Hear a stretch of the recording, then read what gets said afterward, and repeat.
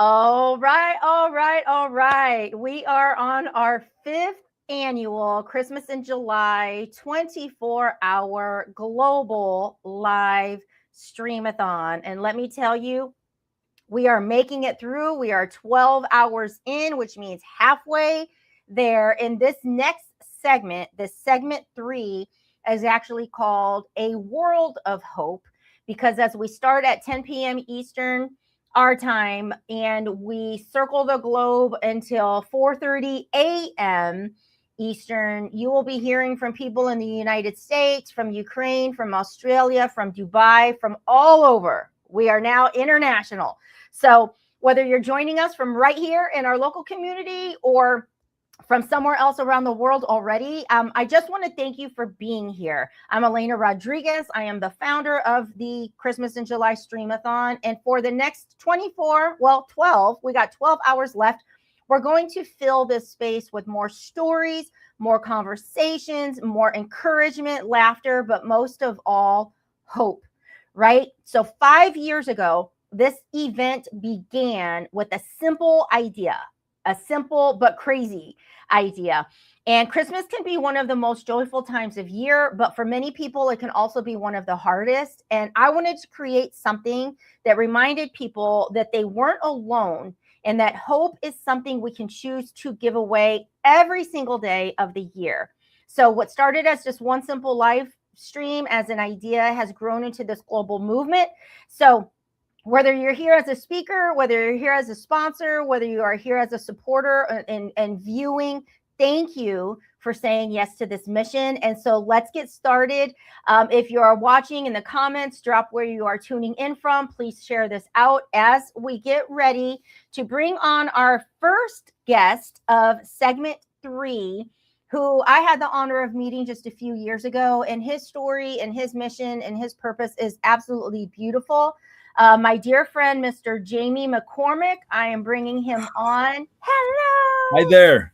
How are you tonight? I'm good. I'm good. Thank you for having me back for what, 3rd year, I think? I think for you, right. This is our 3rd year. Absolutely. So why don't you tell people who you are and where you're joining us from? All right. Well, I'm Jamie McCormick, and I come from a small town in Oklahoma called Ada. We have about 20 to 25,000 people. So it's not real big, and it's perfect for me. I don't like big cities. Yeah. Never have. Yep, works for you just fine then.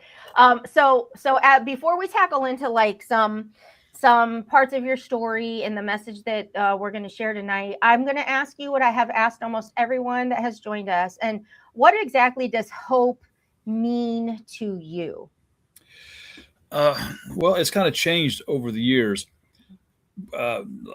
Years ago, it was, I hope I got what I wanted, and then when I became a Christian, I understand that it's a hope in Christ, and that's what hope is for me, and I was listening to the guy earlier. Hope is what you attach it to. Yeah. So if you attach it to Christ, then like Hebrews, it's the substance of things hoped for, the evidence of things not seen. And so that's what hope is for me. I love that. Now, you didn't come across your hope and your faith easy, right? No. It wasn't an easy journey for you. So I want you to share, I know bits and pieces of your story, right. And it's been a while since we've caught up on things. So I want you to take whatever you are feeling like needs to be the message that's shared today that we can turn into our conversation. Sure. Well, I always start off by saying my life, my past isn't any worse than anybody else's or not any better than anybody else's. We all face, a diagnosis. Someone passed away, someone got robbed, something happened, lost our job, mortgage, whatever. We all have that. I do think I learned how to handle it better than a lot of people. And that came through a lot of course, like trials. Our trials, everything is testing us to become the person we're supposed to be. It's like Scripture says, He prepares our fingers for war and our hands for battle. We go through a testing, kind of like when a guy wants to purify gold, he puts it in the heat. The impurities rise to the top. He scrapes off the impurities, puts it back in the fire. Yeah. Does it again, puts it back in the fire. Mm-hmm. I heard it said a long time ago, you're either in a storm, you're coming out of a storm, or you're about to go in a storm. Mm-hmm. Mm-hmm. So that sounds about right there. Right. People who say, well, life's not fair. Yeah, no kidding. Yeah. It never is. It's not, and it never will be. Yeah. All we could do is learn how to deal with it. Yeah. Now, myself, I came through, okay. We did a lot of moving around when I was a kid. I went to 10 different schools before I graduated. I know that people have been through more. So I never really had friends, never really stuck in.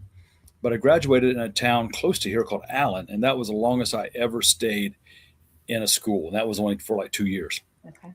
So I actually became friends with people there. I got my first girlfriend, my first real job. Things started building here because we actually were able to put down roots. And I was never upset at Mom for moving us, or never, dang it, why are we moving again?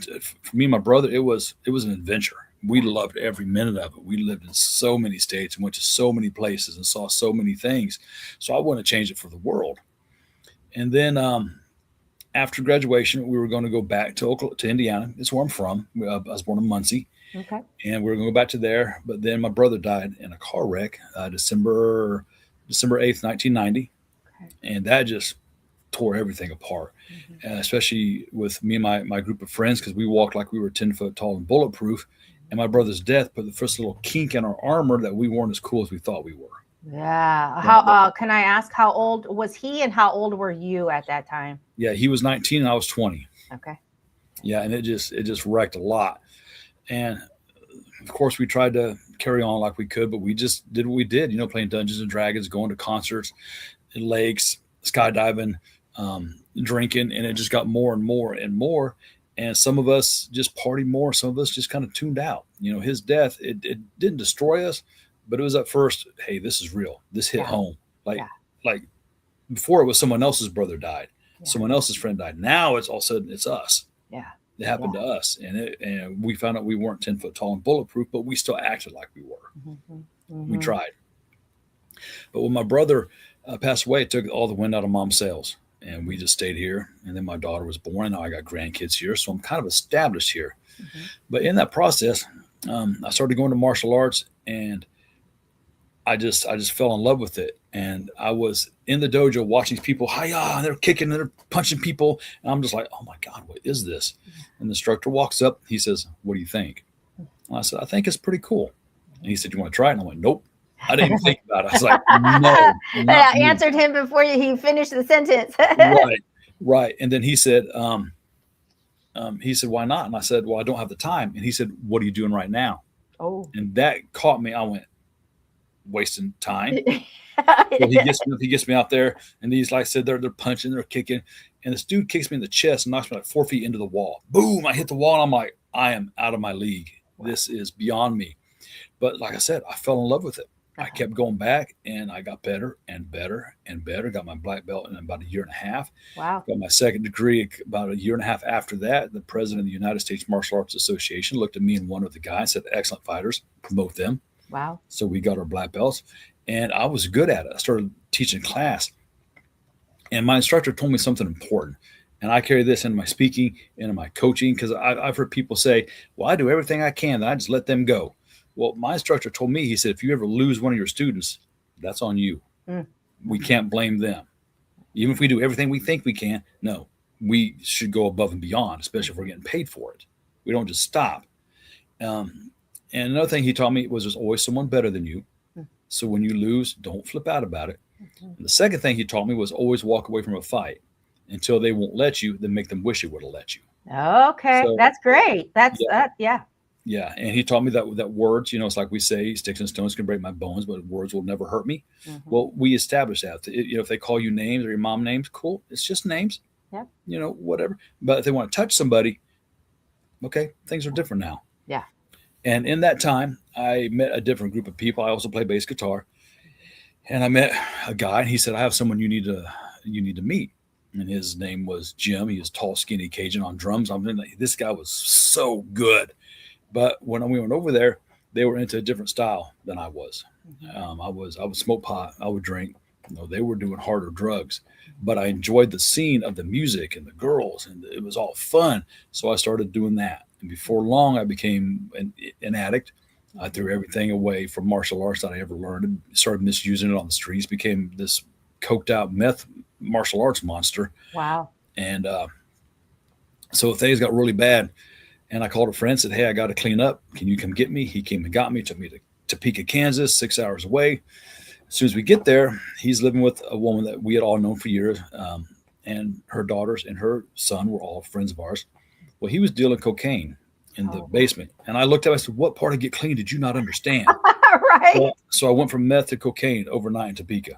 Wow. And then things happened, and we come back here, and we were just running and gunning. We did not care. We wanted to get higher more than anybody, faster, quicker. You came along, and we left you behind.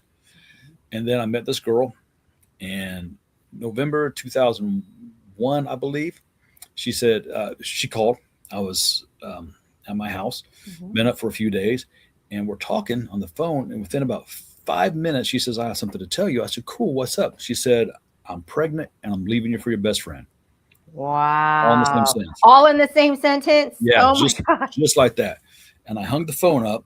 Well, I don't remember the rest of the conversation, whatever happened, but I remember I hung the phone up, and I never felt more alone than I did at that point. No girl wanted to date me because I was methed out. My friends were doing drugs. My brother has passed away. My mom was off. My family's in Indiana. There was nobody. So I go in the mirror. I go in my bathroom. I look in my mirror, and I tell everybody to do this. When you get down, when things get low, look in the mirror because it will tell you a truth you can't get away from. And I didn't see a martial artist. I didn't see guys that gift to women. I didn't see a bass player. I saw a junkie. My skin was shiny. My hair was greasy. My eyes were sunk in. I looked like the epitome of what an addict should look like. Wow. But I started asking myself questions. And one, it was a statement. I said, a child's coming into this world. She needs a dad. You need to change.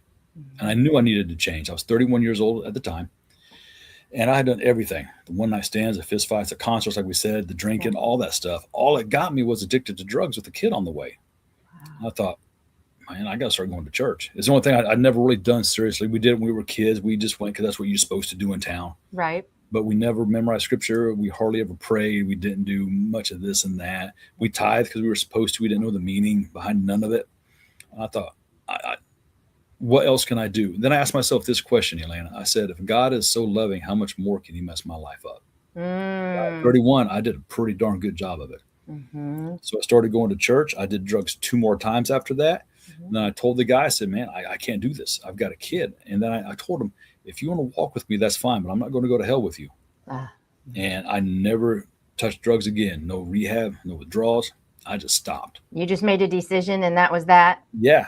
And I think that's a lot of what people need to do is make that decision. Look at someone as more important than whatever it is you're doing that's really wrecking your life. Wow. And so things started picking up, went through custody, got my daughter, this and that. And then I ended up, so I was a part-time dad at that point. I got every other weekend, Wednesdays. Then she said she was going to move to Mexico. And I knew I wouldn't see my daughter much. So I took her to court for custody. On the day of the court appointment, I forget about it. I'm at work. I call my attorney for something. She goes, where are you at? I said, I'm at work. She says, you got court. I said, no, that's next, whatever. She goes, no, that's now. Wow. Oh, no. I hung up the phone to my boss. Said, I got to go, and just left. And I get to the courtroom. I'm in my scrubs. I'm sweaty. I can't talk. I've been running. And I'm like, dude, I'm not winning this case. And I sit down and we go through our stuff, and he asks me what I do. And I tell him I was working at a psych hospital at the time. And when we got done, I heard the judge say, we find in the best interest of the child to be in the custody of the father. Wow. I had won. Wow. I felt like I'd come a complete circle. So I went from not being a father to a part-time father to all of a sudden I'm a full-time father. Wow. All the bills are mine. All the doctor's appointments are all of a sudden mine. School supplies are mine. And I was not ready for that. Wow. That was a shocker. But working at the psych hospital, they asked me to do groups with these adults. And I didn't know what to say. So I would be like, hi, I'm Jamie. You guys have a good day. I had no clue how to speak. And I thought, these guys and gals deserve something a little more than that. So I just started telling them my story like I'm doing you. But I got as detailed as I could. I didn't leave nothing out. I got completely vulnerable, told them everything that I'm allowed to say. I didn't say my last name, addresses, stuff like that. And then one of them said, are you a motivational speaker? And I said, no. And she said, well, you should be. And I went, that's kind of blew it off. Didn't you know? And then I was talking to someone else and she goes, yeah, you should be. I was like, blew it off too. And then someone said, you should write a book. And I went, I blew that off. Didn't think nothing about it. And then before long, the nurses were requesting me to come do these groups. The patients were requesting me to come do these groups. And then one said, if I put my words on a CD, she listened to it in her car. And I went, blew that off. And then a coworker said it. Then another nurse said it. Then a patient said, I should be this. I should do that. They requested me. And before long, I was voted by the patients as doing the best groups in the hospital. Better than the doctors, better than the therapists, was never my goal. It's just what happens when you get real with people and they understand that you're one of them. Yes. And then an elderly woman in her, probably her 80s, she said, I want you to know that your words saved my life. Oh. That's when I backed up. I looked at the ceiling and I said, okay, God, I got something to say. In her 80s? Yeah, she was an elderly lady raising her grandkids because her kids were drugged out or something. Wow. And I didn't ask why. Yeah. Or I didn't ask how. So I was doing a group. She said, can I say something? I said, sure. She told the story. Previously, and I tell everybody this when I'm talking, if they're suicidal or depressed, I always tell them suicide is a permanent solution to a temporary problem. Yeah. Whatever it is that you're going through, we can get you through it. Yeah. And so she got out of the hospital. Something happened. She said she had a handful of pills, and she remembered me saying that. And she came back to the hospital and got help. That was Man, the coolest wow. thing I've ever. You can't pay for that kind. Yeah. That was just cool. So I created a system called Perspective Driven Purpose. Okay. Because I think I've worked about 23 years in the psych field altogether, 10 years straight in the hospital. And I noticed that every human alive, we judge our past, we judge each other, we judge our careers, we judge everything on our perception. Nothing in this world will happen apart from your perception or your character. Hang on just one sec. Getting dry. Yep. But then I noticed that some people, they have a skewed perception because they take all the bad things, they put it on the present, and they prejudge their future into failure. That's why, I don't want to cuss. Men say all women are the B word, and women say all men are bad. No, all men aren't. Like, have you ever heard someone say all my exes are crazy? Yeah. Well, the only common denominator all your exes have is they dated you. Yeah. Yep. So maybe we're making each other crazy here in this circle that we call life. So I don't ever try to change people. I get them to challenge their own perception of what lens they're looking through. It's probably skewed and it's probably cracked a little bit. Well, let's look at it a little bit different. Let's stop making mountains out of molehills and keep the molehills and just step over them and go on. And sometimes we look on our past, all the bad things, and that stumps our future. But I also found out we can look at the good things in our past, and that stumps our future too. Yeah. Let me tell you, have you ever heard someone say, "Oh, I wish I could go back and be a kid again"? Yeah. Never grow up. Or have you seen those guys who really live in the past? All they talk about is they used to be this, they used to be this, they used to be this. Yeah. Well, it stumps their growth in the present, stopping their future, because they look at the hope they had. They don't look at the hope they can have. Yeah. So we look at the bad things in our past and it stumps us, and we look at the good things in our past and that stumps us as well. Wow. And since then, I've created a nonprofit called Skate Angry. I'm working on getting it. I got the EIN number the other day, working on making it a nonprofit, and it's mainly for skaters. We're going to help them with suicidal help, addiction support, and we've teamed up with the local college to help them get sponsorship, if not full sponsorship, for scholarships to get them education. Because not everybody wants to be a skater; they just do it to relax. Yeah. But for those that do, we'll sponsor you. We'll get you to the event. But winning, that's up to you. Wow. Yeah, and all that stuff came from working in the psych hospital when I was like, if we can fix the young ones, like teenagers, we won't have to fix broken adults. Because there's a lot of broken adults. Yes, there is. But it takes us all coming together and going, hey, this will work. But that's why I wrote my book. That's why I tell my story, because I believe everybody alive, everybody on the Streamathon that you're doing, your story, someone needs it. Yes. Talk. Yes. So, and I have your book. Why don't you tell people where they can get it if they're listening and want to check it out? Well, you actually can't right now. There was an issue with the previous publisher, and my whole account got erased on Ingram Spark. So I'm talking with a guy I think Brian Wright. Yes, I don't know if you know him or not. Anyways, he's helped me republish my book to get it out. We're hopefully be in the next couple months. But it's gonna be on Amazon, Kindle, wherever. Well, good. You can look at it as a relaunch. That's what it's gonna be. It's gonna be a second edition. It's called Man Rising. And I wanted this name like I Am Thunder, And then a friend of mine walked up, and I haven't seen him in a while. And he said, Jamie McCormick. And he reached his hand out. And I went to grab his hand. And when I did, he said, A Man Rising. Wow. And I went, boom, there's the name of the book. Wow. Yeah. So it's perfect. So I'm going to get a second edition published out here in the next 4 or 5 months and get it roaring. Because if you look it up on Amazon, it's for itself like $198 right now. I think it's that way, so no one will buy it because you can't. Anyway, it's just a mess about what happened with it. But anyhow. Yeah. So let's go back. When you got custody of your daughter, how old was she? 2. No. That's when I first went to court. Probably 7. Okay. Yeah. And so how did you navigate that?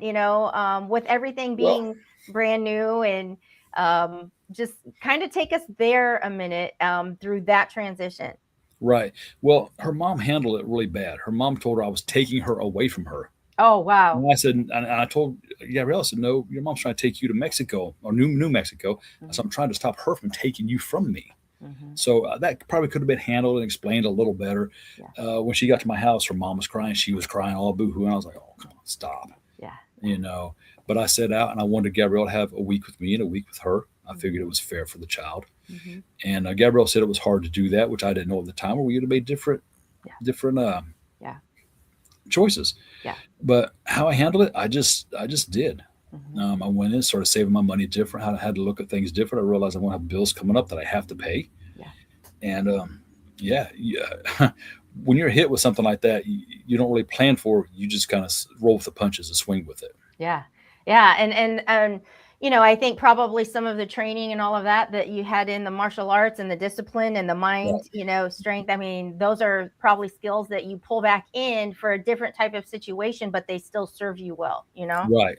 Right. Mhm. Plus all the years of the psych field, I know how to navigate fairly well among things Yeah. like that. Yeah. Wow. So if somebody's tuning in that maybe themselves they're battling with some sort of a drug addiction, or maybe they know someone that is battling a drug addiction, and now you said that you just decided and then that Yeah. was it and it was done. Had you tried to stop before that, or was that just the one time you decided and that was done? Well, I sort of thought about it. Like when we were in Kansas, I would buy a whole bunch of Coke, a couple grams. I'd go in the bathroom, pour it down the sink, go, I'm quitting. And then I'd wash it all, I'd wash it all down. Then I'd be like, oh, that's dumb. Go back and get some more Coke and do it. Okay. So I kind of thought about it, but I never gave it a physical Mhm. thought. But I was getting to the point where I really looked like a walking dead man. Yeah. I mean, it was rough. And I think all of us look like that. I had a friend one time tell me, he said, man, no one knows we're high. And I went, have you seen us? Have you met us? Yeah, people know. He said, no, they assume. I said, brother, they know, man. We weren't real good at hiding it, nor did we really care, Yeah. Yeah. So no, I had thought about it, but never given it a time to actually do it. Mhm. And when she said she was pregnant, I remember my dad not being around much of my life. Mhm. And I thought she needs a dad who's going to be there. Wow. So I decided I was going to do that. I wasn't going to be my dad. Uh-huh. In other Uh-huh. words, I was going to be And better than that. so was it a struggle? Like, did you battle it, or do you think God came in and just kind of helped swoop it away? Or, you know, Oh, how did that journey go for you? as far as quitting, Mhm. yeah, I just quit. Like I said, I did it 2 more times, and then I was just done. Yeah. And I hate when people say once an addict, always an addict. No, Yeah. I don't believe that. And people still ask me, so are you in recovery? I say, no, I'm recovered. And it Yeah. seems to make them mad. Yeah. You know, I love that though. How when you own it and you claim it, I right? don't think I've ever heard anybody say like, no, I'm recovered. Yeah, Boom. I'm recovered. Yeah. Yeah, and for a few years after that, I would be using a certain conditioner or pumping gas, and I would get a smell that would take me back because meth is made with the stuff under your kitchen sink. Mhm. So you use stuff. Okay, there's that. There's that remembrance of it, but I don't even smell it anymore. I don't think about it. I don't. Yeah. I mean, I talk about it like in situations like this, but Mhm. yeah, no. And I've had people. Someone asked me at the psych hospital. She said, "So you're telling me that if your daughter died, you wouldn't go back to doing drugs?" I said, "No, ma'am, I wouldn't." And she got mad at me, started cussing me and saying, "That's stupid." Da da da da. I Wow. told her, like, "Why are you mad that I won't go do drugs if my daughter passes away?" Yeah. And I told her this. I said, "I will not dishonor my daughter's memory by messing my life up. Yeah. I will not do that." And she got mad about it. And I found out a lot of people want you to say stuff like that so they feel better about themselves. Mm-hmm. And you know, earlier today, I don't know if you caught it, but earlier today, there was someone that is battled, you know, some things and could have been challenged to go back to old ways. And her grandson that was his fear, that with what she was going through, that grandma was going to go back to her ways and lose her sobriety. And it's amazing that you don't realize that those things do affect so many other people, and you Right. never realize like the fear that they can carry because they love you, because they've seen the Right. journey, right? So with today being all about hope and, you know, pouring that, what can you tell somebody that feels like they are sitting in that dark space and that they just don't think they have the strength to get their life back? What could you share with them? Right. I have them start remembering what they do for other people, that life isn't about me. And I tell them that as long as they're breathing, they have a purpose. And I tell them that someone has a memory of a song because of them, or a favorite sunset, or a scent, or they have a taste of a soda, all because of you. Someone has a happy time they remember because you were part of their life. Yeah. And Wow. once we start thinking about how many people we influence, which we influence everybody every day that we come into contact with, even the cashier, simple smile. When me and my daughter are driving around, I wave at everybody. Sometimes they wave back, sometimes they don't. And she would ask me, "Do you know them?" I'd say no. And she'll say, "Why'd you wave?" I'll say, "Because I might be the only one today that has." Man, I mean, I just love that. Right. That just takes a big heart. And I think that it comes from probably you feeling like you were so alone at one time in your life that you just don't want anybody to ever feel that. Yeah. And there's so much pain. I mean, we could go on, with all the murders and the sex trafficking, all the things, kidnapping things, man, the things that we do to each other. Yeah. It's just, Yeah. I don't know. Yeah. But yeah, there is so much out there that I don't need to be another problem. I need to Mm-hmm. be someone that lifts somebody up, And when my daughter's out and about and they hear her last name McCormick, they go, "Are you Jamie McCormick's girl?" Mm-hmm. She goes, "Oh yeah." She kind of chuckles. And sure enough, they got a story, and sometimes it's a bad story from my past, and sometimes it's not. Uh-huh. So she's heard all kinds of stories about me because I know everybody in this stinking town. Yeah. Yeah, there you go. So what is one thing that is going on in your life right now that you're like really excited about? What's happening that you're looking forward to, or that's happening in your life right now that's all good? Well, yeah, I got a couple things. I'm getting into some tokenization of real estate, which is an investment thing. I don't really want to get much into that. Mm-hmm. But second is my Skate Angry. I'm Mm-hmm. working on getting it, like I said, filed as a nonprofit, which I didn't know, but Rolex and the National Hockey League are all nonprofits. I Mm-hmm. didn't know Wow. that. Yeah, Mm-hmm. and they make a lot of money. Yeah. And I didn't think you could do that as a nonprofit. So I'm learning how to work this. And Mm-hmm. I'm working on getting a event next November here in this town, a skating event, bringing in some musicians. Nice. We have some local rock bands. Blake Shelton's from here. He's married to Gwen Stefani. I'm going to reach out. I'm going to try and do some big things for my first Nice. time out.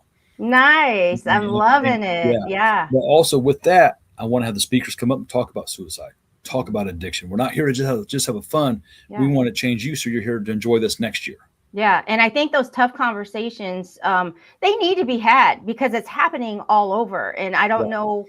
know, we just need to talk about it because it's affecting so many people, and it's not something to be afraid of. We need Right. to make it more open to discuss so that people do know if they're feeling a certain way, it's okay to talk about it, Right. I think a lot of that is the who am I attitude. Mm-hmm. Like, man, who am I? Who's going to listen to Jamie McCormick? Yeah. Do you know my past?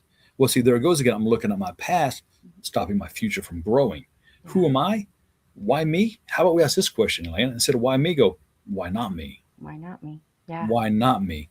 God didn't bless anybody in the Bible because they were strong and they were smart. He blessed Samson, not Samson. I forget his name, but he was the smallest man of his tribe, and God blessed him. He was the smallest man of the smallest tribe, and God said, "No, you're the one I want." Yeah. And there are many people, bigger than David and all this, and God said, "That's the one I want." That's the one. And I've always heard this: God doesn't call the qualified; He qualifies the called.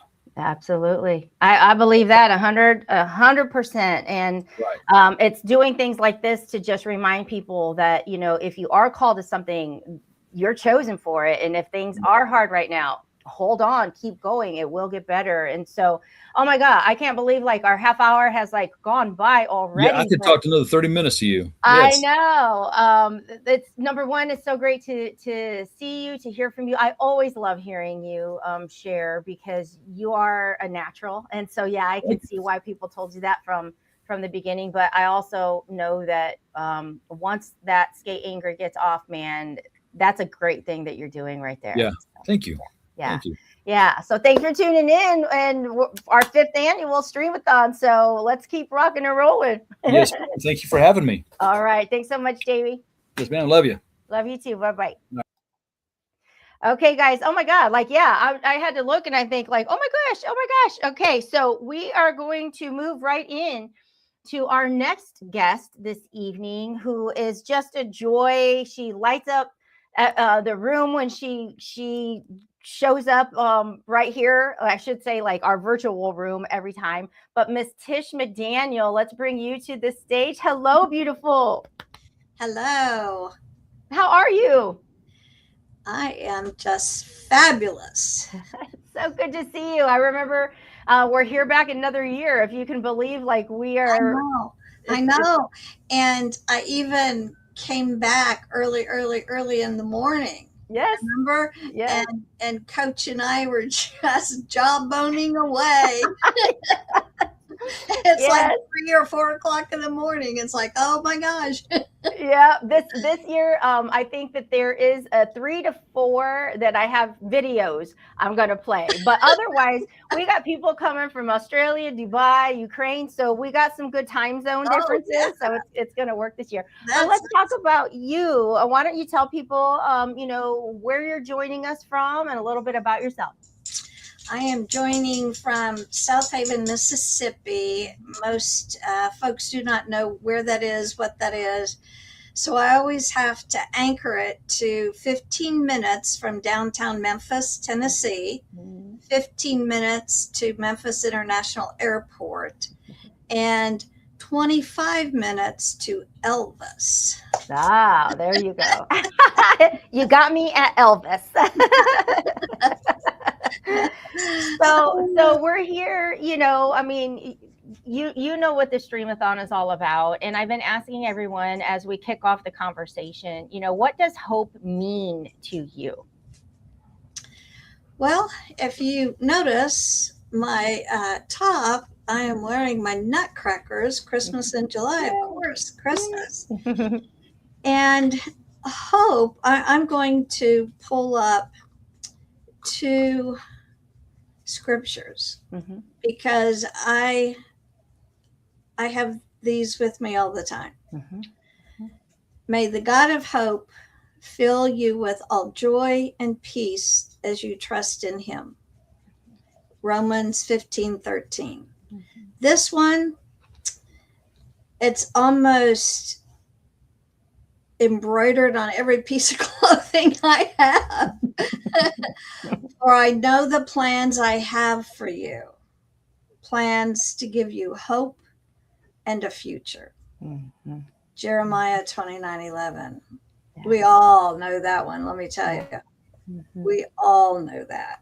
Mhm. The choose hope is such a powerful phrase because it's not a feeling. No. It's a choice. Mhm. And I am all about the power of choice. And I think you're the first one to actually say that today, that it's not a feeling, it's a choice. And that's so true. And I know your story, and maybe you can share a little bit of that, because you could have been met with that choice to not see the gift in it, to not want to move forward. Like you could have really sat in this place of anger and question and doubt. And so why don't you kind of share a little bit with people, just that monumental moment that kind of changed your life? Well, that monumental moment that changed my life on July 13th, 1993. So I had to use my calculator. 12,051 days ago, I made the most monumental choice of my life, and that was to choose to live. Yeah. I survived a near fatal car crash, and I have I'm in a book with Raquel Soto is the publisher, and it's saying yes to the whisper. And hope, while hope is not a feeling and it's a choice, we also hear those whispers to help us make the choice. Mm-hmm. And listening to Jamie, I could picture on his shoulders the good angel and the devil. Yep. Yep. And it's like, okay, get away, and Yeah. this past 2 weeks has been so tough, and I keep teasing with folks. All right, Who's next in line to babysit the devil? Because I'm done. I am done. And so that choice to go to peace or to stay in pain, when you make those kind of choices, the survival, that living, and I'm now alive, I did choose, I didn't go towards the light. That's not the miracle. That's not the miracle. The miracle is the transformation. And so when you choose hope and you choose faith over fear, you choose happiness over discouragement, those choices, that's all part of that transformation. Yeah.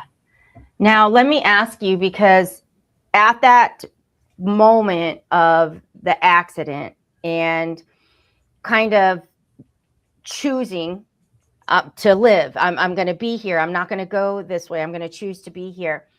How did it feel to come through that, when I'm sure you had to endure excruciating physical pain to heal? You know, were there days that you almost questioned, like I don't want to be here anymore. This really sucks. It hurts. It's like bad. Or was it, once you made that choice, you just took it all for what it was and kept pushing through? It was both. Okay. That's good. I love that honest answer. It was both. It's like, I regret what I did this, because I can't take pain medicine. And I was told to be prepared to be in a wheelchair because of the damage to my legs. And this redhead said, no. No. And I even quit going to physical therapy. I quit doing so many things because I did not survive. God did not save me. I did not make a choice to stay, to just exist. I made a choice to live. Yeah. Oh, that's big. The difference between existing and just being here, or truly living. Yes. Wow. Yes. And when I when I talk about, because I'm very clumsy, I was clumsy before the car wreck, and the 12,051 days, a lot of recuperation. I cannot feel my left leg. It's not that it's numb. I cannot, when I touch it, okay, it's numb. But when I get out of bed and I step down, I have to remind myself, your leg is there. So put weight on it. And also I do run, and I've had, last year, mid-June, I did have a pretty bad fall and had major challenges recuperating from it because I can't feel my left leg. And it's that whole thought pattern that woe is me. And also we know the motivational speakers, and my heart belongs to Zig Ziglar. I'm a certified Ziglar and licensed coach. And it's the stinking thinking. And it's, I will always, when I have a negative thought, not that you never will have them, not that you can control them, but you can mitigate them. And so humming. And a speaker, a neuro-linguistic programming speaker, many years ago, went to his workshop, and he talked about code words, because I worked retail many years ago when I first moved to Kansas City 100 years ago. In retail, you had a code word in case you had someone come in and you felt unsafe or that you needed help. Mhm. And so, as the speaker was talking about the code word to help you, if you have something that triggered you, have a code word so that you can say it and remind yourself, okay, calm down, calm down. Well, my code word is cancel. So when I have a negative thought, Mhm. I raise my arms and I go, cancel, cancel. And it does help because it's so comical. It's like, that's just really stupid. But it works, right? But it works. Yeah, it works. And it is every single day. Living life is challenging, whether you have survived a near fatal car wreck or whether you have no problems whatsoever. Life is lifing and it's hard. Yes. Yes. That's fact right there. I don't care who you are, where you're from, what level you are. When you have conversations and you can be really real with the people that you're with, life is life, and it's hard for everybody is going through something that's challenging. Absolutely. Mm-hmm. Yes, and when you make a choice, what I love about, and I've started this, and I blame it all on John Emery being in his book Life's Checkpoint, because the title of my chapter is I Chose to Live. So this power of choice movement, it has me fired up because that decision, your choice, doesn't end the struggle. No, it's just the beginning. And then you go through that, dang, what did I do? Yeah. And that's why I asked, because it's like, when you're in that moment of the accident, I mean, the recovery, the like everything to follow, that there's no way that could have been like, yay, but I chose this. And Yes. so like bring it, like it's still a struggle. It's still painful. It's still inconvenient. It's still like all the things. And you almost have to remind yourself, well, I kind of did choose.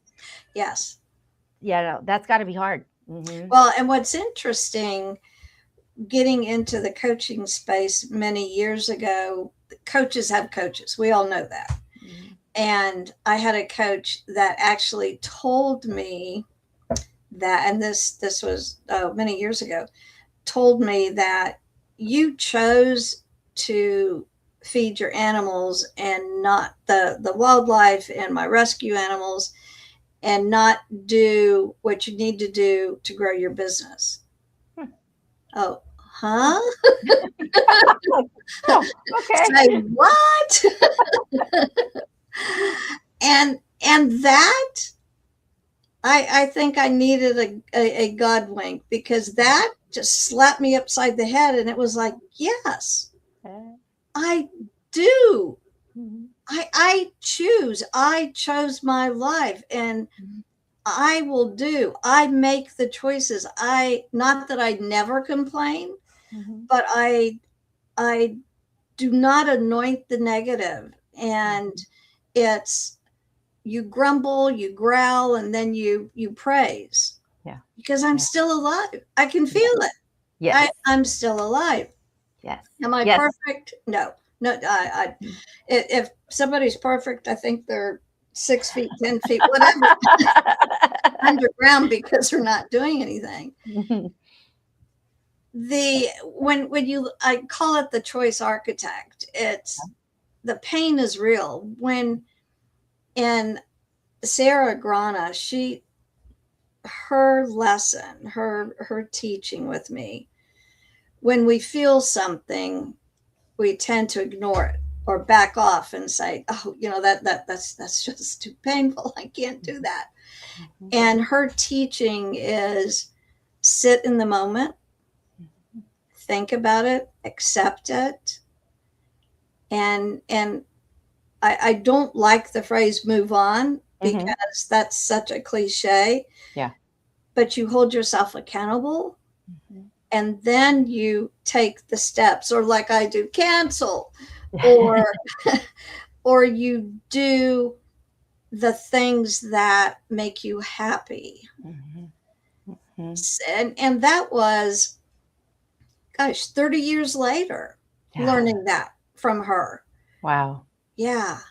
Wow. So what would you tell someone now? Like maybe somebody's tuning in and maybe they're recovering from an accident of their own. And maybe um, everybody's like, but you should be thankful that you're here and you should be grateful that you're still, alive. But they're in that pain moment right now, that physical pain moment, and just might be grouchy about it. And just, not that they're ungrateful for life, but Right. just kind of pissed off about where they are right now. What message would you have for that person on continuing to try to stay in that choice of hope and making the best of the situation? You can be pissed off and you can be upset and you can feel like you're ungrateful. Resilience comes without excuses. Mm-hmm. And so once you have your pity party Mm-hmm. and you think about, I could be doing something else, or I could be doing this, or I could be dead. Yeah. Yeah. Yeah. The alternative. Right. Yeah. And it's that transformation over survival, because we're all in survival mode. Yeah. But it's like we need to tone down the survival mode, because that's all part of transformation. Yeah. Yeah. So, what would you say for yourself now, being here where you are today and looking everything that you overcome? Pretty much every morning you step out of bed and can't feel your leg. I mean, that's thank you for sharing that, because that's a true reminder to just be grateful. The morning that you wake up. What is something going on in your life right now that you're really excited about? Oh, when people ask me that, I go, I am just excited about everything. Mm-hmm. Mm-hmm. I don't, if I start focusing on one particular task, I get distracted, Okay. because that's me. Mm-hmm. I also love to be involved in life. I love to cheer on others, and I love, and I wrote it down. I'm going to pull this up, because what you said, I learned firsthand that the holidays don't feel magical for everyone. Mm-hmm. For some, they could feel lonely. For some, they could feel heavy. For some, they're a reminder of loss. That's why Christmas in July exists. And Christmas in July is a tradition. It's not just something that fleeting. No, it is a tradition. And it's a reminder to live the year as well, the rest of the year. And I love what you said. It's about bringing people together to spread hope, encouragement, and kindness. Kindness. Oh, oh my God. Yeah, we remember what that is, people. And you see this red hair, and I need the tattoo on my hand, on somewhere, to say, okay, Tish, kindness, calm down. Yeah. Yeah. Wow. I do have to share this, because we listen to speakers, and we attend a lot of virtual events, and we always have takeaways, and we take a ton of notes, and then you review them days later, months later, and I have to share this. Don't be afraid to share with someone if their story or journey is similar,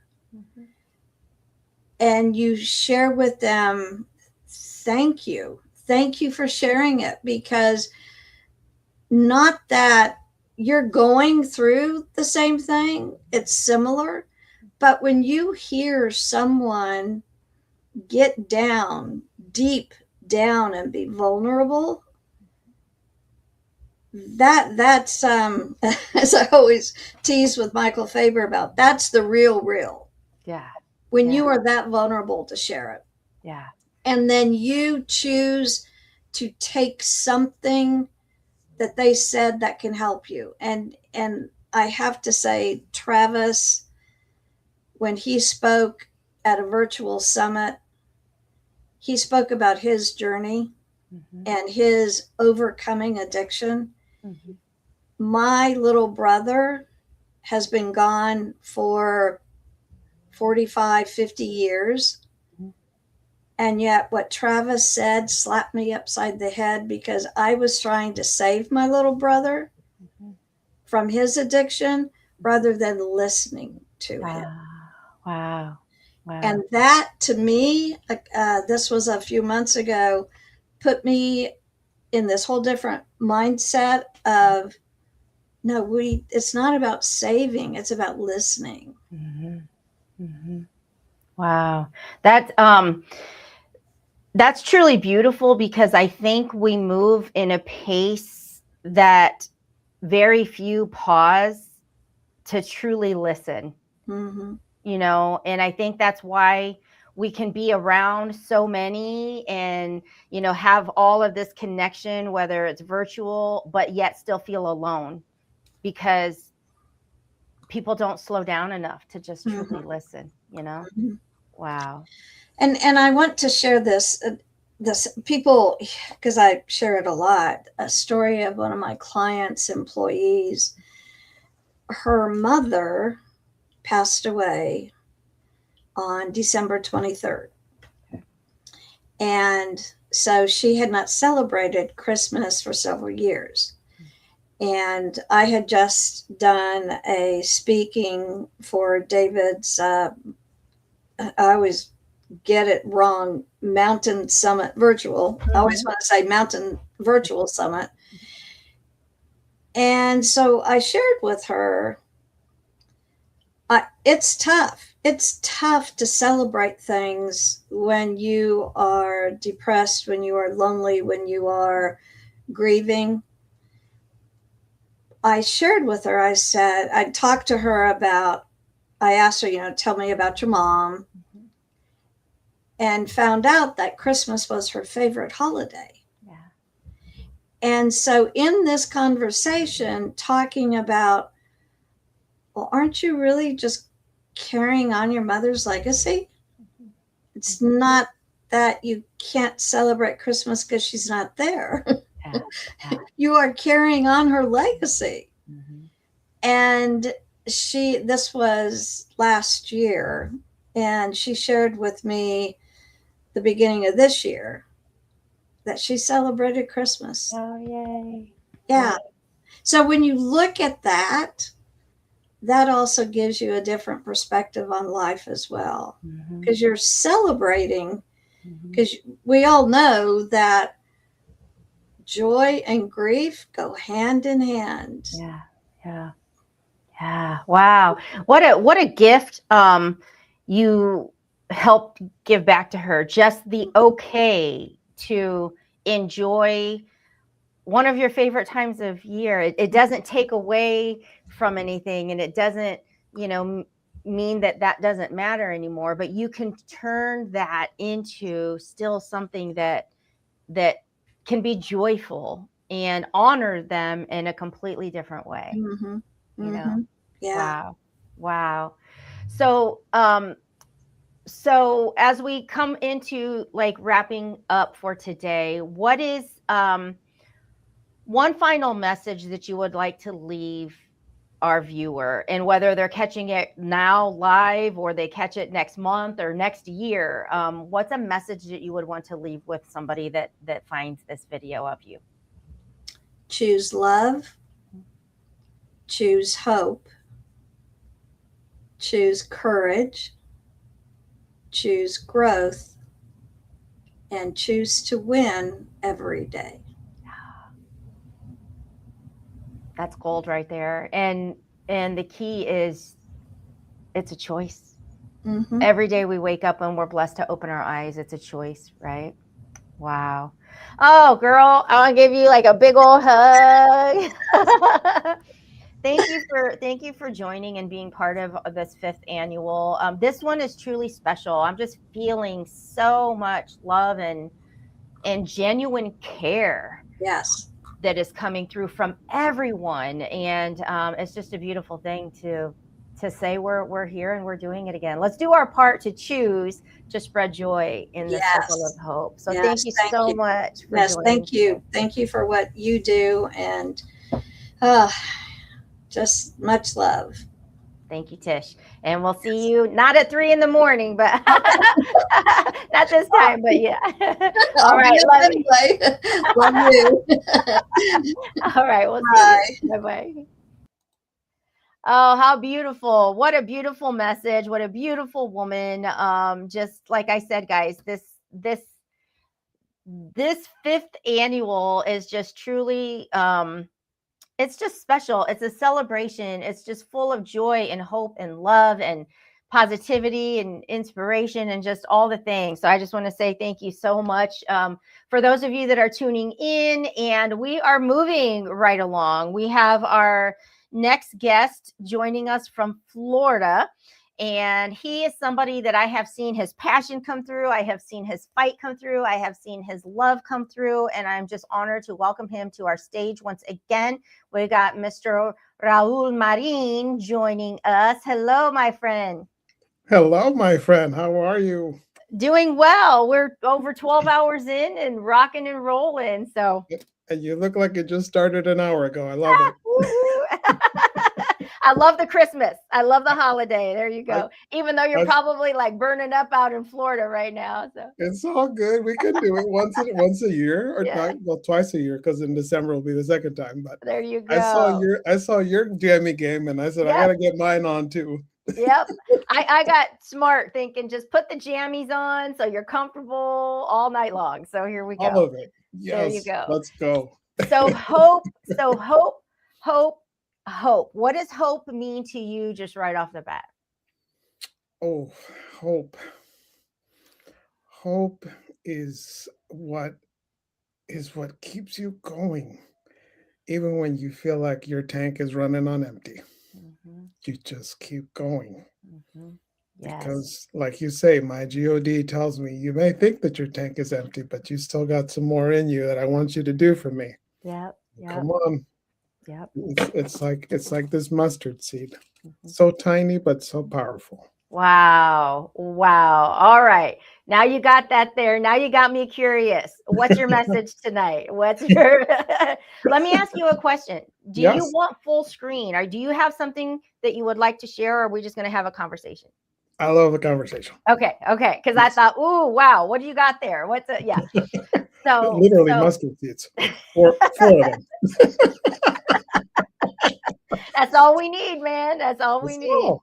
Yeah. That's all. Wow. So what is going on in your life right now that you're truly excited and grateful for right now? Let's fill some good stuff up before we start sharing messages out to everyone. Absolutely. Mm-hmm. You know, I am grateful to be alive. Mm-hmm.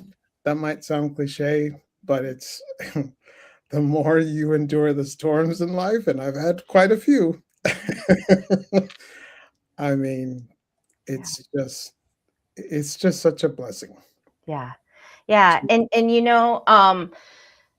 knowing that we're here simply because of loss. I mean, that's I wanted to turn that into something, just make that pain count for something and do something good with it. But honestly, when you say grateful to just be alive, just Tuesday, I went to a funeral, and you just don't know. Like, none of us know. And so choosing that grateful to be alive every day, like that isn't cliche. That's like a true gift when God wakes our eyeballs up in the morning, It really is. Yeah. It really is. And it teaches you to be grateful even in the storms. Yes. Jessica and I were sad that I don't know if you watched The Chosen, but we were so into The Chosen because we're both visual, learners, that we would binge watch The Chosen. And I remember watching the scene where Jesus is calling Peter out to him because he's walking in the water. And he's like, if you are who you say you are, call me out to you. And he asks him, he says, why do I allow trials to happen in your life? Because it shows me the genuineness of your faith. Whoa. Yeah. I was like, Whoa. let's replay that scene again. Yeah. I got to hear that scene again. I had goosebumps going up and down my arm. Yeah. And I'm like, why do I allow trials in your life? It's because it shows me the genuineness of your faith. Man.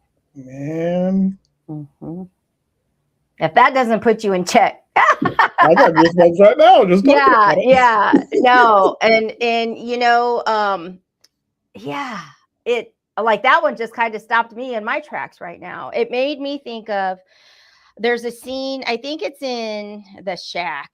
But there's a scene beautiful when movie. He's in the boat and he says, keep your eyes on me. Like that is one of those that like pierced my spirit and stays right there. Just keep your eyes on me, when he felt like it was just getting too much. So it's amazing to have those moments that you watch and you hear and you see, and they just stay with you. Wow. They were meant for you. That's God speaking to you, whether it's through a show, a series, a podcast, a conversation. We overestimate how God talks to us because we feel like it should be some kind of other channel through which he communicates to us. But then it's like, why did Elena talk? How did I get that message from Elena to come on the Christmas 24-hour stream-a-thon? Yeah. Thank you, God. Yeah.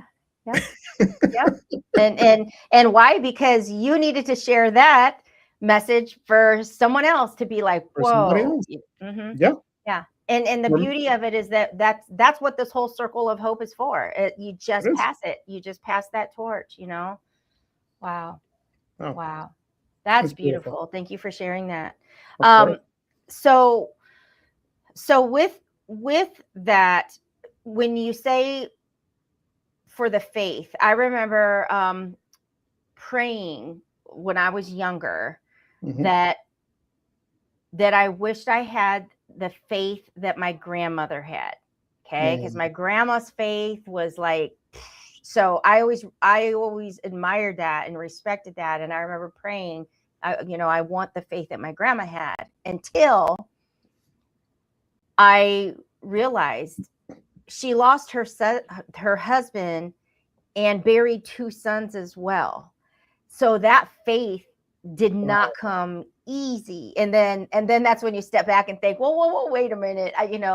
So when you think of things like that, those trials that people go through to strengthen that and sharpen it, like has anything like that ever happened to you where you thought like, wow, I admire that about somebody, but then you're like, well, wait a minute. I don't think I need to experience all that, Well, I'll be honest with you. These last 2 weeks have taken the air out of me, literally, because Jessica's father is fighting for his life right now.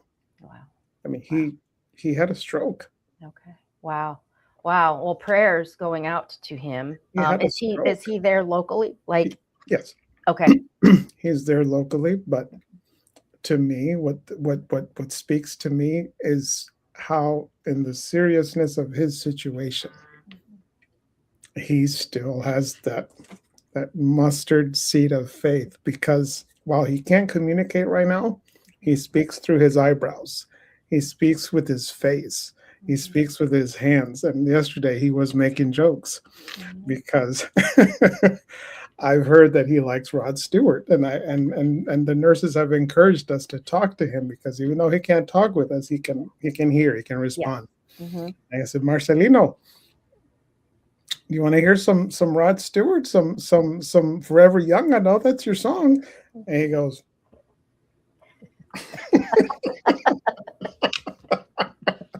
When everybody starts laughing, even in this situation, he's got jokes.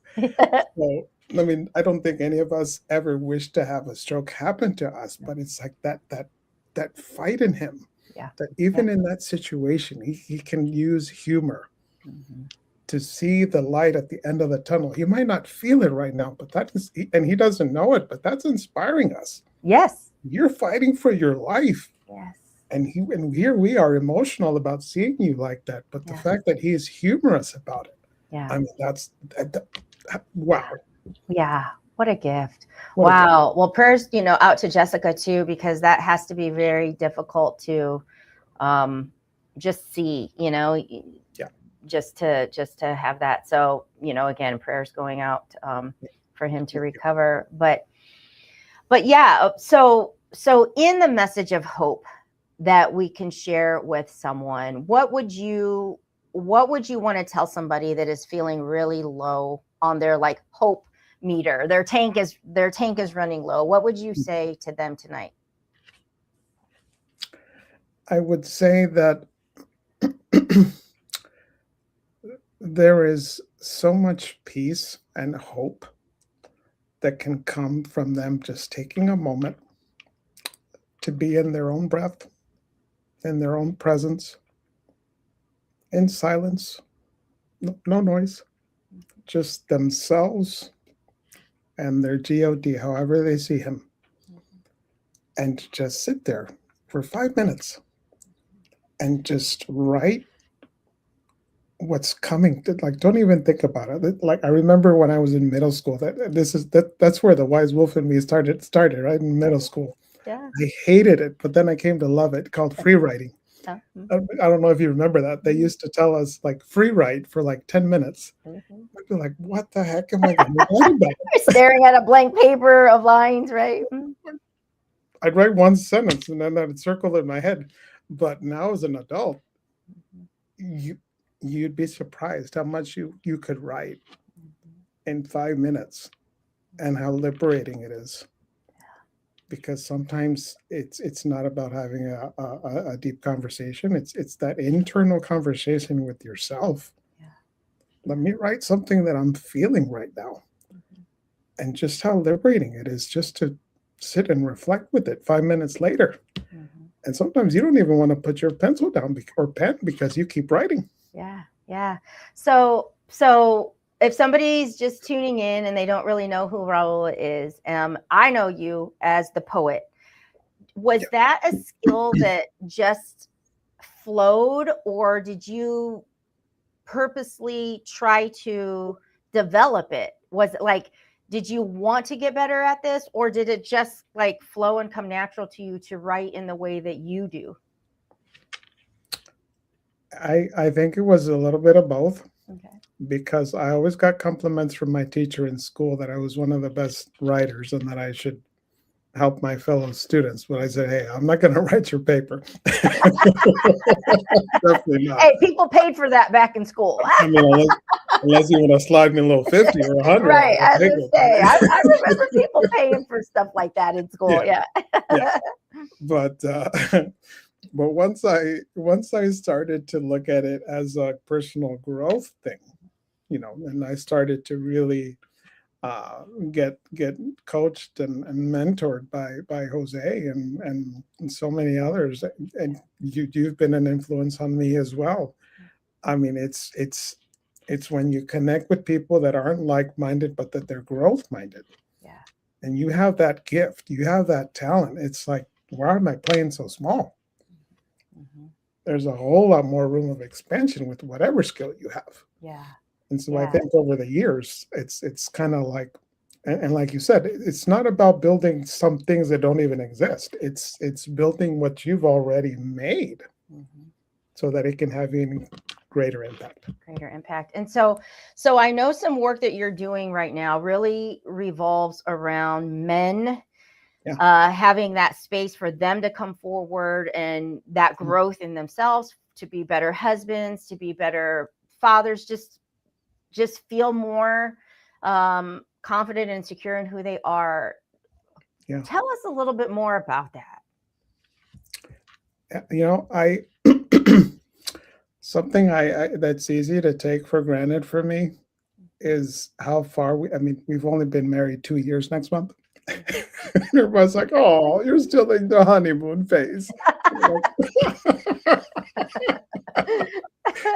like, okay, you got a long way to go there. Yeah, you're like, so I guess none of this really counts. We're still honeymooning, whatever. But no, I get it. Uh, but I say to myself, I'm like, I am proud of myself because sometimes we don't do that enough. Yeah. I'm proud of myself for doing this the right way with Jessica, even though we were long distance, even though it was extremely hard to be long distance and to go through so many life changes together in life, in entrepreneurship, and with ourselves and in our faith. And Yeah. and as I've absorbed all of this, it's kind of like, how can I not want to give this back? When I look around and I can feel how relationships are a little bit flustered, and there's lots of divorce, and there's lots of single parents, both single moms and single men. There's kind of this conception about relationships and marriage and God that is like, oh, marriage is hard, God is not cool. And I'm like, the only way that Jessica and I have, I mean, yeah, I know it's been 2 years, but this has been like 2 really long years. Yeah. That the only reason why we're still here standing strong and wanting to keep fighting with God is because we've held on to him. Yeah. The whole way. Yeah. And I'm like, God is like, Raul, I need you. I've showed you the way. So now you guide other men too. Yeah. That's what it's about for me. And that's that needs to be said more, we don't know why God chooses us. We just know when he does. Yes. And the journey that you guys were put on, being long distance, still being able to merge together and then go through that transition, that is not easy. But we do come from a day and time now where it's so easy to just check out. It's so easy to say like, oh, well, we tried it. That was hard. Okay, bye. And so I love that you are able to plant your feet firmly in the ground and say, no, this is the message and this is what God has me here to do. And there are men that need you. There are future wives who are praying for husbands that need you, that need you. So, so how do you get this message out? How do you start these conversations with men? Like, what makes it comfortable for them to start coming to you to talk about some of these things? I think it starts with transparency, and it starts with building that trust. Men, they like to bottle things. I think we all have it in common that we bottle, and then at some point that bottle breaks. Yeah. Well, we were talking about that. On an episode, or not an episode, but in the movie Rocky. Yeah. Where or Rocky Balboa, or one of the 5, Rocky. Yeah. But he was talking about, like, after Adrian had died, and he was talking with Paulie, and he just couldn't even describe that he had feelings, and that they were just like being packed down, and and I thought of you when I saw that, because of the message that you're trying to get to these men, that sometimes it's so programmed that men are just kind of don't have feelings, like just man up and do the thing, that you don't even know how to describe how you're feeling. And that breaks my heart, because we're human beings first, right? Yeah. So I think it's you don't have to wear that shield when we talk. Yeah. Just man to man. Yeah. Like, brother, I've been there. Trust me, I've been there. You share some vulnerability that you have.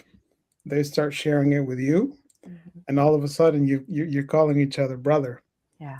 because they're not afraid to show that emotion Mhm. anymore. And I think we've all dealt with it in some form or another. Maybe I don't think it's a Latino thing. I think it's like Yeah. a guy thing that That's a guy thing. Yeah. you got to work, you got to be strong. You definitely don't talk about your emotions. You don't talk about your mental health, Mhm.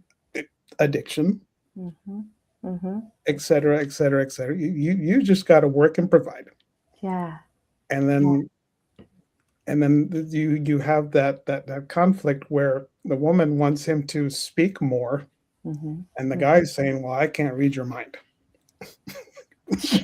Like, so It's like two people speaking two completely different languages and like trying to communicate. Well, and this is going to be kind of an example, but yes. so I have family who has family that Mhm. came in to visit from Mexico, and I don't speak Spanish fluently. Like it gets stuck in my head in translation, and I know that I need to get past trying to translate. I need to just Okay. let it flow. Okay, Okay. but literally, we had Google Translate on our phones, and so I'm plugging in what I want to say, and so then it pops up in Spanish, and I'm like, oh, I can practice. Like I can read this and I can tell them. And but we're sitting at this table having a great time, Uh-huh. everybody doing Google Translate to like read this and say it out loud, and we were able to communicate. But Uh-huh. if you're thinking in relationships, when men and women basically speak different languages at times, we don't have a Google Translate for that. No. And so we need people like you to be able to come in and kind of help help be that Google Translate. Yeah, literally. Yeah. Yeah. Yeah. Because I've had, there's just so many lessons that I've had to learn, and that's why I say I give myself grace, because I'm letting my God guide me Mhm, to mhm. understand these things, especially that love is not enough, when Yeah. I totally thought that it was. Yeah. And there was like, I kept feeling kind of taken aback that people would kind of jokingly say, "Oh, you're still in the honeymoon phase." I'm like, well, why does the honeymoon phase have to end? Yeah. Yeah. And then I'm like, because there's different phases. Mhm. I'm like, oh, huh.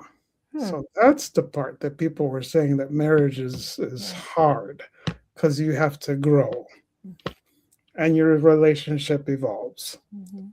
And one day you're, Elena likes this, but in another season, Elena likes that. Mhm. And your husband is taken aback by it, because I'm like, but I thought you, Yeah. well, no, I've grown. Yeah. Where are you? Yeah. Like, these are those deep conversations that you got to have with guys. Yeah. It's for them to know that no, you're not alone. Mhm. It's not a you problem. Well, you can't see what you can't see. Yeah. And Yeah. so once somebody says, I've walked that, so let me guide you. Mhm. It's okay for you to say, Mhm. I need some support, man. I Yeah. need some So support, 'cause so this is hard. would you recommend for men that are coming across the fact that this is the work that you're doing and trying to help with, is there a better time to get started, or is it just get started? Is it better if they're engaged and not married, if they're 5-7 years in? Like, is I mean, obviously if they're feeling called to need this help, then it's for them, like, basically, right? So it's Mhm. not like it's specific to if you're in this part of your relationship, or if you're in this, is it universal, basically? Yeah, Mm-hmm. because you, I remember, I remember that Jessica and I took this premarital course with Jesse and Desiree Cruz. Mm-hmm. And one of the things that we did in the very first part of it, he said, I want you to rate from 1 to 4 these things: God, yourself, your spouse, and your kids. 1 being the priority and 4 being the lowest. Mhm. And somebody asked, do you want us to answer those questions based on how we think they should be prioritized 1 to 4, or how we're actually seeing them in our marriage? Mm. We're like, Whoa. whoa. And Jesse said, well, I mean, feel free to answer how you wish, but I mean, I'm not saying that there's a right or wrong answer. Yeah. But then again, I think those of us that are really, really, we have that mustard seed faith. God's got to be first. Yeah. And Jessica and I have always been in agreement with this. Mhm. God first, Mhm. then yourself, Mhm. Mhm. then your spouse, Mhm. and then your kids. Yeah. Because if that's not in alignment, Mhm. and you're not doing that internal work now to get it in that alignment, that's when things start to get rocky. Yeah. Yeah. And it's hard to shift it.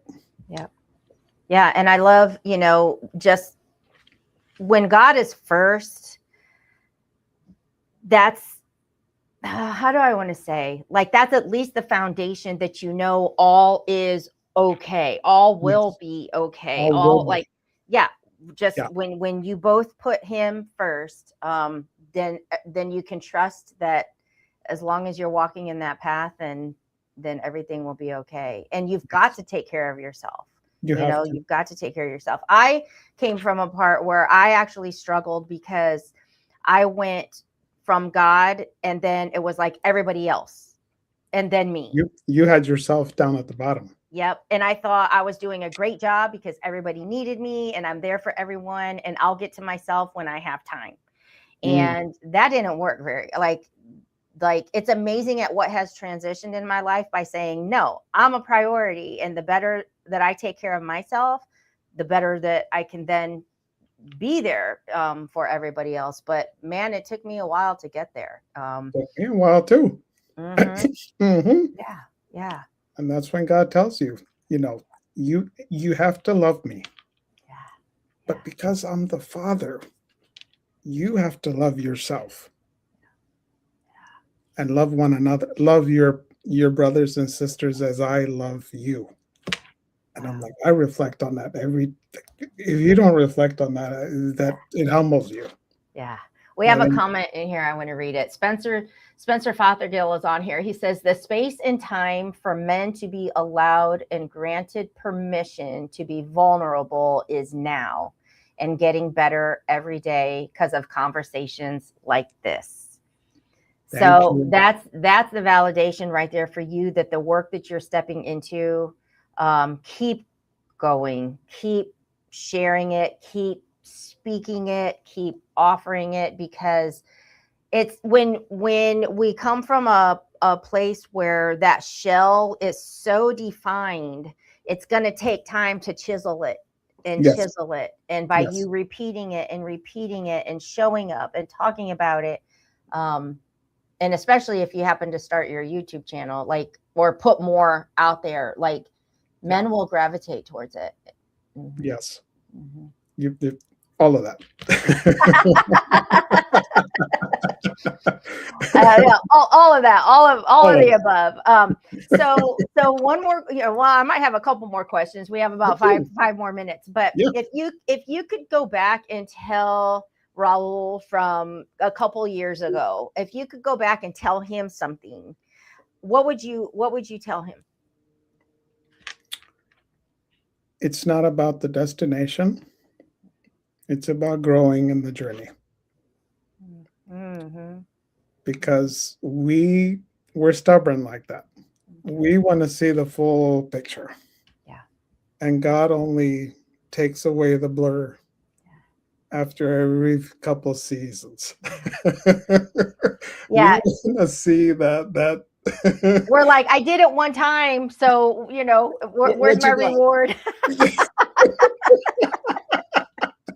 And he's like, it don't work that way, right? No. Yeah. I need you to trust me. Yeah.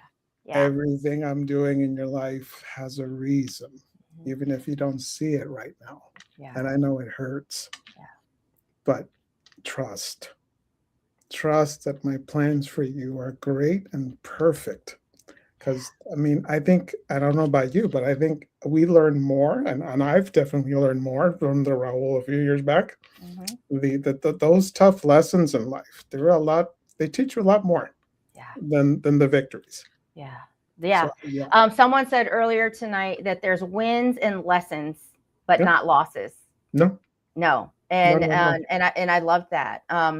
So every time that you step forward and you share, and the confidence builds and it grows, and it's that reinforcement. And so Mhm. what do you see, if you could pick the goal or the dream or that vision that is coming next for you, what is that? You know, the first thing that comes to mind, Mhm. like just as you, a men's retreat. There you go. You see, I said, fiancés, I need to steal your fiance for a weekend. Yep. Because Yep. trust and believe he's going to be ready Mhm. for marriage for you. Oh, there it is. Bring that to the next Finish Circle meeting and we'll map it out. now you're speaking my language. I'm like, oh, There I you love go. it. Yeah. Like, let me borrow your fiancés for a weekend. Yeah. And Well, I will tell you something. Okay. Is it fiancés or even just men that maybe are married and need to reconnect? Is it just Yeah. okay? Yeah. Because I literally, and I'm just going to share this, like I have a women's event here locally. It's called Radiance, and we just focus on women and stuff. But I have actually had some of the husbands tell me that I need to do something like that for men. Okay. And I'm like, but it's just me, you know? So there are probably people, well, and then it's even been suggested like a little getaway, like a quick weekend. So when you get that going, I already have people popped in mind that I would share that with. So, because they asked for it, they asked me for it. And I'm like, I'm not going to have a man's event. like, how am I supposed to tell you all what you want to hear? You know, I don't know. So, but it has been actually like shared that we need something like that. So, yeah. And I love that you said that, because even married men, Mhm. they still need that. Yeah. They need that lighter under on their hearts sometimes. Yeah. Yeah. To Yeah. re-engage. Yeah. To Because re-engage life's and hard. to know that, like, to know, I think men also need to know that they're not doing anything wrong if it feels like things have gotten stale or dormant. What you need is that safe space to actually talk about it. Yes. You know, from That's a place hard. where relationships and marriage is respected and you want to work on it better, instead of coming up with a group that's just like, oh man, just move on to the next. I mean, we need the people that believe that the work can go into it and that difference can happen. Yes. Wow. Well, Wow. you said it. I heard it. So I'm not going to let that go. But and God enlightened us with it. Yes, there it is. I love it. I love it too. So I just want to say thank you so much for taking the time to be here, because I know if Jessica's going through that, you know, as a husband, you want to be there for her too. But thank you for showing up for the Christmas in July Streamathon and sharing with us. And I'm excited for you and for what God's calling you to do. And likewise, we love you, and we're inspired because you keep sharing that light in you. 5 years running now. I mean, let's keep it going, because we're going to support you every single time. The older I get, I'll have to take power naps though. I'll need a co-host, because I'll be like on my back, you know, trying to take a nap. No, you might need a little shot of eggnog next to you. You know? Yeah, there we go. All right, my friend. Thank you so much for doing it. All right, we'll see you. Bye-bye. Thank you. Oh, that was awesome. That was awesome. And we're just rocking and rolling. So for the men that are tuning in and hearing, when he gets ready to launch that retreat, if you want to know some details and you want to be in on the first to know, go ahead and let me know that now too, because I will be sure to pass that along, as I'm doing a lot of work with Raul as well, just in one of my Crown Builder frameworks. So let's keep moving along. We are bringing on another dear friend who happens to be in the same state as me, not the same city, but the same state. And I can't even tell you like how far back we go. Several years. She's been part of Christmas in July many times, but sometimes I always forget like how we even came across each other.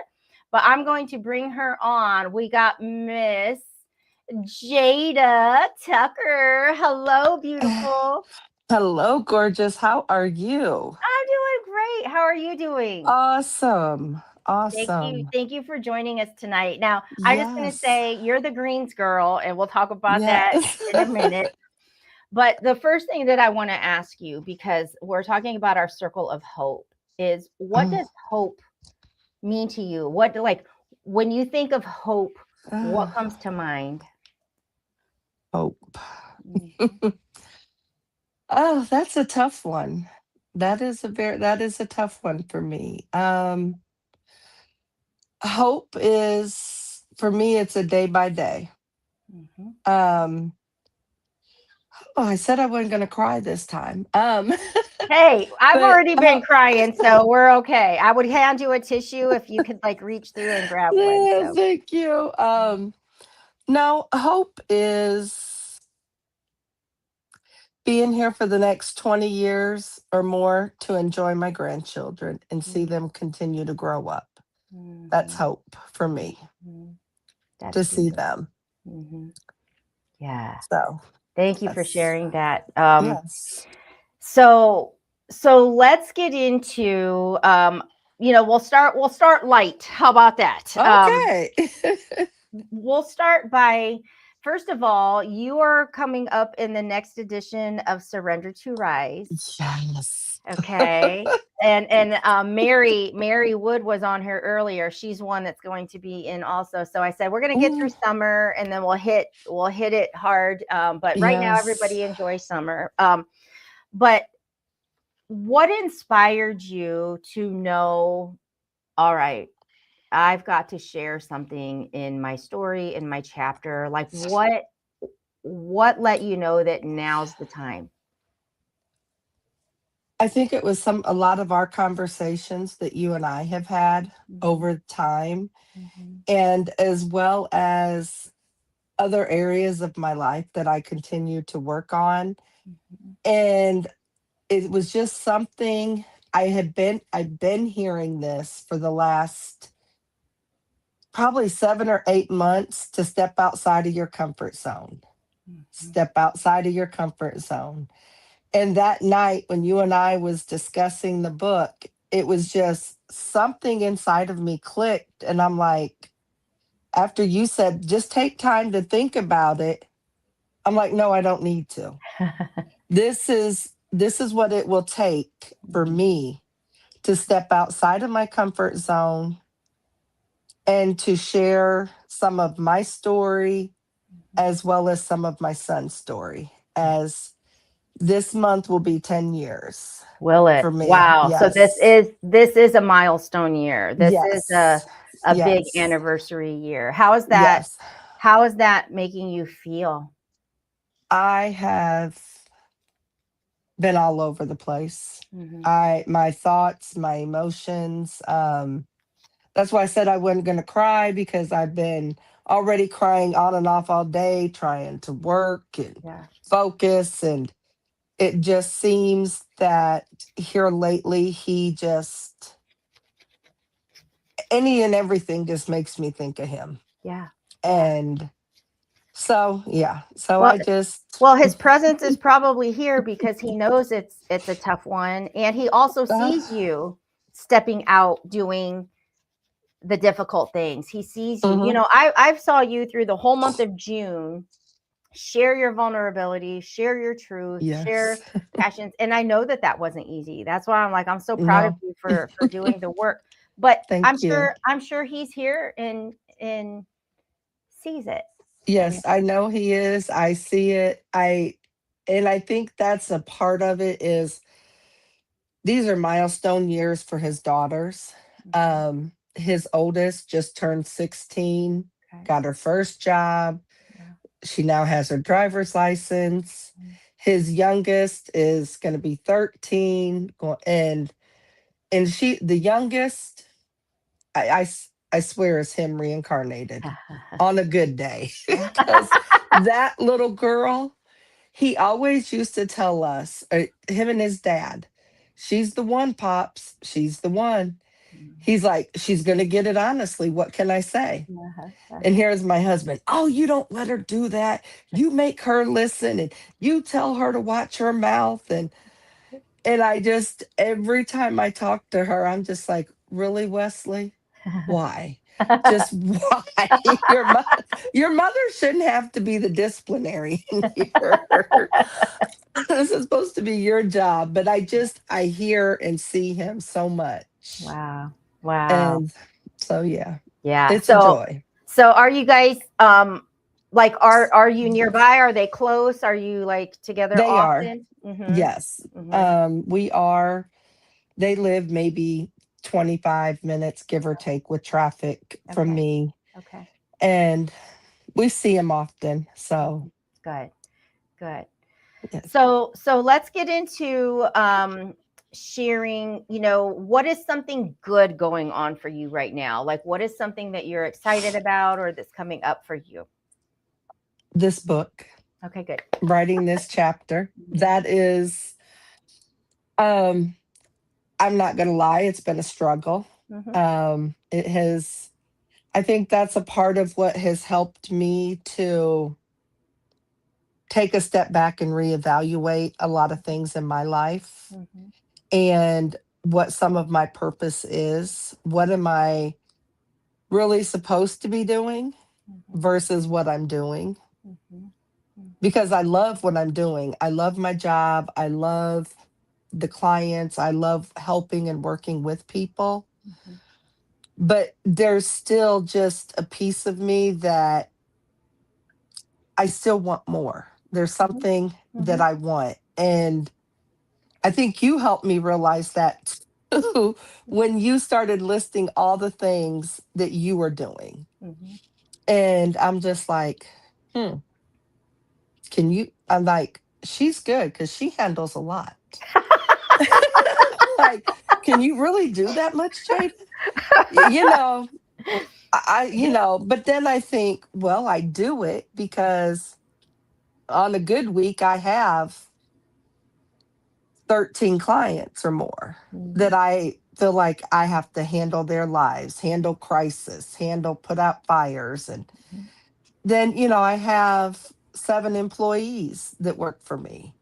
So then I have to be there to help them. And then but I also have a partner in this business, but she's been going through it. She's just lost her brother. And Wow.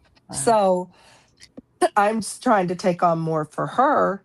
So I feel like I'm putting out constant fires, more so than normal. But I like it. I thrive in that. I think the more pressure I'm under, the better I feel sometimes. Yeah. Well, I know. believe it or not, I relate to that.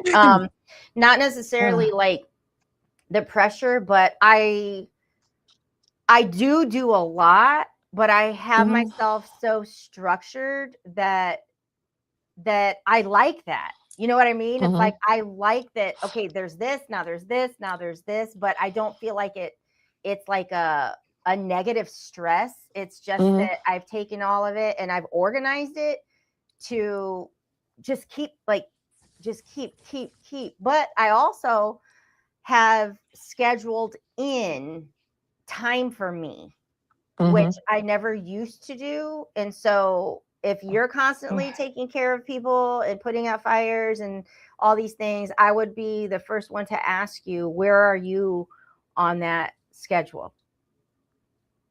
That's where I seem to be struggling more so than I ever have. I have always in the past made the time for myself. And, I would take weekends. I was always going on a 3 or 4 day trip. But I feel like now that I'm a business owner, there's a lot more. I just can't up and leave when I want. I can't. I mean, I could, I could, but knowing that I have other obligations has made it more challenging. Yeah. Mhm, And I think the key, like you said, is yours is structured, mhm, mine isn't. mhm, mhm. Um, because a lot of what gets thrown at me, I can't structure, I can't organize Yeah. because I'm in the position of I'm helping other people learn to organize Yeah. their lives and how to cope with stress. And, yes, I do that for myself, but I feel like I don't know if I could organize it Mhm, or mhm. how. Yeah. Yeah. Because I feel I have so many clients, and I think because I always give so much more of myself to my clients, Mhm. and they can call me at 2 o'clock in the morning, and if I hear my phone and answer it, I'm going to be there. Yeah. Yeah. They know that those that I've been working with, there's nothing that I wouldn't do. Mhm, um so again, I think that's a big piece of what I might need to work on and figure out mhm. is how to structure it, Yeah. and again start putting myself in those 3 and 4 day vacations that I like Yeah. that Yeah. so need. But I just feel like, again, with my grandkids growing and Mhm. their busy schedules, and I always like to take them with me when I can. And but in the last year, it's been a lot, Yeah. with my husband, family, Yeah. people getting sick, and Yeah. so yeah, so it's Yeah. life is life and Life is life, and we have heard that. We have heard that, and you know what? The beauty of it is the openness and transparency to say that, Mhm. and to know like you're not alone, and Yeah.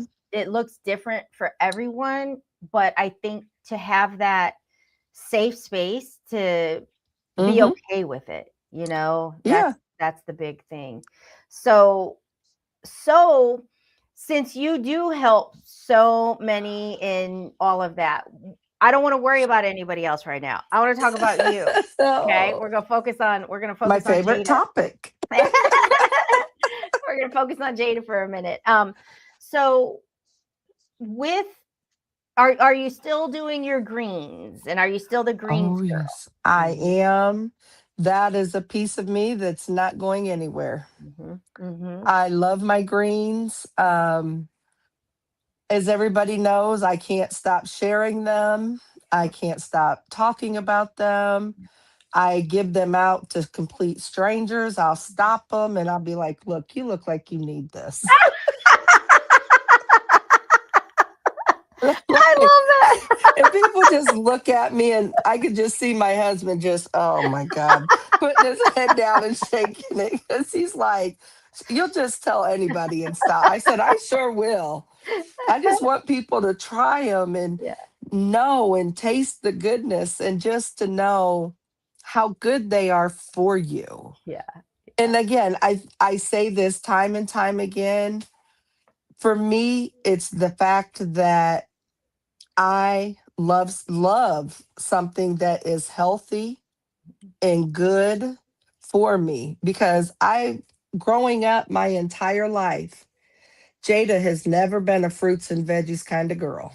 mhm, mhm. You couldn't pay me. Now, I loved my watermelon and pineapples, but anything other than that, you couldn't pay me Mhm, to eat, drink, nothing. mhm. And when I tasted these greens, and to know that there's 13 servings of fruits and veggies in there alone, as well as other like vitamins, collagen builder, the hyaluronic acid, the pre and probiotics, the gut health. I'm just like, I don't even care about that stuff. I'm like, hey, I like some fruit and veggies here. This is, people don't understand. So you're Um, telling me all of that goodness is in one packet? yes, Okay.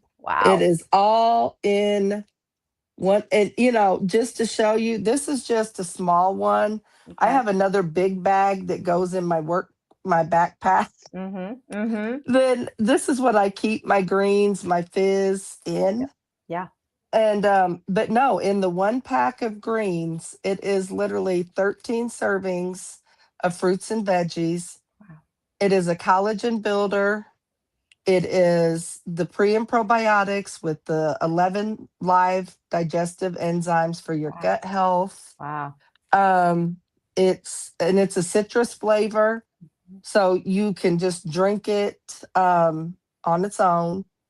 Or I like the fizz because the fizz has the B vitamins and all this other goodness in it, and it just makes it even that much better, Do that you like juicier. combine them? Like, do I they? do. Uh-huh. Mm-hmm. I do. I have a routine. I have my favorites that I like. And I mix them in there together every day. Mm-hmm. As many people see, I share my picture daily. Me and my greens. My My green. employees are even like, have you had your greens yet? Because I think you need them.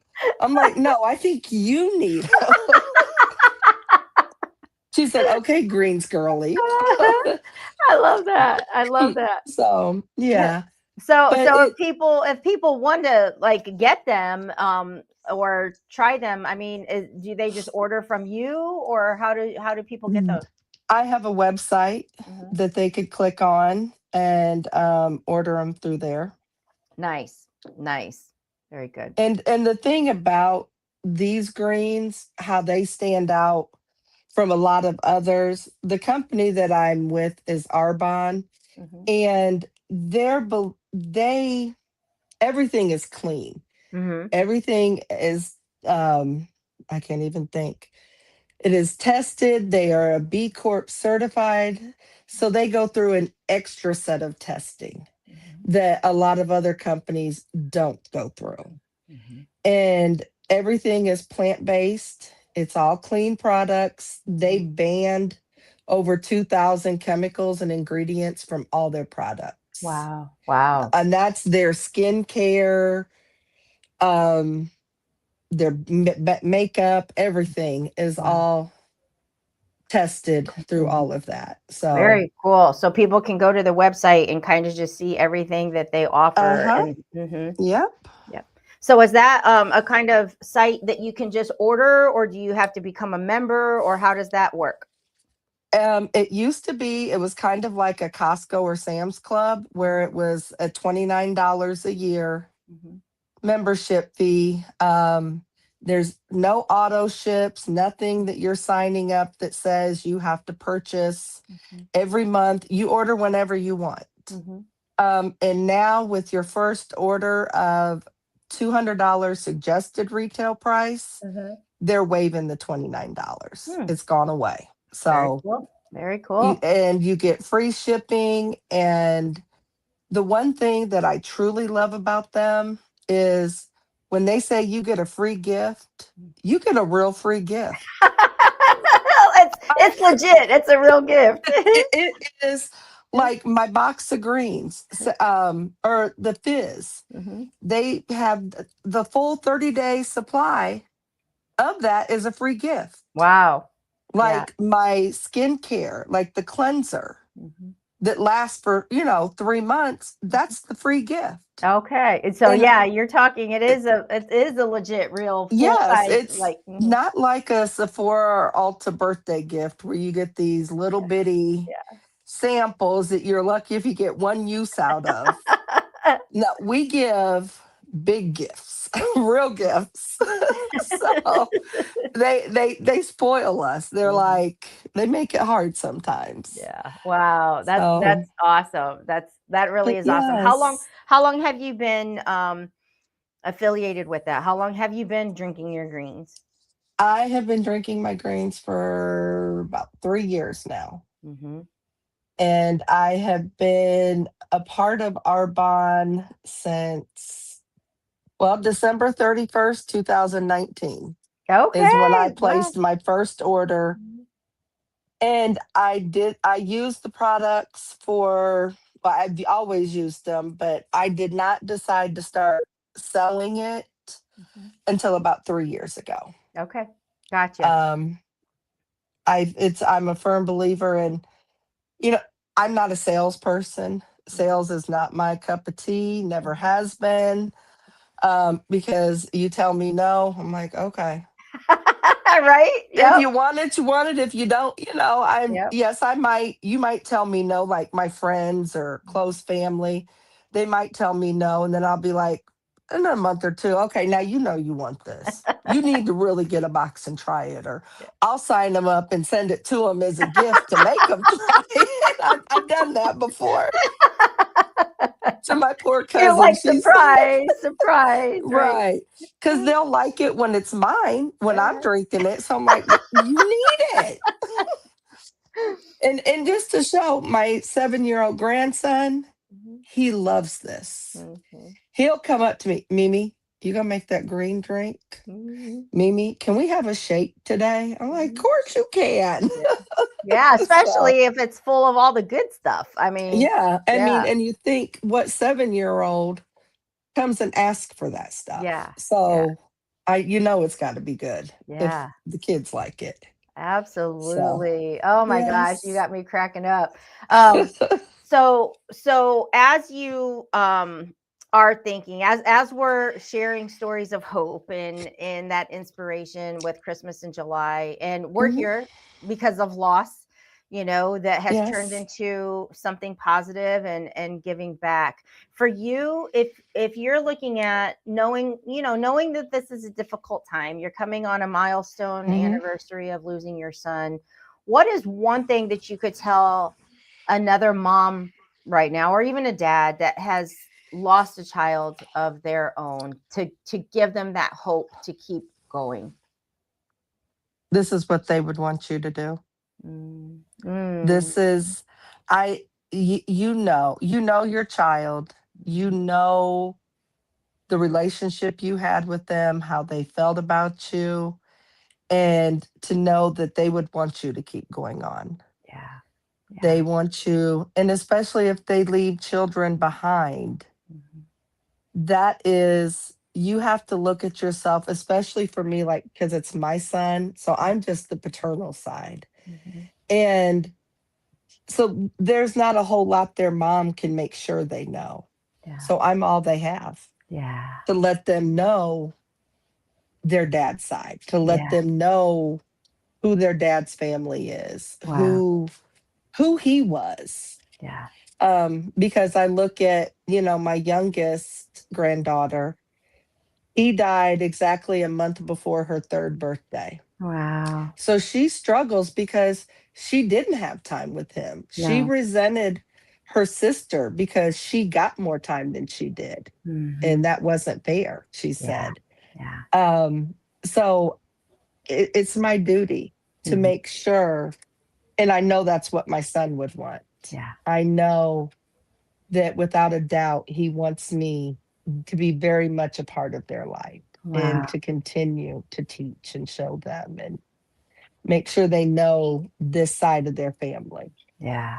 Yeah. So, And how do we had Teresa on earlier today, who lost her son. I think six. I think, gosh, I think it's been 6 years ago. How do you find your heartbeat again? How do you, in the beginning, get up and want to keep going when a part of you is no longer? family, Hmm. Hmm. family, they're making you get up. Yeah. Family, especially in the beginning. If it wasn't for my cousin right there every day coming in my room, Jada, get up. We got to go. We got to do this. We got to do that. Hmm. Um, she knew just how to push me Yeah. to make me. But I can say that 10 years later, it's still very hard. Yeah. It's Yeah. still, you do it because you know you have to. because there's so many there's still other people in your life that are depending on you. And I can truly say that his daughters are my reason. Oh, They're my reason for everything, because if I didn't have them, I couldn't even say that I'd be sitting here today. and I get that. I get that. Hmm. So they are the lights. They are your circle of hope Mhm. that keeps you going. They are. Yeah.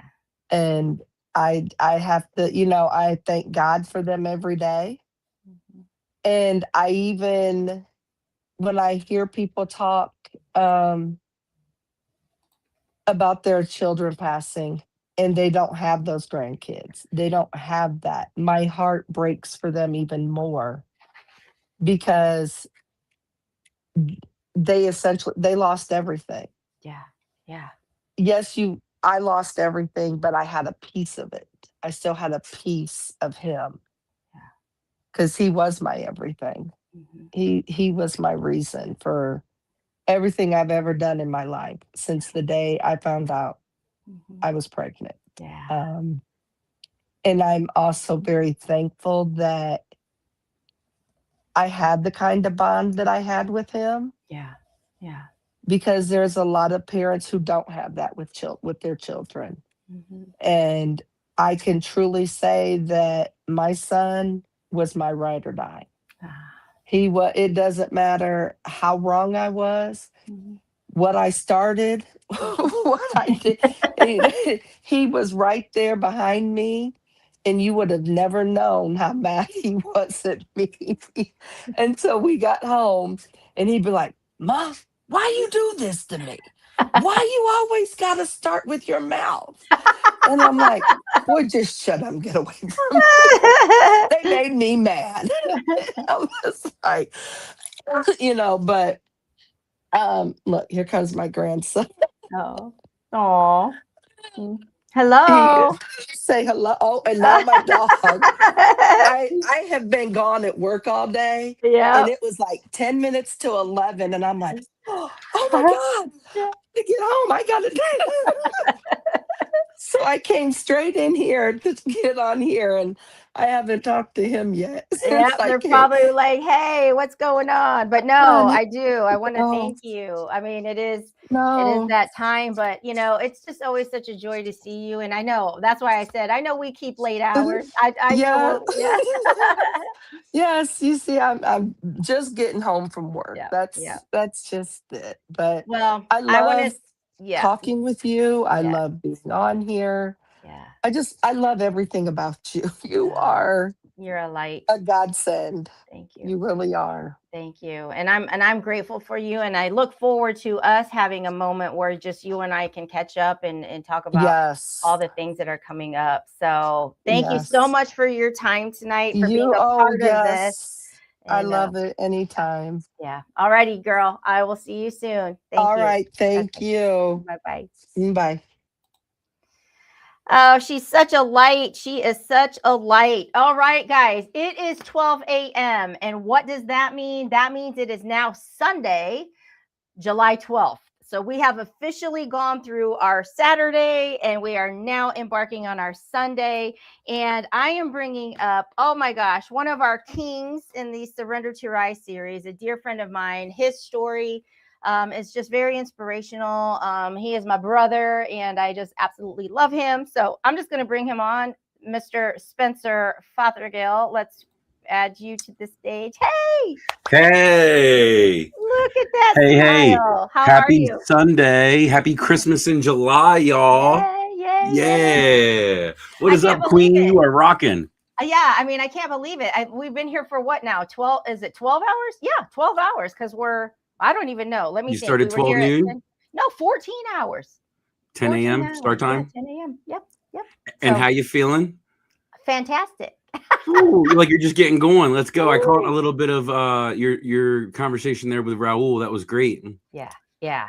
He's doing some great work around men and like just opening up conversation that needs to be had, so good stuff. So we're coming from a different angle. You said I want to interview you. I do.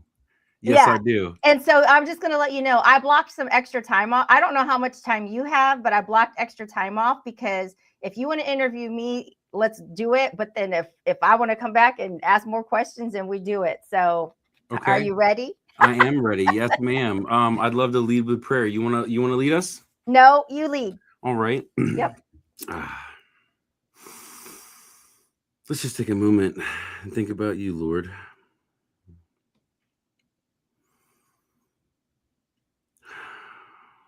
God, thank you so much for waking us up today. Thank you for my dear friend and sister, Queen, the comeback queen, Elena Rodriguez. God, thank you for blessing me and her in my life. And thank you for all of our mutual friends. And God, thank you for this woman that just has such a huge heart for serving others. And thank you for her guidance to me and mentorship and support and words of encouragement. And God, thank you for all the people that have taken their time to be with her tonight and to share their stories and share their missions and journeys. And God, I ask that you just help Elena and I to enjoy this time together and help us to express whatever we want to express. God, I ask that you reveal yourself in this conversation. And thank you so much for her children, her husband, her family. And thank you for my family. We love you and serve you. In the name of your son, Jesus Christ. Amen. Amen. I receive it. Thank you. So this is the 5th year of Christmas in July. And I'm sure most everyone that watches this probably knows a lot about you. But for those that may jump on that don't know, what is Christmas in July and why did you start this? Well, Christmas in July is simply a 24-hour live stream around the world. And I started it to simply pour hope, love, and inspiration out into the world. And I will tell you, I was talking with someone who wanted to know who's the target audience, what are we what's the goal? And I thought, you're not for it because there is no target. It's just to pour goodness out there. So I was surprised by my reaction in realizing how protective I am over this, because I don't know who the target is. The target is spreading love and hope. And the reason that it is here is I became a widow. I lost my husband on Christmas Eve of 2018. And I had to make the decision to turn the machines off. And that is a decision that I don't wish upon anyone. And coming home on Christmas Eve as a mom, having spent 25 days in the ICU before him finally passing, Christmas was always my favorite time of year. I mean, I was the like Martha Stewart, Betty Crocker. Like it looked like Christmas blew up in my house. Ornaments and lights and trees and just all the things, Christmas goodies. I mean, I loved making any kind of cookies and decorating, music. Like it's my favorite time of year. And coming home that year that he passed, I didn't even have food in my refrigerator because we had spent 25 days at the hospital. And the good thing is I had my tree up. Some decorations were put up, but I did that right after Thanksgiving that year. And then his heart attack was on November 30th. So from November 30th until December 24th, were we in the hospital. So that excruciating time, as a mom, dealing with grief, loss, this new numbness, this new feeling, but then looking at my sons and realizing like there was no Christmas for them. There was no joy. There was no food. There was no music. And how old were they at the time? It was, I think Josiah was 16 and Manny would have been 12. And how old were they? That was their father, correct? It was a stepfather. Stepfather. And how old were they when he came into their life? Oh gosh. I want to say Manny would have been 4 and Josiah was probably 8. He was in their lives for about 8 years. And so it was a very, very difficult time. And coming out of that, about a year or two, I started the Christmas Widow. It was a nonprofit that focused on newly widowed families and the kids at Christmas time. And the very first year that I launched it, we raised money and we helped a mom with 2 sons. I was able to give her a check at Christmas time to help with utilities, food, whatever was needed. But then we bought gifts for the 2 boys, and we went to their home and delivered them. But we also held a community Christmas party for the kids, and we did, Santa and games and cookie decorating, and it was just something that could turn a really difficult time into something that at least brought me joy.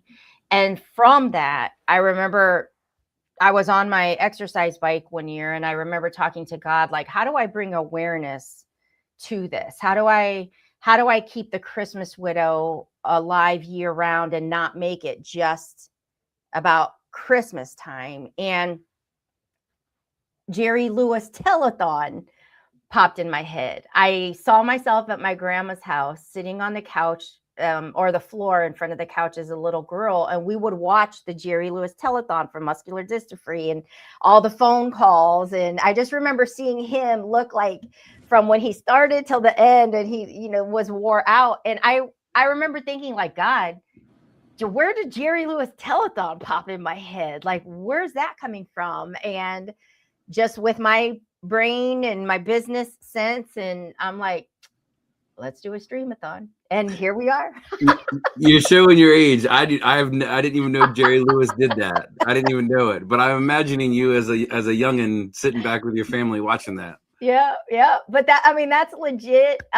Jerry Lewis Telethon popped in my head, and I'm on my exercise bike in my front room at the time, and I'm like, what? Like, what am I supposed to do with this? And I had built my business virtually. So I was like, all right, I guess we're going to live stream, and I'll stay on for 24 hours. And here we go. So this is year number 5. I want to keep that. You have grown your business virtually. I want to shelf that because I want to come back to that. So you transitioned from it being Christmas with widows, Christmas for widows. And you did that. Was it a 24-hour thon too, or it was just No. some okay? No. What we did is I hired a company out of Nashville to help me launch the nonprofit. We had to really pick things apart. I was terrified. I'm going to tell you that. Very first nonprofit? Yes. I was terrified. I was building other things, and I didn't know the first thing. And of course, they asked me the right questions, and we were looking at the pieces of education and benevolence and all the things that we could bring together. And so the Christmas Widow was there, and he just said, be ready, because it's like building an airplane while it's taking off the runway. And so he just wanted me to make sure that I was mentally prepared to launch this. And I did. And so we started like almost like a nomination application process where friends could nominate a widow or, somebody that had lost their spouse in that calendar year. Man or woman? Yep. Man or woman. Okay. And so they could be nominated, and they had to explain like why, and, just give us some information. And so that first year when we picked our family, it was amazing. Well, I got that going. And as you know, I had talked about how I discovered a lot of lies, a lot of debt. Afterwards, I discovered his affair, and my life just started crumbling. And I just felt like I can't do all of this full force and be there for my sons. And God actually said, you don't have to do everything right now. And so I had to pull back from that full force of the nonprofit, but we have kept things going because I had a board, and I was just like really pushing it, but I had to make money. Like I had lost everything. I would love to So- hear about your board. So Mhm. when you did that, you hired this company to help you form it. Mhm. You probably already knew that you had to have a board for a nonprofit, or they let you know that? No, I knew that there was a board that had to be formed for a nonprofit because I actually sat as president of a board at a different time of a different nonprofit. So I kind of knew a little bit. But what I had learned was that they didn't all have to live there. So I could have members from other parts of the United States. If somebody was related to me in a certain capacity, there had to be enough other members on the board that could balance out votes or that could offset votes. So it wasn't like biased that we were related. So it was amazing at the things that I learned. Mm-hmm. And I don't know how nonprofits work. I know how I'm learning a lot about LLCs and businesses. If you don't keep up on the taxes and the fee licensing and all that up to date, then technically you go inactive and you're not actually a legitimate business anymore. Mm-hmm. Is a nonprofit similar to the same thing? You got to keep up every year on certain paperwork and documentation, or else. Yeah, probably even a little bit more. So even meetings that you're holding, you have to document minutes. You have to document, what's discussed, and just kind of really track everything. Yeah. Mm-hmm.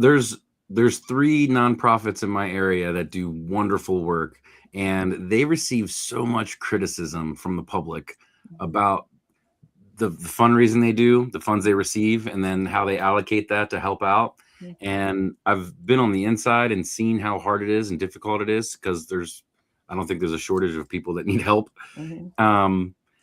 That's amazing. Mm-hmm. Do you have a nonprofit right now? No. Okay. No, that's why when I do this, I don't take donations. I don't, how I ended up working it is not dissolving the incorporation. Okay. Like you can be incorporated while you're still filing for that 501(c)(3). Okay. And so you just have to document different things. So we're not actively at this point doing the nonprofit. What I've chosen to do is any kind of donate, like I don't even call it donation, but if somebody says like, hey, if you're going to have that community party, let me help with that. It's almost like I just take funds from my actual business of Show Your Crown Enterprises and donate it myself. Mm-hmm. to be able to host it.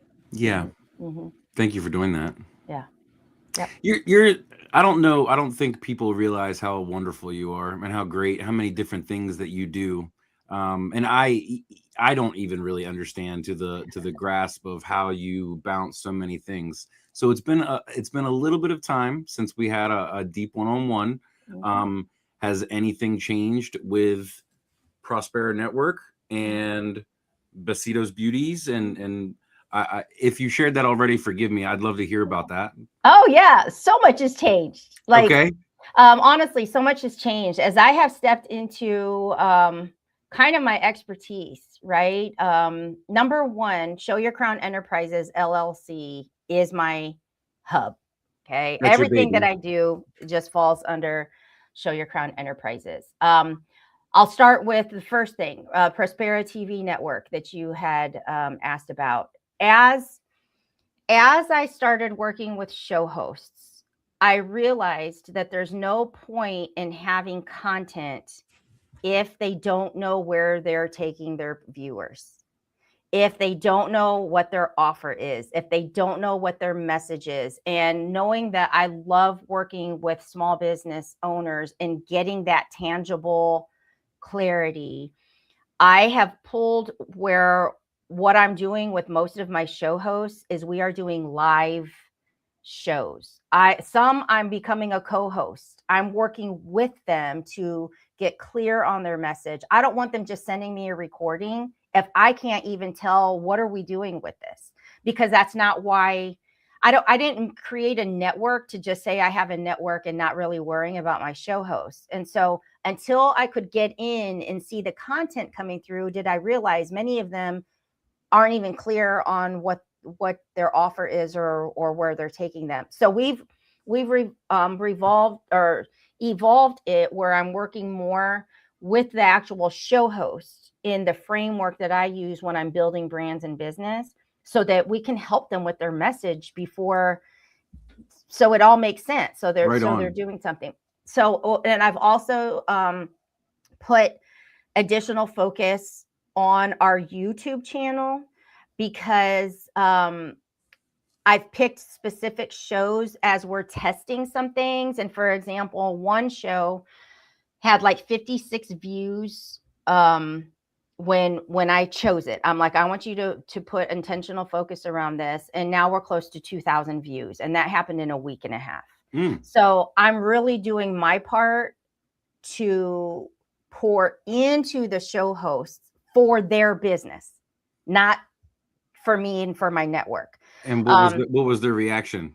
Did have you? The one is like, oh my God, like, yeah, like what? You know, yeah. What? She's like, are you kidding me? And so I even picked a show that aired a year ago, because I wanted to see, like, let's test some things. I tested something of my own on YouTube that I went from 13 views to 1.7 thousand in a week. So I'm doing my part. Now, is that in editing, like the actual visual of it, or is that just the wording and uploading like the dialogue, the conversations and the words, so that if someone were to search, it's on there? I mean, what do you mind sharing what you actually changed?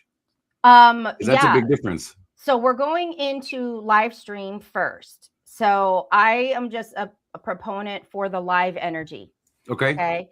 I think that you get a different delivery. I think that you're more charismatic. I just feel like it's more engaging if you know that you're live. And then we're taking that live and then editing it and then putting it on as a show. So it's almost serving two purposes and two different audiences.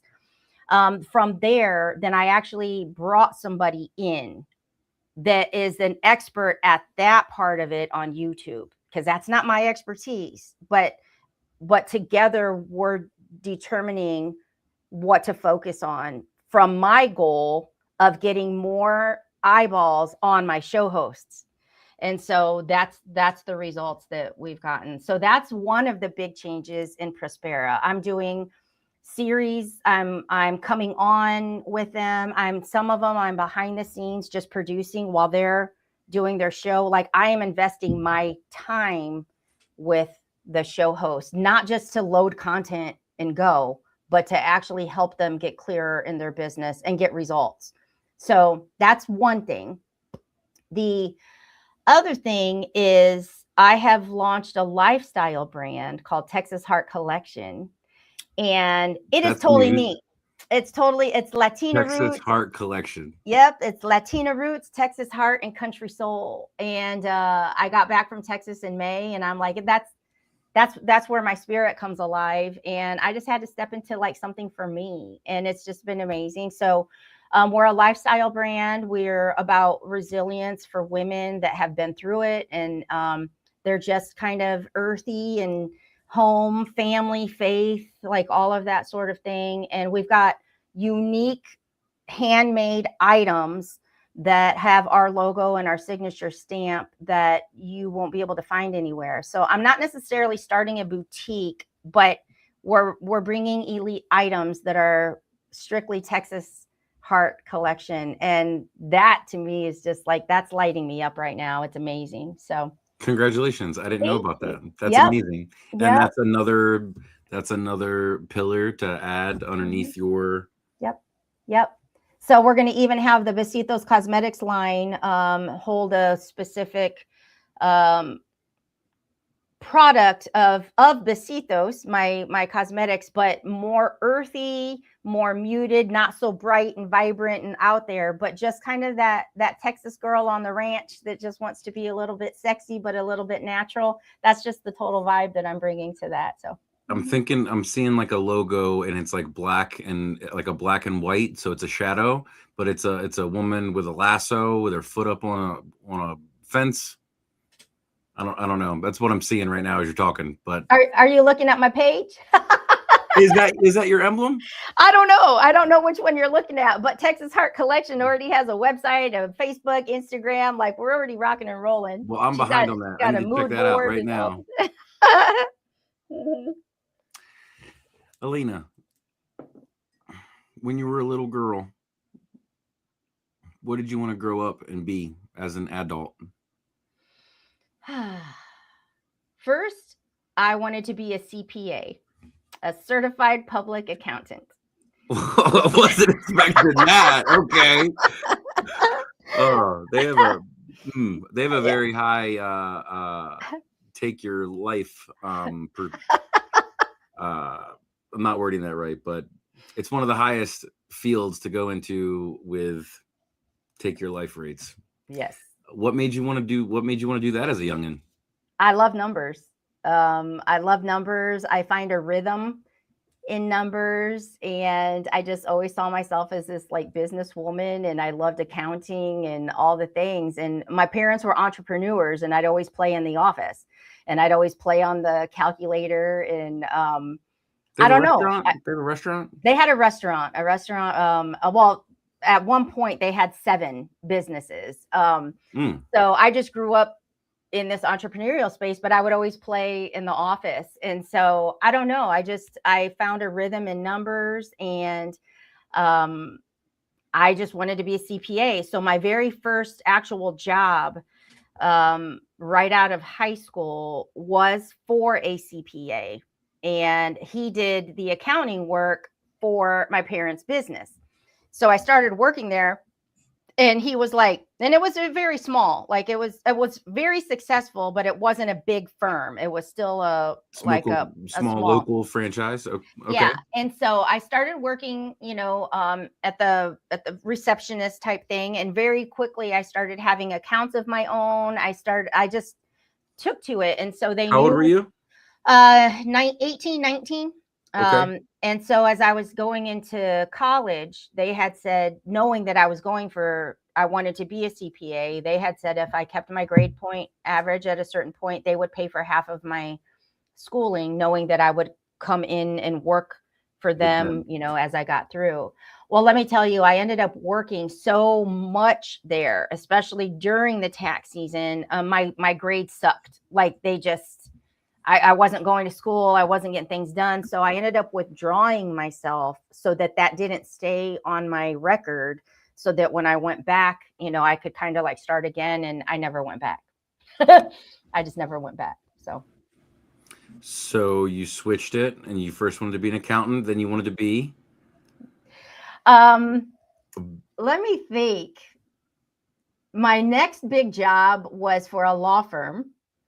And I ended up being pretty much like paralegal I wasn't official paralegal, but I was doing all of that type of work and would go to the courthouse all the time for an attorney. So I kind of went into 2 big professions, professional jobs. Yeah, big people jobs. And then once I left that, my parents, I started working for their bar restaurant. And before you know it, I'm loving bartending and just started running the business for them, so they didn't have to be there all the time. And then that's just kind of where I stayed for several years of just running the business. So I'm a badass bartender. You're a badass entrepreneur, female mogul. I mean, but that's what I grew up watching, Mm-hmm. And so because of that, your parents were probably always very supportive of you trying to figure out what your thing was going to be for you, right? Or did they say, honey, you don't want to be married to it, and maybe you should be safe and do the 9 to 5? No, my mom, I think, was more do the 9 to 5, because she saw the hours and everything that went into the businesses. But I just thrived on that. And so my dad, when I was young, because he worked all the time, because he was gone all the time, he would always come back with gifts. So he would bring me all different kinds of gifts. Like, it could be a calligraphy set. It could be a microscope or a telescope or a pottery wheel. I remember he brought me, and he would always bring just odd different things, but he always told me, you will never know what you're good at if you don't try all different kinds of things. So I was exposed very early to that creativity of just trying different things. So I mean, my very first official business, like of my own, was a beaded jewelry shop. I was creative and I would make my own jewelry and So stuff. you were bejeweling before Yeah. bejeweling was a thing? Yes, I was. Okay. Yeah. I am learning so much about you. Yeah. Thanks for the questions. People are probably like, wait, what's going on? Yeah. Elena, what does heaven look like to you? Oh my gosh, these are great. Heaven to me is a bunch of golden clouds. I just see it as golden, puffy clouds. Everything kind of floaty, airy, and I don't know. I don't think I really see people. I think I feel people. I think I feel, my loved ones. I think God's love is more of like almost like a sun wrapped kiss in warmth or something. I just feel like we're all just this airy, glittery, golden, white. That's just how I envision it. Mm-hmm. It sounds stunning, Mm-hmm. breathtaking. Mm-hmm. You said God's love is like a golden kiss, A hug, mm-hmm. Like a warmth, golden, wrapped in just warmth. wrapped around. Yeah. Mm-hmm. Mm-hmm. Yeah. Okay. What's your favorite business book? Oh gosh. Top 3. Well, my favorite is the Ideal Team Player. Who's that by? I can't even remember his name right now. I read it like so long ago. But I haven't heard that one. The Ideal Team Player, and there's 3 components to the Ideal Team Player, and you need to be hungry, humble, and smart. And if you can remain hungry for growth and development and goal setting, like if you're hungry for that, but then you can remain humble and not let arrogance go to your head, and you can be smart, and it's not necessarily book smart, it's about developing that discernment inner sense. That's the Ideal Team Player. So I always keep those components in my mind when I'm thinking of people. And I really only have 2 other books, and one is Conversations with God, and the other one is Think and Grow Rich. I study those books every year. And I know that might sound crazy because people say read this, and besides my Bible, and I'm not one that I don't memorize. I can't pull verses that I'm just going to memorize, but I read it. I just open it, and whatever message is there for me that day, that's what I'm reading. But those 3 books have changed my life, and I read them again and again and again, because every time I read them, based on the growth that I've had since the last time I read them, I always catch something that I didn't catch the other time. And I'm one that believes you can develop an expertise. Repetition is the mother of mastery. Yep. And so if you can read it again and again, then it permeates you and you actually absorb it instead of just reading something and moving on to the next. That's what works for me. So practice makes perfect too. Yeah. And the more you think about it, the more you can feel it, and the more you can hone into it, and you're attracting it. Yes. I love that. Thank you. Okay.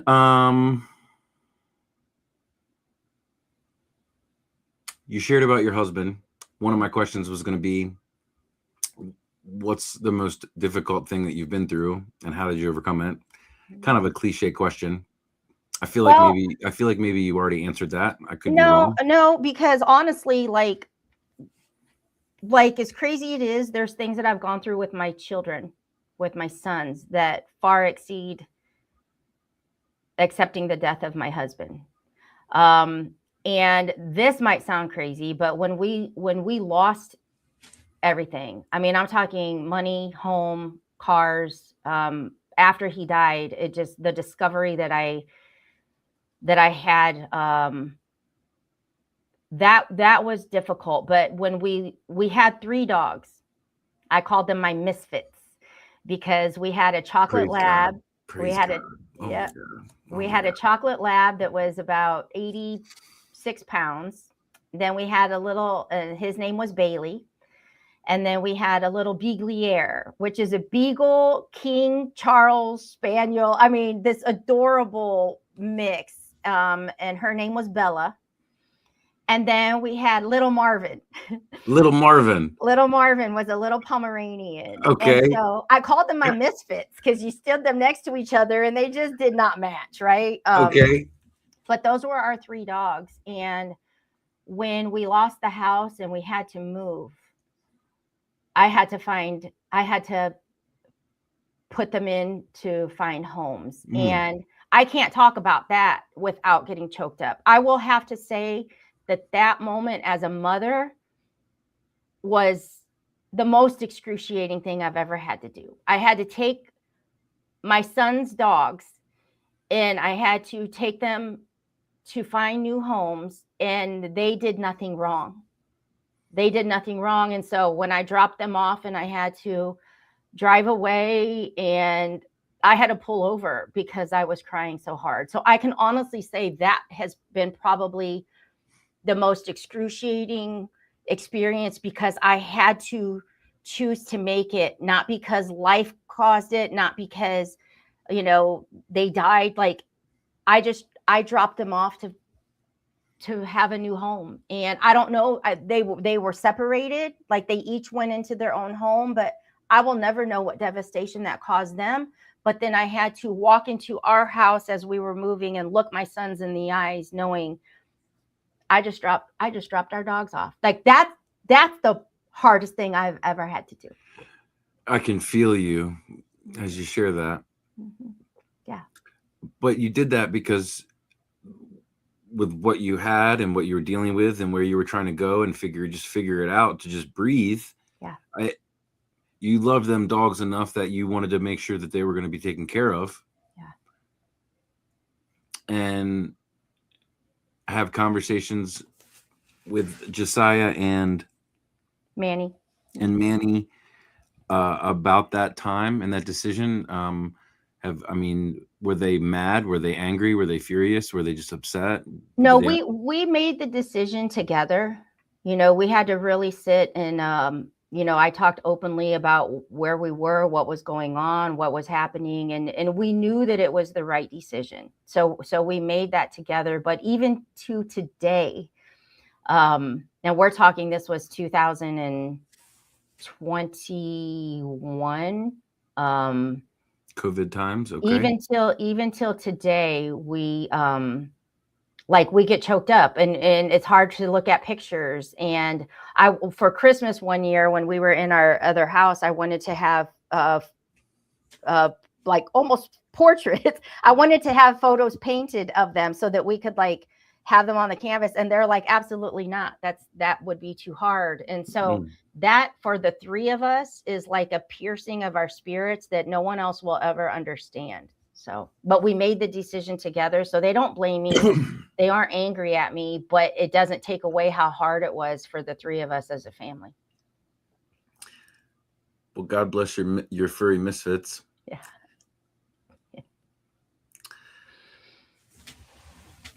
You said that, and that was a God moment for me. So I have a brother in Christ that recently came into my life. This interview is about you, but I am going to stop and share just one thing. And it's so great how the universe works. How you were trying to figure out what you were going to do with, widows at Christmas, and then God showed you Jerry Lewis. Mm-hmm. I've shared with you my vision that God has put on my heart, in terms of bringing people together, and I'm not too sure how I'm going to get there, how he's going to get me there, but I do trust, and I'm already on it. And this gentleman is he just got a farm that he is going to have animals, and he's going to have workshops for children to come and learn how to homestead and take care of themselves. And there's going to be a butcher market, and there's going to be a produce stand, and lots of athletics, and also training for plumbing and HVAC and electric and all this good stuff. And his thing is the misfits. That's his. Wow. And Wow. he's got a group chain that he does where he'll read the Bible and he'll send it out to some brothers, and it's called the Misfit Chat. So it's just, when you said that, it's not a term that's used all the time. So Yeah. always Wow. on time, right on time. Yeah. Gosh, good to be here with you, Miss Elena Rodriguez. Yes, I know sir. you got your wings. I'm going to drink some H2O with you. Why There you not? go. I've been wanting to do this since minute one.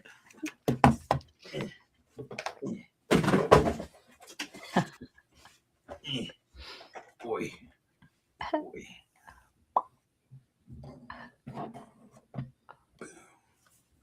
Boom. Does that work? Can you see your book over there? Oh yeah, up there. I see it. The other ones over there. Got the king over there. Got the queen over there. Yeah.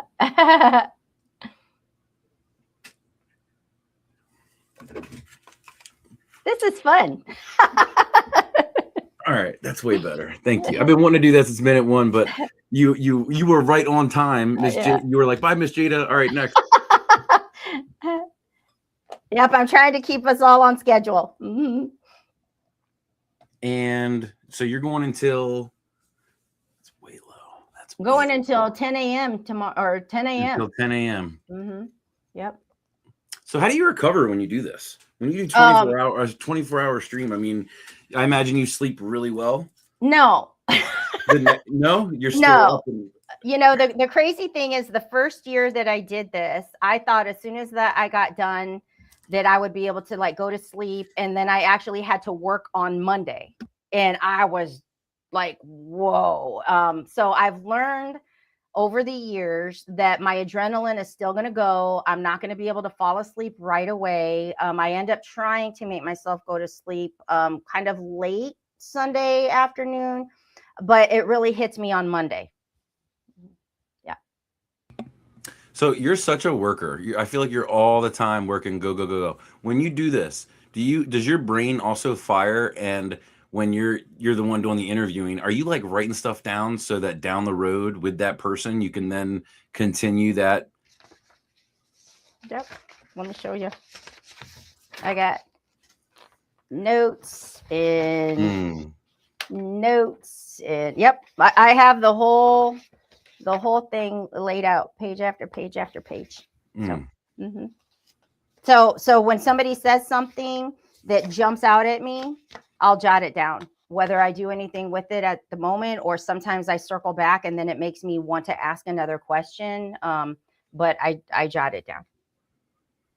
What's your most favorite quality about yourself? Quality. Give me some examples. Like, what do you mean quality about myself? Okay. I don't want to give you any suggestions. What's your favorite character trait of yourself? I think for me, one of the things that I actually love about myself is that I can immediately search for the gift or blessing in whatever situation is in my face. So something very difficult and tragic can hit, and I will already know, okay, God's got a reason here. Gosh. And so what is it? And Is that the pain princess talking? yeah, pain princess, comeback queen, like you name it. And but it can also work against you. Okay? Because when your faith is so strong and you know, no matter what comes, God's got it. There's a reason here. There's a gift in here. There's a blessing in here. If you search for it, if you hold on long enough. Okay. When you believe that to the core of your being, sometimes it's hard to actually let the pain or the anger or whatever other emotion is natural. It's hard to let it flow, because you almost don't allow yourself to sit in that, because you already know, I know something good is going to come of this. Let me just sit tight. Let me be patient.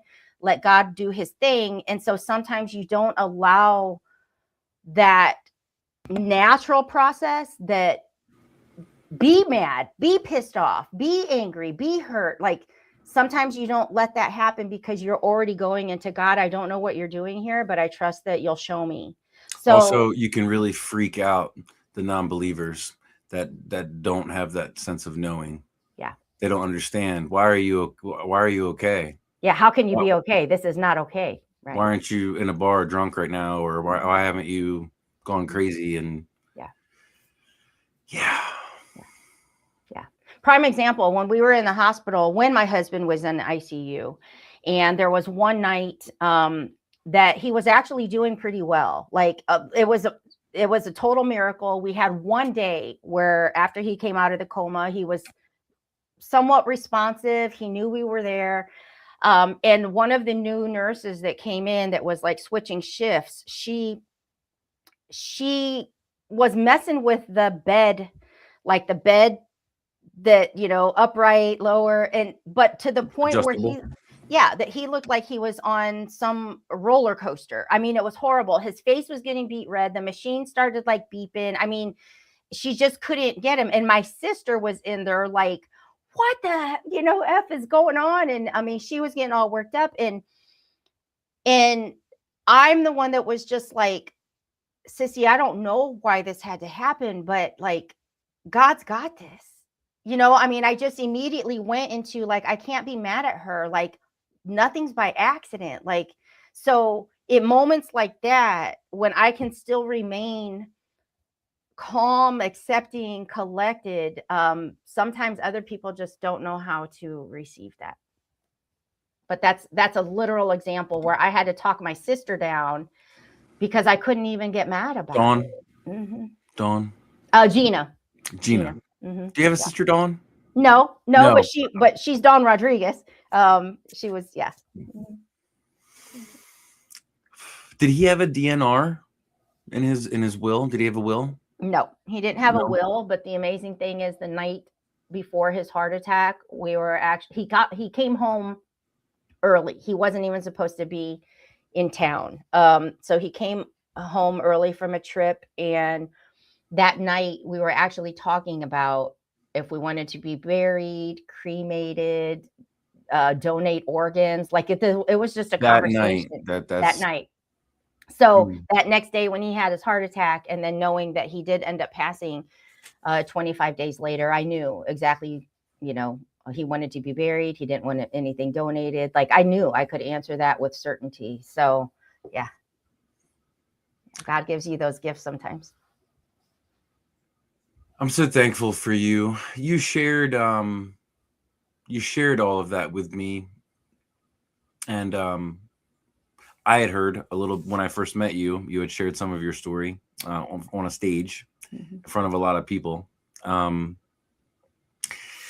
then over a year later, I shared with you some sins and trespasses that I've committed, and some infidelity that I have committed, and just your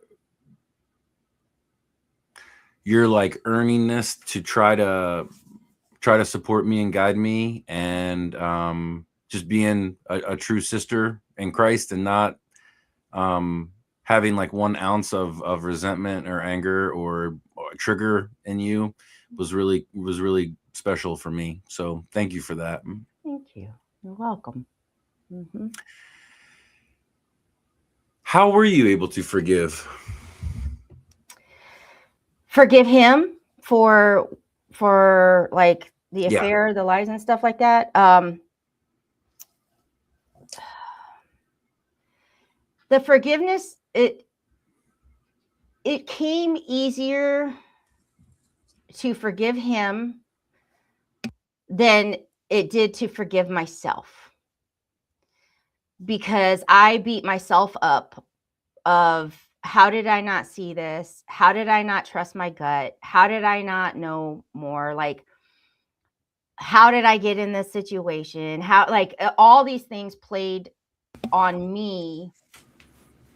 But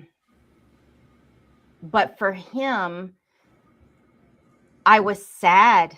I was sad because I believe wherever he's at, he could see me discover this. And it broke my heart for him to know that he was still putting me through pain even after dying. And I just wondered, Oh God, my God. what is he seeing right now? And he can't apologize. He can't fix this.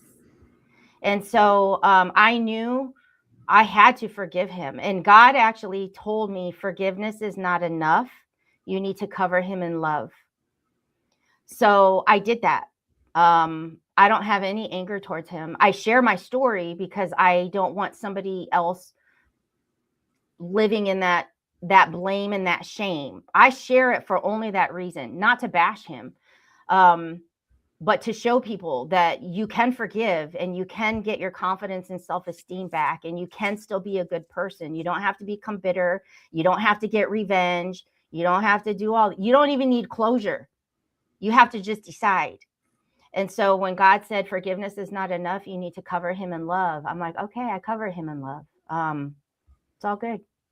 So I don't know exactly how I forgave. I think God just saw my heart, and I thought more of him and what it must look like to him that I found all this out. And he's not even here. So yeah. So much grace. Yeah. And forethought. People don't think that way spiritually. Yeah. Most common folk don't. Yeah. So you're with Mr. Charlie. Yep. How's Charles doing? How is he? He's good. He stays busy too. He does a lot of coaching, umpiring, all the things. So we're just on this journey. And he's coaching baseball and football? He right now is doing more like umpiring and refereeing and stuff like that. So he's not really coaching the teams. He is going to start coaching young kids at the Y, but right now he does more like the umpiring and the refereeing and all of that sort of thing. Okay.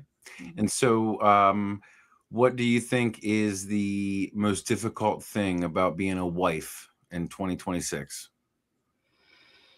That's a really difficult question because I can't say by standards I'm a typical wife. Okay. And it takes a man to be able to accept that. I don't cook. He cooks. I love my work. So we figure out, how it works for us, but somebody else looking in might think like, whoa, that's kind of crazy, but he knew that coming into it. And I knew that. So I don't enjoy cooking. I don't have the patience for it. I like to bake. I like to decorate goodies and do that sort of thing. But cooking, I will cook, but I don't enjoy it. And so he does that. And I love my work. So we're very scheduled and structured, and it works for us. So what's the most difficult part of your marriage then? Not don't anything typical, but for you. Probably our sleep schedules, because I'm a night owl and I need my decompressed downtime. So I stay up late. So everything can fall asleep and things can get quiet. And then that's my time to actually like stop my work. But now I need my time.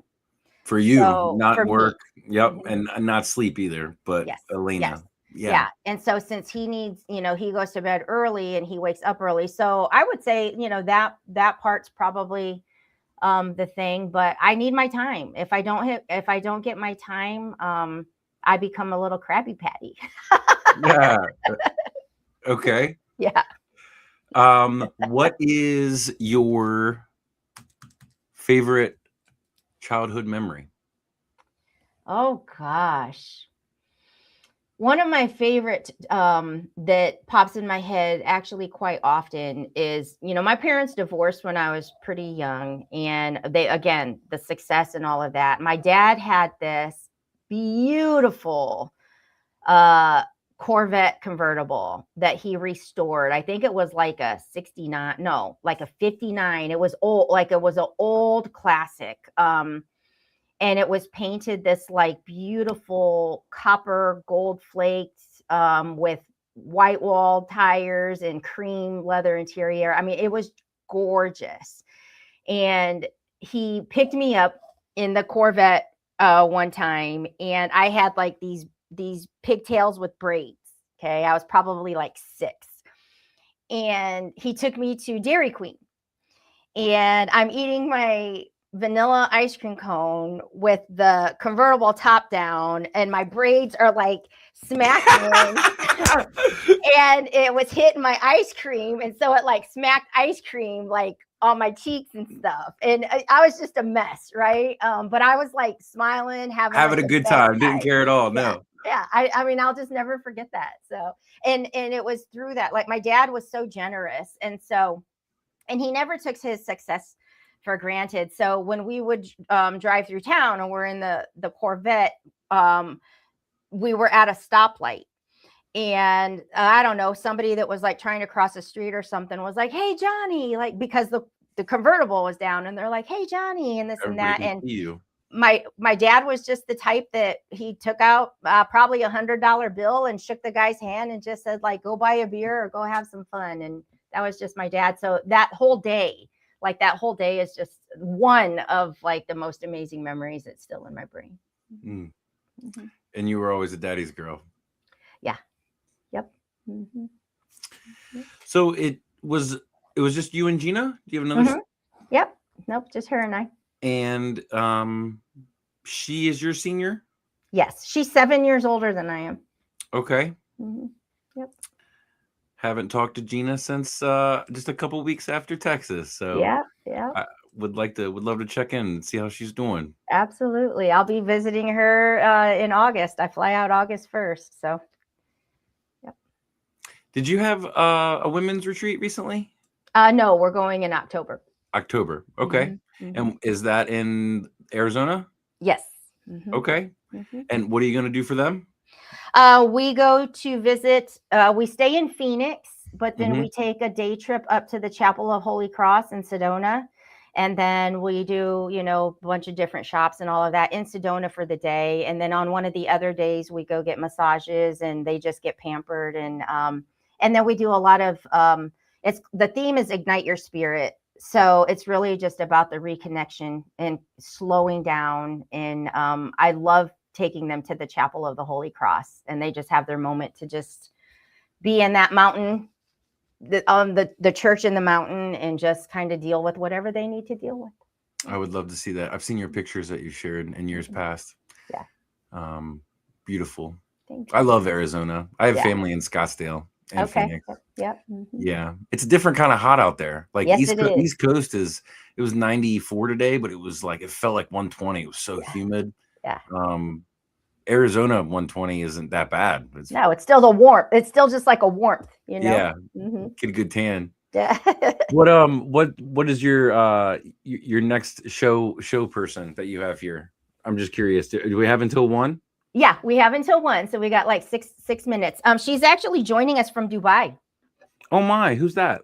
Her name is Leah, and we've never connected. She was connected through Laura that knows people. So we've got 3 joining us from Dubai in these overnight hours. Wow. Okay. All individual. Uh-huh. Okay. And so first time ever conversation with her is gonna. Yeah, I'll get to meet her for the first time while we're on. Mm-hmm. That is wonderful. Yeah. Okay. For some odd reason, you got to go tomorrow. You're gone. What's your last meal? Everything, all the trims, whatever, and who made it? Who cooked it for you? And it doesn't have to be just one person. It could be if you like grandma's potatoes or whatever. The funny thing is there's an Italian restaurant that's local here, and the owners of that Italian restaurant started their restaurant when my mom and dad started the restaurant. So I kind of grew up with them. But that Italian restaurant, they have one dish that's a white pasta with mushrooms and like broccoli. I love it. Like, I love it. And that would just be it for me. Very simple. Mm-hmm. Okay. And what's your drink? What are you drinking? Oh gosh, if I'm gonna have a drink, I'm going to probably say, if it's my last drink, I'm going to probably just have a cold Modelo. Yep. Cold Modelo with lime. I love that. I love Yeah. a Modelo. I want to end this with a banger with you. Mm-hmm. If you could change one thing about our country, what would you change? I would. Not just one, anything. For me, I come from a place where feeling like right and wrong is simply a label that is placed on something you either agree or disagree with. If you agree with it, it's right to you. If you disagree with it, it's wrong to you. But we all have things that we agree with and disagree with. And I think the one thing that I would change is that we all just accept that we don't have to be right or wrong, but we can just lead with love, honestly. And as cheesy as that sounds, I just think that we would resolve so much friction if we didn't have to prove to be right, because that's something that you just simply agree with. Somebody else might not. It doesn't mean that it is wrong. It just means that it's not right to you. So yeah, that would be it.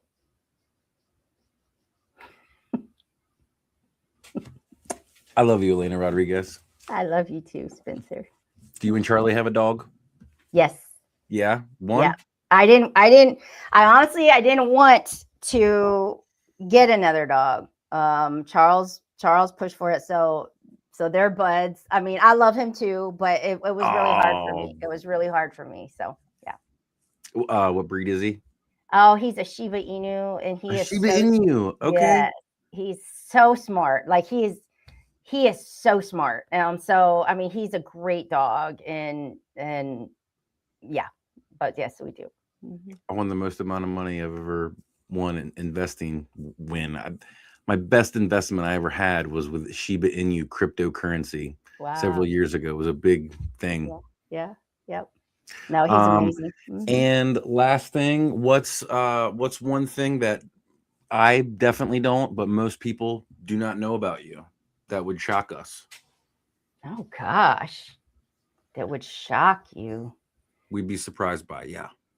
That I actually started a YouTube channel that is music that I'm writing and creating, and it's called La Reina. Reina. Yep, and she's my alter ego. Okay. So, yep. So the music is in it's English with some Spanish, and it's country, Tex-Mex, and it's just my total. It captures every side of me, and it's my storytelling. It's my way of writing and healing. So you can go to YouTube and put La Reina music, and you'll see all these songs. So I don't think a lot of people know that. Lorena, spell it out for us. LAREYNA music. I just wrote one this week for Why Are the Good Ones Taken Too Soon?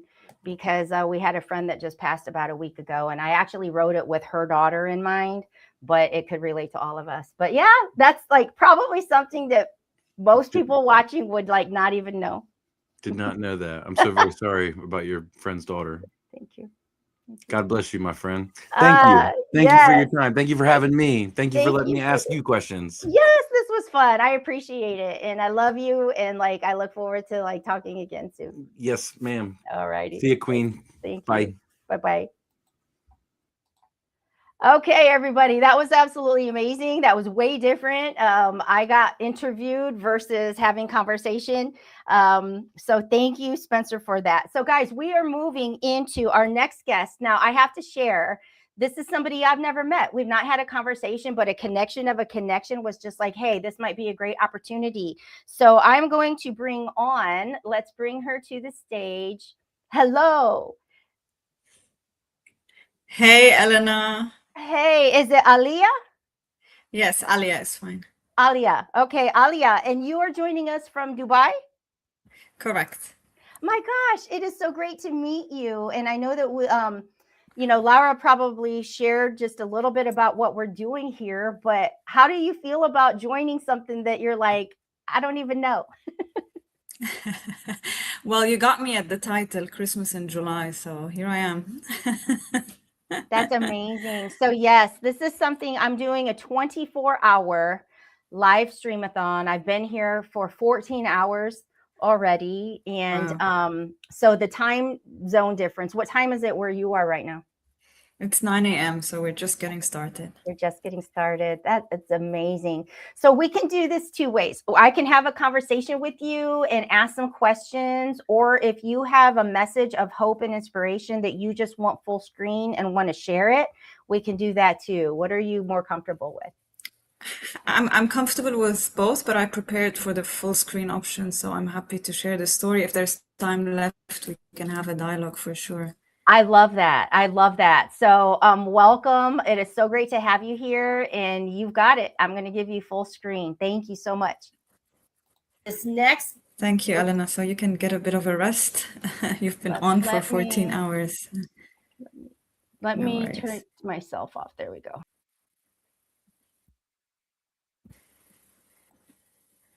All right. Am I full screen? Okay. So, good evening, good afternoon, good morning, wherever you are. I'd like to begin with a movie because one scene stayed with me long before I understood why. The movie is called Collateral Beauty. If you've watched it, it's by Will Smith and Kate Winslet. It's about a man whose life completely falls apart after an unimaginable loss.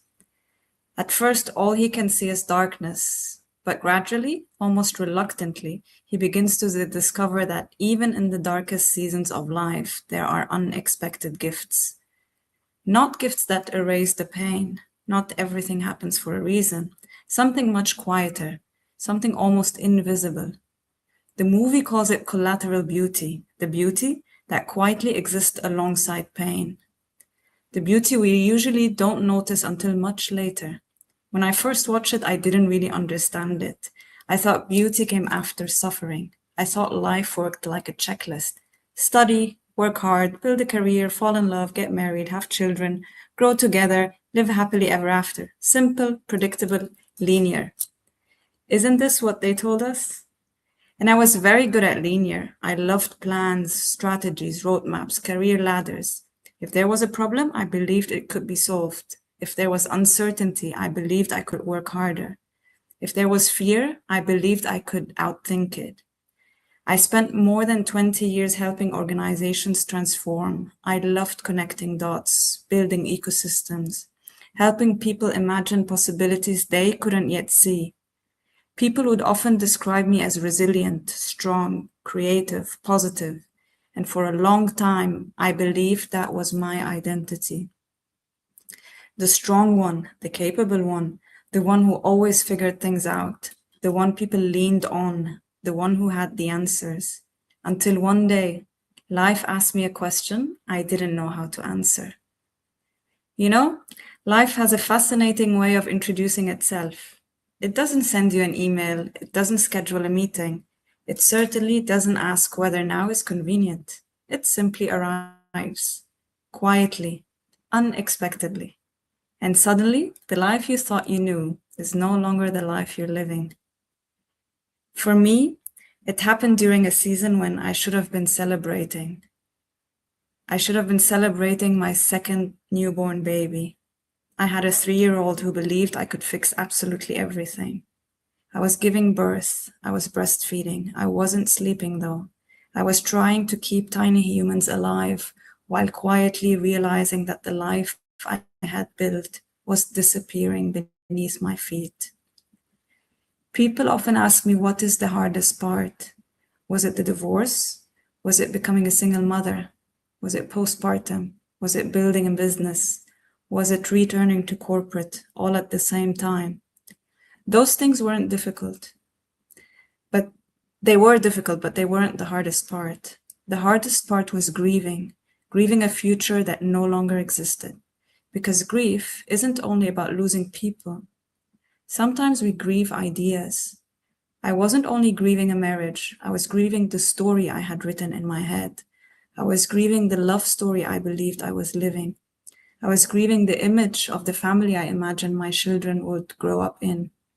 I was grieving the certainty that if you do everything right, life will reward you. I wasn't grieving reality. I was grieving an illusion. And somehow that was even harder. There were nights when 30 minutes of sleep felt luxurious. 40 days where I honestly couldn't tell you whether it was Monday or Thursday. I was breastfeeding, so medication was not an option. My body kept moving because it had to.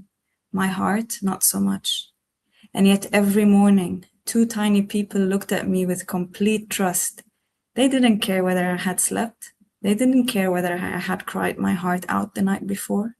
To them, I was still mom. Looking back, I sometimes think they saved me long before I realized I was being saved.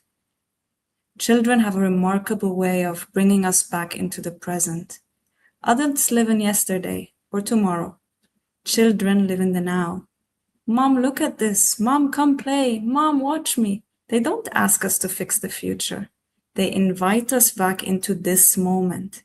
And sometimes this moment is enough. If you've ever been through heartbreak, you know something interesting happens.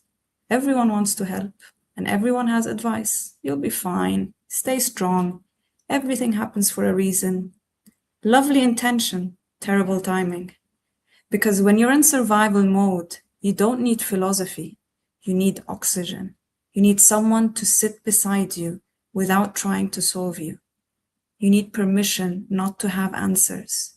And perhaps most importantly, you need permission to ask for help.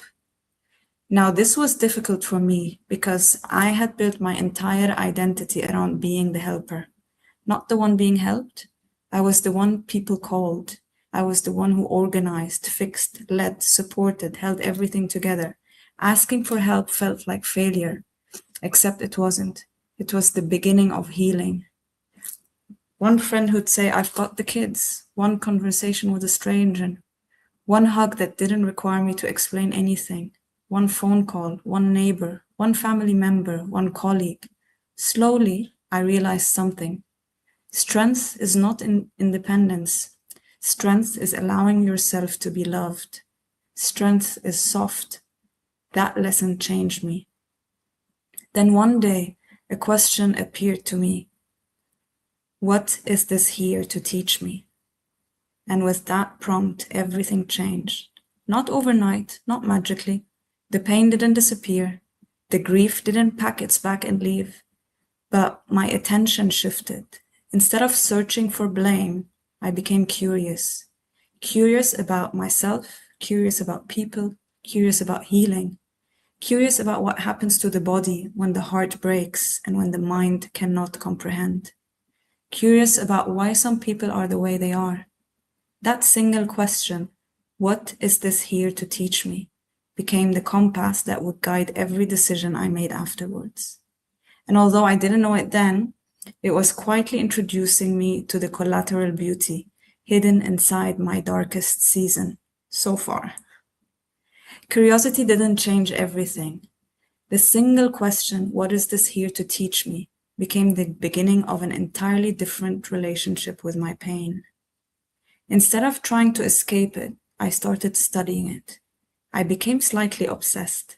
I became that woman, you know, the one if Instagram showed me an advert that said free healing workshop, I signed up. If someone posted comment heal and I'll send you a workbook, I commented. If someone offered an introductory coaching session, I booked it. If there was a podcast, I listened. If there was a book, I ordered it. I wasn't searching for another qualification. I was not trying to become a wellness guru. I was not looking for a miracle. I was looking for me. Because somewhere along the way, I had lost her. Not physically, emotionally, spiritually. I had become so good at taking care of everyone else that I no longer recognized the woman in the mirror. I was numb. So I became a student. Not of business, not of tech, not of leadership, not of being human, but being of human, I explored breath work, meditation, journaling, hypnotherapy, somatic movement, which is my favorite, IMDR, TRE, family constellation, inner child work, acupuncture. And I'm listing those in case you are on your journey too. So please go ahead, be my guest. All of them work. My favorite was the somatic dance, the psychology of personality disorders, or just personalities, attachment styles, shadow work, the nervous system, why our bodies remember what our minds try to forget. I read The Body Keeps the Score. I read It's Not You over and over. More recently, I smiled reading Let Them. Even my mug now has a label that says Let Them. Every book felt like another piece of a puzzle, not because any single one healed me, but because each one whispered, you are not alone. And perhaps that's what healing really is, not finding one perfect answer, but slowly collecting enough truth until you begin trusting yourself again.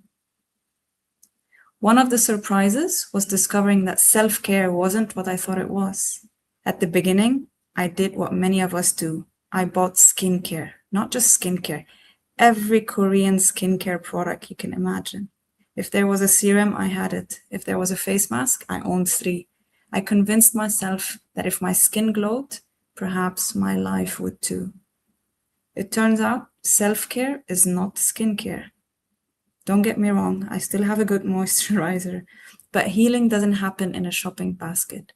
Real self-care looked very different. It looked like saying no without apologizing. It looked like sleeping when the laundry couldn't wait. It looked like asking for help before I reached breaking point. It looked like eating properly, moving my body, dancing, crying instead of pretending I was fine, canceling plans without guilt, choosing peace over proving a point, forgiving myself for not being superhuman, and perhaps the hardest lesson of all, creating boundaries. I didn't know that they exist. I used to think boundaries push people away. Now I know boundaries protect what love is trying to grow. They don't separate us, they teach people how to meet us. One children's book changed me forever, The Hotel of Feelings. Imagine every emotion checking into a hotel. Joy arrives, we give it the penthouse. Love arrives, we throw a party. Hope arrives, we tell everyone. But when grief checks in, we pretend the hotel is fully booked. When anger arrives, no vacancy. Fear, absolutely not. Shame, we'd rather renovate the whole building. And yet, those guests don't leave. They simply wait in reception. They become louder. They start knocking on doors. Healing wasn't inviting happiness to stay forever. Healing was finally saying to sadness, I know you're here. Come in, let's have a conversation. That changed everything, because emotions are visitors, no identities. I wasn't broken. I was grieving. There is a difference. People sometimes ask me, when did you know you healed? I don't know if I am. I am healing. Present tense, not healed. Healing isn't a destination, it's a relationship. Some days I still get triggered. Some days old stories knock on the door. The difference is they no longer unpack their suitcases in my grand hotel of feelings. They visit, I notice them, I listen, then I let them leave. That's progress, not perfection. My faith also changed. When everything else became uncertain, my relationship with God became simpler, much simpler. I stopped negotiating. Instead, I found myself saying, what are you trying to show me? For me, 2 beliefs carried me. The first, God wanted my heart back, because somewhere along the way I had started placing other things above Him. The second belief was this: sometimes God removes what looks good because He can already see something better, not easier, better. At the time, I couldn't imagine that could possibly mean. Now I understand. One of the greatest gifts of this season was not something I learned. It was someone I became. I became softer, not weaker. There's a difference. I cried more. I laughed louder. I hugged deeper. I listened differently. I stopped trying to impress people. I started trying to understand them. Because when you've sat with your own pain, you recognize it in someone else's eyes. Now, when I meet someone, I often know, not because I'm psychic, because pain has a language. Sometimes people smile with their mouths while their eyes are asking for help. Sometimes the strongest person in the room is carrying the heaviest story. Now, instead of trying to fix them, I simply become curious, just as others once became curious about me. And perhaps that is one of the greatest forms of love, to stay with someone's story without rushing them to be happy ending. Then something unexpected happened. As I slowly started putting myself back together, life brought extraordinary people into my world, including Lara. Not people I had gone looking for, people who simply appeared. A conversation, a stranger, a workshop, a mentor, a friend introducing another friend. Every single one seemed to arrive exactly when I needed them. At first I thought, what incredible luck. Now I wonder if healing has its own frequency. Perhaps when we begin changing, the people around us begin changing too. Or perhaps we finally notice the people who are always there. One friend once said to me, the people you're meeting are mirroring you. I'm still trying to understand that, but I do know this. The more I become myself, the more my world filled with people who gave me permission to stay that way. And without knowing it, they were preparing me for something I never planned to build, something called Fab Cards. And that's where my story took a turn I never saw coming. So there I was, healing, or perhaps more accurately, becoming. And then one morning, over coffee, a business coach said something that completely changed my direction. She listened to my story, she listened to my career, she listened to everything I had done over the years. Then she looked at me and said, Alia, you should not be exchanging your time for money anymore. I laughed. She continued, you should build something that works while you sleep. I thought, while I sleep? That's adorable. Because at that point, I wasn't sleeping. I had a newborn and I had a toddler. Sleeping wasn't part of the business model. But her question stayed with me. If I wasn't going to sell my hours, what could I create? So I did what I had learned to do. I became curious. Not what business should I build? Instead, what do I naturally do? What do people come to me for? What gives me energy instead of taking it away? What would I happily do even if nobody paid me? What is my gift to the world? And one answer kept appearing. I inspire people. Not because I have all the answers, but because I ask different questions. I've always connected dots that other people couldn't yet see. I've always loved bringing people together, building ecosystems, helping ideas find each other, helping people rediscover possibilities. And then another word appeared, play. Children don't learn because someone gives them a PowerPoint. Children learn because they play. Somewhere between childhood and adulthood, many of us stop playing. We become efficient, professional, productive, busy, very serious. We stop coloring outside the lines. We stop asking ridiculous questions. We stop imagining impossible things. We stop being curious. I don't think creativity disappears. I think it simply gets numbed. And I wondered, what if play isn't childish? What if play is actually one of the most intelligent ways we learn? What if curiosity is a leadership skill? What if innovation begins with wonder? And that was the beginning of Fab Cards, which I named after my kids and I, Fayrouz, Alia, Badr, Fab. Not a business, a belief that every human being already carries incredible ideas. Sometimes all they need is a better question. That's why the cards aren't designed to give answers. They're designed to unlock answers that already exist inside you. Because I've learned something about life. Most breakthroughs don't arrive because someone gives us advice. They arrive because someone asks us a question we've never considered. One beautiful question can change a marriage, a business, a career, a friendship. Sometimes it can change a life. The question that changed mine was, what is this here to teach me? Everything that came afterwards came from that question. People often ask me why I call what I do serious fun, because somewhere along the way, we've convinced ourselves that serious work must look serious, that boardrooms cannot laugh, that innovation must be complicated, that leaders should always have answers, that adults shouldn't play. I disagree. Some of the most profound conversations I've ever witnessed began with people laughing, playing, drawing, picking a random card, looking at an unexpected image. Then suddenly, the masks came off. The titles disappeared. The real conversation began. The CEO became human. The intern became brave. The quiet person found their voice. The room changed.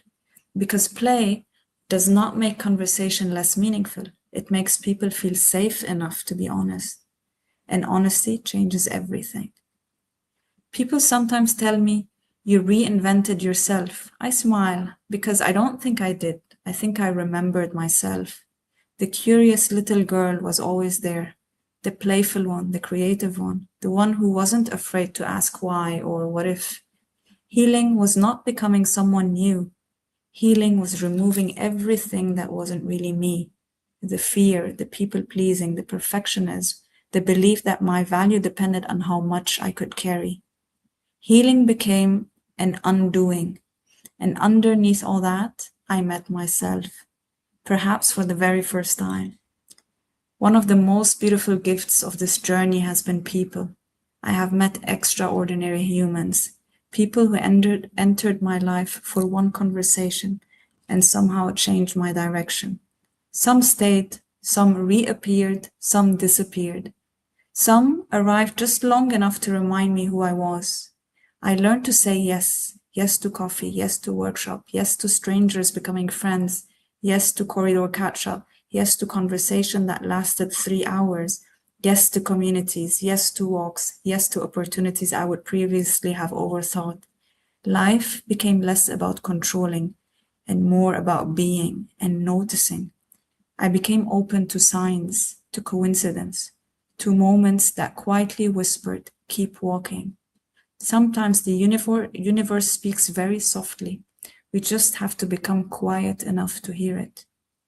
Today, people sometimes come to me when life falls apart, perhaps because they know I've been there. Sometimes they ask, what should I do?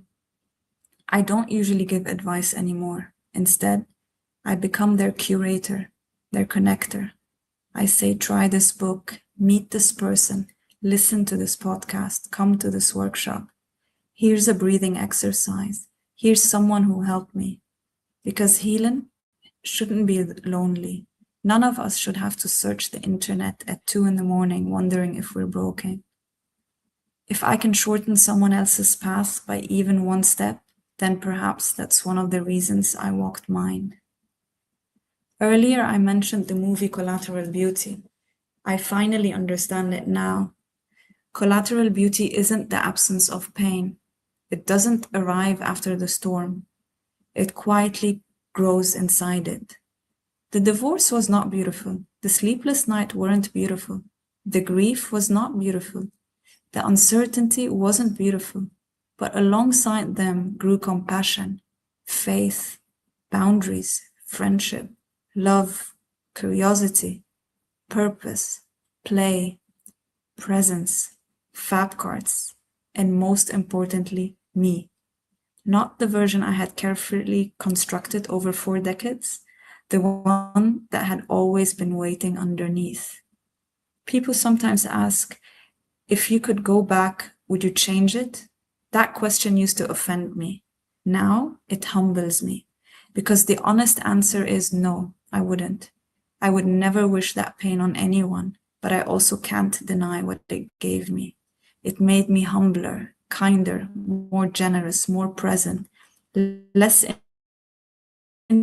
interested in proving myself, more interested in understanding. It taught me that asking for help isn't weakness, it's wisdom. It taught me that boundaries are acts of love, that motherhood comes with a responsibility to end generational trauma. It became the place where I learned the deepest lessons about presence. It taught me that healing isn't clear, neither is life. It taught me that joy and grief can sit with each other, ground hotel of feelings. Just like yin and yang, giving into the other. Without winter, spring wouldn't feel like a miracle. Without darkness, we'd never notice the stars. There's a scene in The Lion King where Rafiki looks at Simba and says, "The past can hurt, but the way I see it, you can either run from it or learn from it. I choose to learn, not because I was brave, because I became curious. Curiosity saved me. So if you're here today and life feels heavy, if you're in your own pitch black chapter, I don't want to tell you that everything happens for a reason. I don't know that. I don't want to tell you to stay positive. Some days that's impossible. Instead, I like to leave you with one question, the question that changed my life. What does it teach you? Not because it removes pain, but because it transforms your relationship with it. Keep asking, keep listening, keep becoming.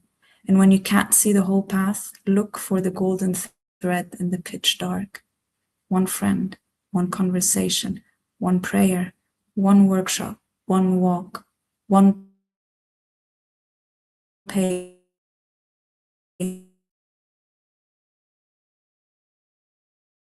one breath, one small act of courage. Hold on to that thread. It will lead you home. I'd like to celebrate something different. I celebrate every version of me, the ambitious one, the exhausted one, the heartbroken one, the frightened one, the healing one, the playful one, the mother, the entrepreneur, the executive, the queen, the woman who cried on the bathroom floor. Single one of them brought me here. The girl, Alia, everything is going to be all right. Not because life will become perfect, but because one day you will follow you, and I celebrate you too.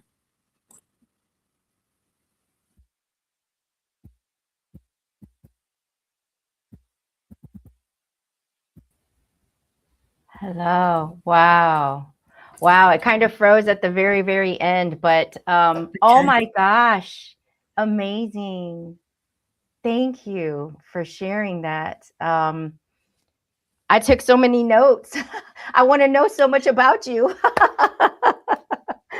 Tell us, we have like just a minute. Tell me a little bit about Fab Cards. Like, where can we learn more about this? I mean, I want to schedule a meeting with you to talk about this, but for those that are Let's do watching, this. yeah, like where can we learn more about Fab Cards, or is there a website or something? There is a website which I'm happy to share if I can. I think I can join the chat. I'll put it in here. Okay. So Fab Cards is a 52 card game for businesses and or people who have ideas or a problem statement. And these cards are images on one side and a prompt, a question on the other side. And the way it works is you play the cards, you look at what it inspires you, whether the image or the question. You can play it just in a cards mode, or you can play it online where I have an AI engine built into it.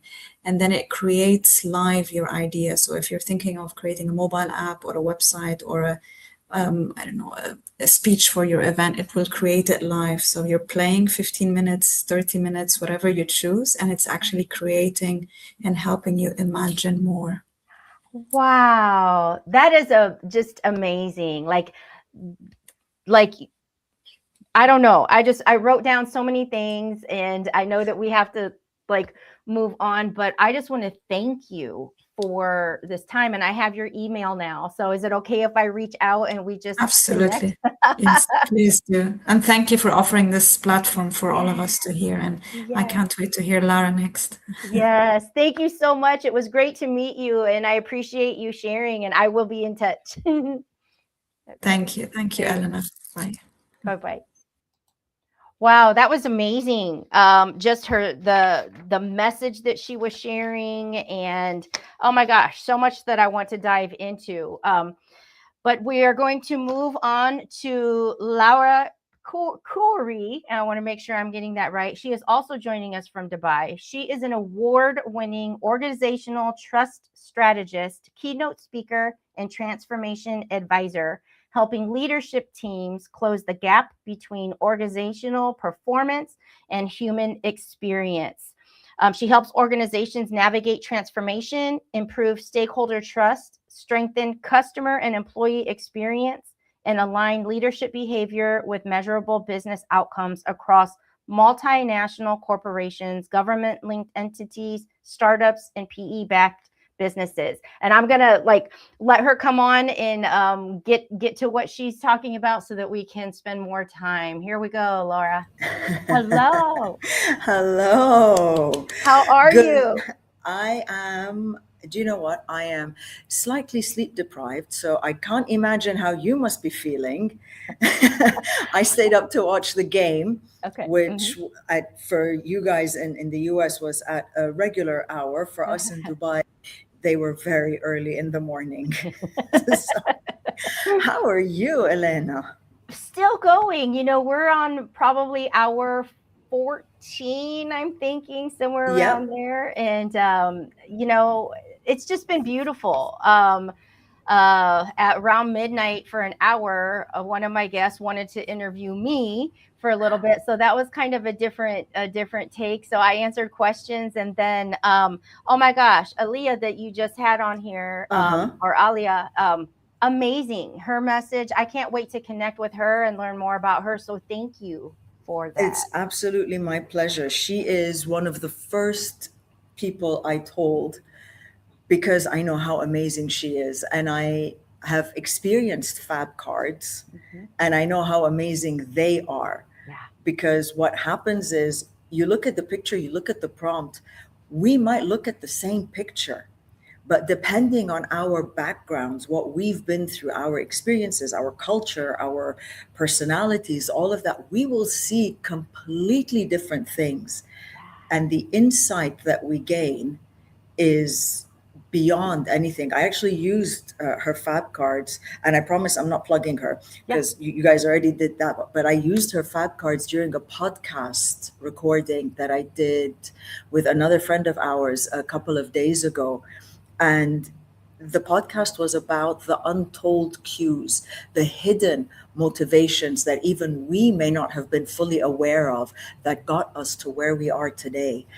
And some of those cards, like I looked at them and they spark something in me. There were some aha moments and insights that I got that I didn't even know I had until I saw those. So definitely connect with Alia. I know that the two of you will find beautiful things to do together. Yeah. Just hearing what she had, the speech that she delivered, but then just my curiosity over the Fab Cards now. I'm like, oh yeah. I'll be connecting with her next week. So amazing. So let's talk about you for a little bit. Now, I can't remember if you wanted full screen or if we were going to just have a conversation. We're having a conversation. Okay. Absolutely. I know that I made my notes, but by this point, I'm like, I don't know.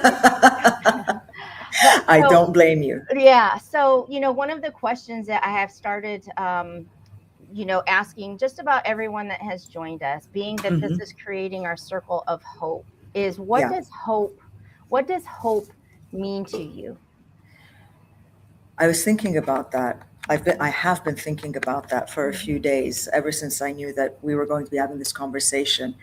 And what I realized is that for me, hope means different things depending on what I'm going through in life.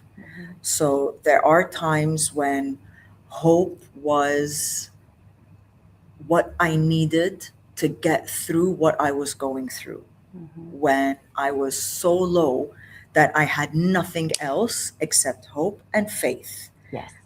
And the faith was also tied to the hope because I had to hope that there was a reason to have faith, not just hoping for hope's sake. Yeah.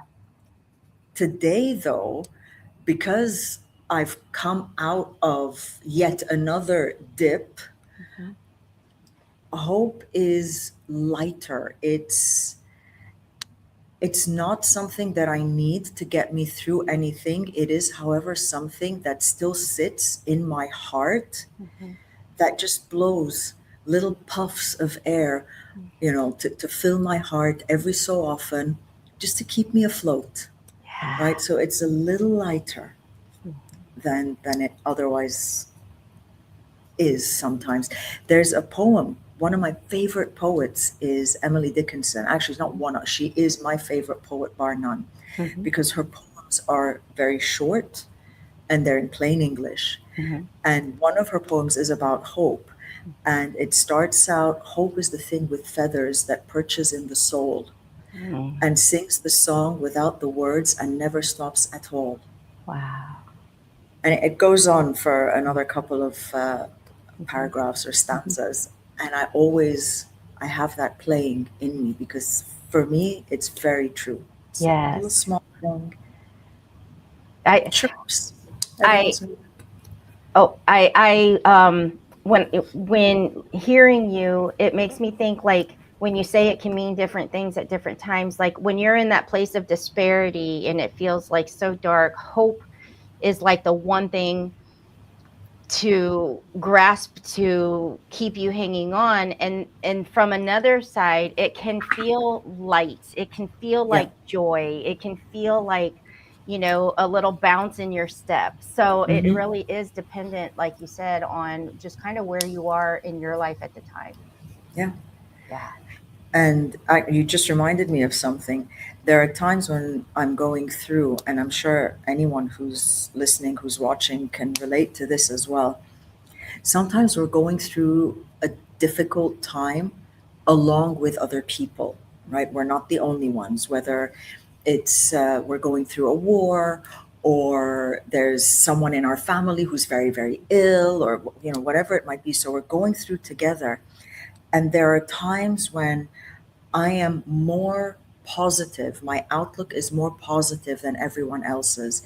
And they will ask me, whether it's my sisters, my mom, my friends, they will ask me, how can you be like this? And my answer is always the same. I have to have hope, because giving up is not an option. And it's not false positivity. I'm not lying to myself about what I'm feeling. I'm not lying to myself about what we're all going through and what the potential outcomes are or could be. It is hope and faith that no matter what, we'll overcome that as well. Yes. And for some people that haven't, do you think that hope strengthens when your faith strengthens? Like, for those that might be kind of low on the faith meter, do you think it's hard for them to actually have that hope? So when they hear somebody, in that faith-filled, hopeful space, and they're kind of like, I mean, to me, it goes hand in hand. That's a beautiful question. And I'm very glad that you asked it, because it gives me an opportunity to clarify. I didn't always have faith. My faith developed. So I'll go back a little bit.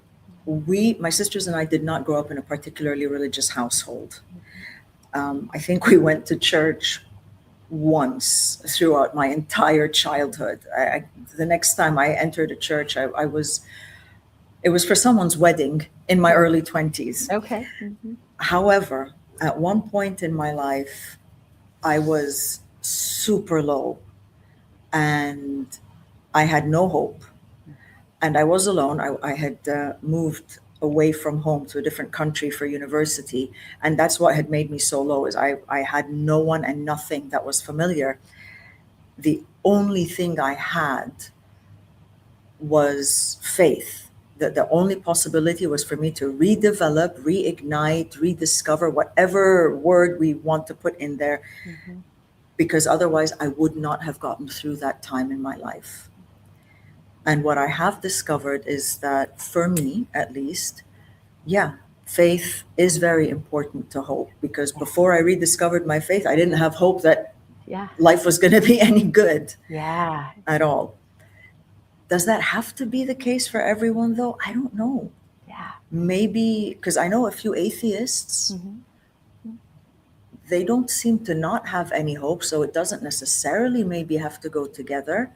However, what you said, faith strengthening hope, at least my experience, that is the case. Yes. Yes. You make a great by sharing that. So in looking at where you are today and knowing that you come from a time in your life where it might not have been like that, what would you tell yourself?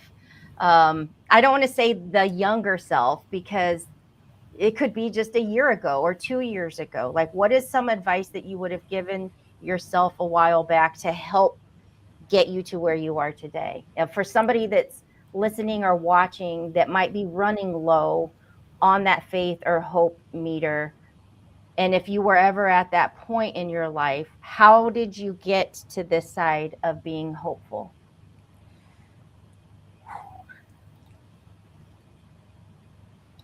How did I get to this side of being hopeful?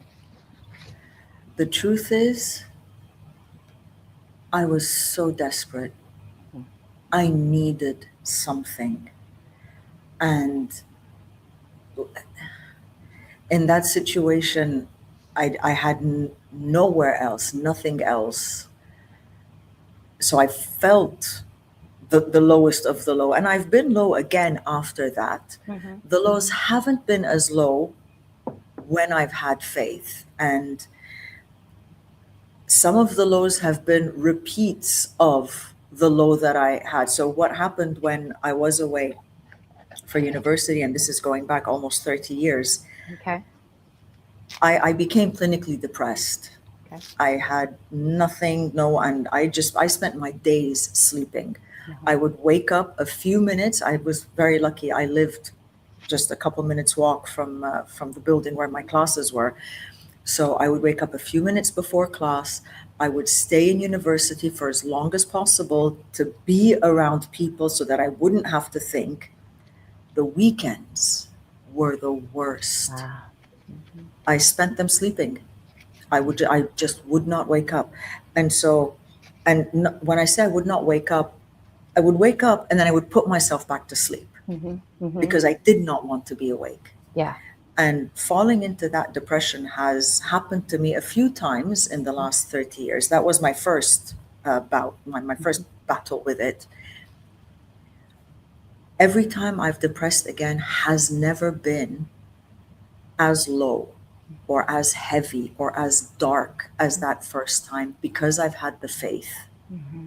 Because I had some, and I do say this, I've said this very many times over the years since I rediscovered my faith, there is a part of me that feels sorry, not sorry in a pitiful way, sorry in a, I wish I could help you with this way, for people who don't have faith. So, the atheists that I know, when they're going through a really tough time, I don't know what to tell them. And I feel really sorry for them because I want them to come out of it.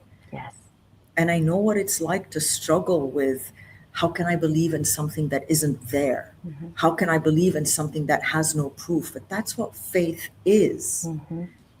And sometimes that belief is, instead of being heavy because we're questioning it and its validity and its accuracy and all of those logical things, sometimes if we can just move away from that, and instead of questioning it to find reasons why not, question it to find reasons why yes. Yes.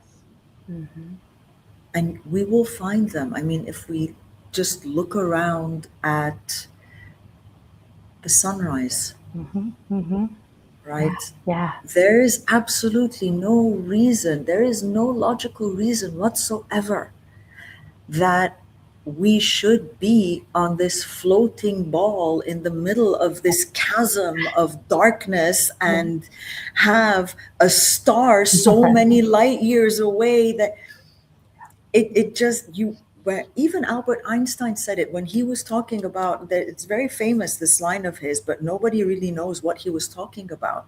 The line is, God does not play dice with the universe. Mhm. Mhm. And what he was referring to is physics. There has to be a divine source for everything, for gravity, for inertia, for black holes, for all of it. Because for all of this to exist without some divine source, that's too much coincidence. Yeah. That's playing dice with the universe. That it can't be. Wow. Mhm. So when you're talking about that, like I have two sons, right? Mhm. And my faith is like it can move mountains, right? You have the faith that it's the foundation of who I am and everything. But yet my youngest, he is the science proof. Okay. So he has a level of faith as he's growing older. He's starting to see things as he matures. But for all these years, it was science. He had, for every reason that my faith could answer, he had a scientific answer, right? And so I think it is amazing when, kind of how you said, some of your friends, even though he wasn't atheist, he just still had a hard time. And Mhm. it's amazing when you can't make somebody believe, you can't convince them, to see it your way. You just have to feel it, and it has to be such a personal choice. And so I like to share that sometimes, because my faith walks before I do. It enters the room before I do. And yet my own child, I couldn't make him feel how I feel. And so I think that that's really important to share, how sometimes it's hard to have those conversations of that hope and the belief that it'll get better when they just don't see it as faith being a source for all of that. It's hard. It is. It can be. Yeah, it can be. And one thing I would say, in case your son is watching, sure, question. Try questioning to find a reason why rather than a reason why not. Yes. See if that shifts anything. Yeah. Because honestly, rediscovering faith saved my life. I don't know how. And I remember the lowest point was when I came back for Christmas holidays. So it was the end of my first semester abroad. I came back home the night before my flight. Like I'd been feeling panicky the whole time. I hadn't rediscovered my faith by then. The lowest point, at some point in the evening, I don't know what happened, and I literally threw myself at my mom's feet and I begged her, please don't send me back. I'll die if you do. Wow. And so coming out of that, looking for a reason to have faith, like it's big. Yeah. Wow. It's big. Wow. So if somebody's tuning in right now and they are sitting in that rock bottom, they are sitting in that struggle, what is a piece of advice that you would give to them to help them get up and keep going? What would you share with them that was a starting point for you? Two things. Number one, what I say is not necessarily the right way. It was right for me. It may not be right for you. So please don't do it. I mean, please don't take what I'm saying as that's what you have to do. And if it doesn't work, that's not it. It's a suggestion. try, see what happens. And the second thing I will say is, when you rediscover faith, there will still be times when you feel like, why? You will still question. I do still question. My faith, it's not that blind faith, like I only have, no. The questioning is different. It's a questioning of, and I do say this when I question, I say to God, I say, look, I'm very sorry. I don't mean to not have faith. I don't, I do. I am human and I'm going through something. And so this is why I'm feeling this way. This is why these thoughts are going through me. Just because we have faith doesn't necessarily mean that we won't question. I mean, my mom questions. I don't know if my dad has. I know my mom has. I know other people who have, because whenever we're going through really tough times, it's natural as human beings. We're not perfect. We're human. Absolutely. And, and I want to kind of make sure that we have time to switch gears a little bit. I want people to get to know a little bit about you. I want you to kind of share some of the work that you do, because you're new to my audience, and, you really stepped forward to serve in this space to help me. And I want to make sure to give time for you to share some things that you're working on, or, just kind of the work that you do in this world, so that we can hear about it. Thank you, Elena. So first of all, thank you for giving me this platform. It's absolutely my pleasure and my privilege to serve you and your listeners, because what you're doing is just so beautiful. So thank you very, very much. And what I do actually stems from what I've been through. So I didn't always do what I do. And the bio that you read, every time I hear someone read my bio, I do think sometimes, wow, that's me. Gosh. Because it's not something I planned in the way that it happened. When I think about it, I now realize I didn't have another choice. Life was always going to go this way for me. Because what I do is I work with organizations. So I used to be in corporate, I should say that first. And I did the whole climb the corporate ladder. And then at one point, I got to another very low point in my life. And I started having this crisis, thinking, is this, there has to be more for me, for my life, than this. Not because I had a bad job. I had a wonderful job. I really did. And I lived a beautiful life. It just wasn't enough. It wasn't filling my need to serve in the way that I wanted to serve. And so what I do now is I work with organizations that are experiencing some kind of internal, call it crisis of faith, existential crisis, whatever it is. Something isn't working. People are unhappy or are unproductive. There's high turnover. They're not hitting their revenue goals. All of these commercial business things that need to happen just aren't happening. And I go in there and I look at process. I look at procedures. I look at quality management. I look at all of that. And I also look at values. I look at behaviors. And how do they complement or not each other? So one example that I have, I was working with a client, and they happened to be offering a very specialized service. In fact, they were the only ones in their particular market offering that service. And I'd been called in to give them a workshop on how to better work with each other to be more efficient, more effective, and give their customers a better experience with them.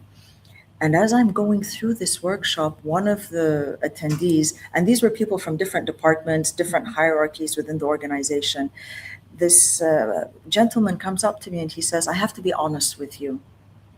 I don't know why we're here, because we don't have to care about any of this. No one else does what we do. And right there was the reason that they were in that room. Wow. Because what he was saying to me, unbeknownst to him and everyone else, is that what he was doing, the processes, the procedures, that it didn't matter. He didn't have to perform well because customers couldn't go anywhere else. Wow. So he didn't have to. There might have been an internal service level agreement, like when you get this request from that department, action it in this amount of time, because of regulations of this or quality assurance of that. And what he was saying is, I don't pay attention to that. Wow. Don't need to. Yeah. So that was the big aha, where I could then go to the organization and say, listen, this is a piece of feedback that I got. We need to know if more people feel that way. And then we need to know why they feel that way so that we know how to address it for everyone's benefit. Because imagine, he doesn't do something on time or in the right way or fully, whatever it is. His colleague who's waiting for it is now negatively impacted. Whoever else is waiting for that negatively impacted colleague to be able to do something for them is also negatively impacted. And there's a domino snowball effect that starts where everything just falls apart. Yeah. And the next thing you know, people are unhappy and they want to leave and they feel they work in a toxic environment and all kinds of things. So that's what I do. I go in and I diagnose and I look at, okay, well, what medicine do you already have? Processes, procedures, workshops, whatever. What medicine do you already have in your medicine cabinet that we can use? And what medicine do we need to buy? Wow. And we will fix it. Wow. And I come from a corporate background too. And I worked in the revenue cycle in a big hospital system. And, same kind of with me. There was this mentality that there was no desire for growth and innovation and to try something new. It was like, no, this is how we've done it. This is how we always are going to do it. And we're just going to sit there. I was there for 4 years. And when I realized, like, we're just tossing the same problems around and nothing's really getting done, I had to just step out because I thought this can't be it. It was a good job. It was, it was stability and could have retired, but I thought, I'm just passionless. Yeah, I feel you. And that's one of the ways or one of the reasons that organizations lose people who actually, they did want to be there. They do believe in what they were doing. They believe in the mission and the vision and the impact and all of that. It's just the way the values, the behaviors, the way things are happening, the environment that things are happening in, that's what's and it's so easily fixable. It really is. I've done it for so many organizations. I've done it with so many organizations over the years. It's so easily fixable. That's amazing. That's amazing. So one more question for you here. Of course. What is one dream in your life that you're actually still pursuing? What is a big goal, a big dream, or something that just lights you up? It is why I do what I do. So one of the whys, and really the how, is because of my past. The one that keeps me going is because of the future. I don't have kids by choice, did not get married, did not start a family. I look at my friends' kids, my sister's kids, and I think to myself, I need to make this world better for all of you because you deserve that. And that's why I do what I do, because even with AI now and all of the changes that are happening, there will always be a need for people to work together, which means that there will always be a need for people to understand and behave in ways that ensure that they can work together to achieve a positive outcome for each other. I love that. That's why. I love that. Oh my gosh, thank you. Thank This time is just going so fast. It is really amazing at how fast this time goes, because I love these conversations. And so I thank you so much for joining us here on this 5th annual Streamathon, but I actually look forward to staying connected. Thank you. We are definitely staying connected. Thank you so much, Elena. To everybody who is watching, who is listening, thank you all for being with us as well. Have faith. It does get better. There will be dips. You're good. Yes. You got this. Yes. Amen. Thank you so much. Thank you so much. We'll talk soon. Okay. Bye-bye.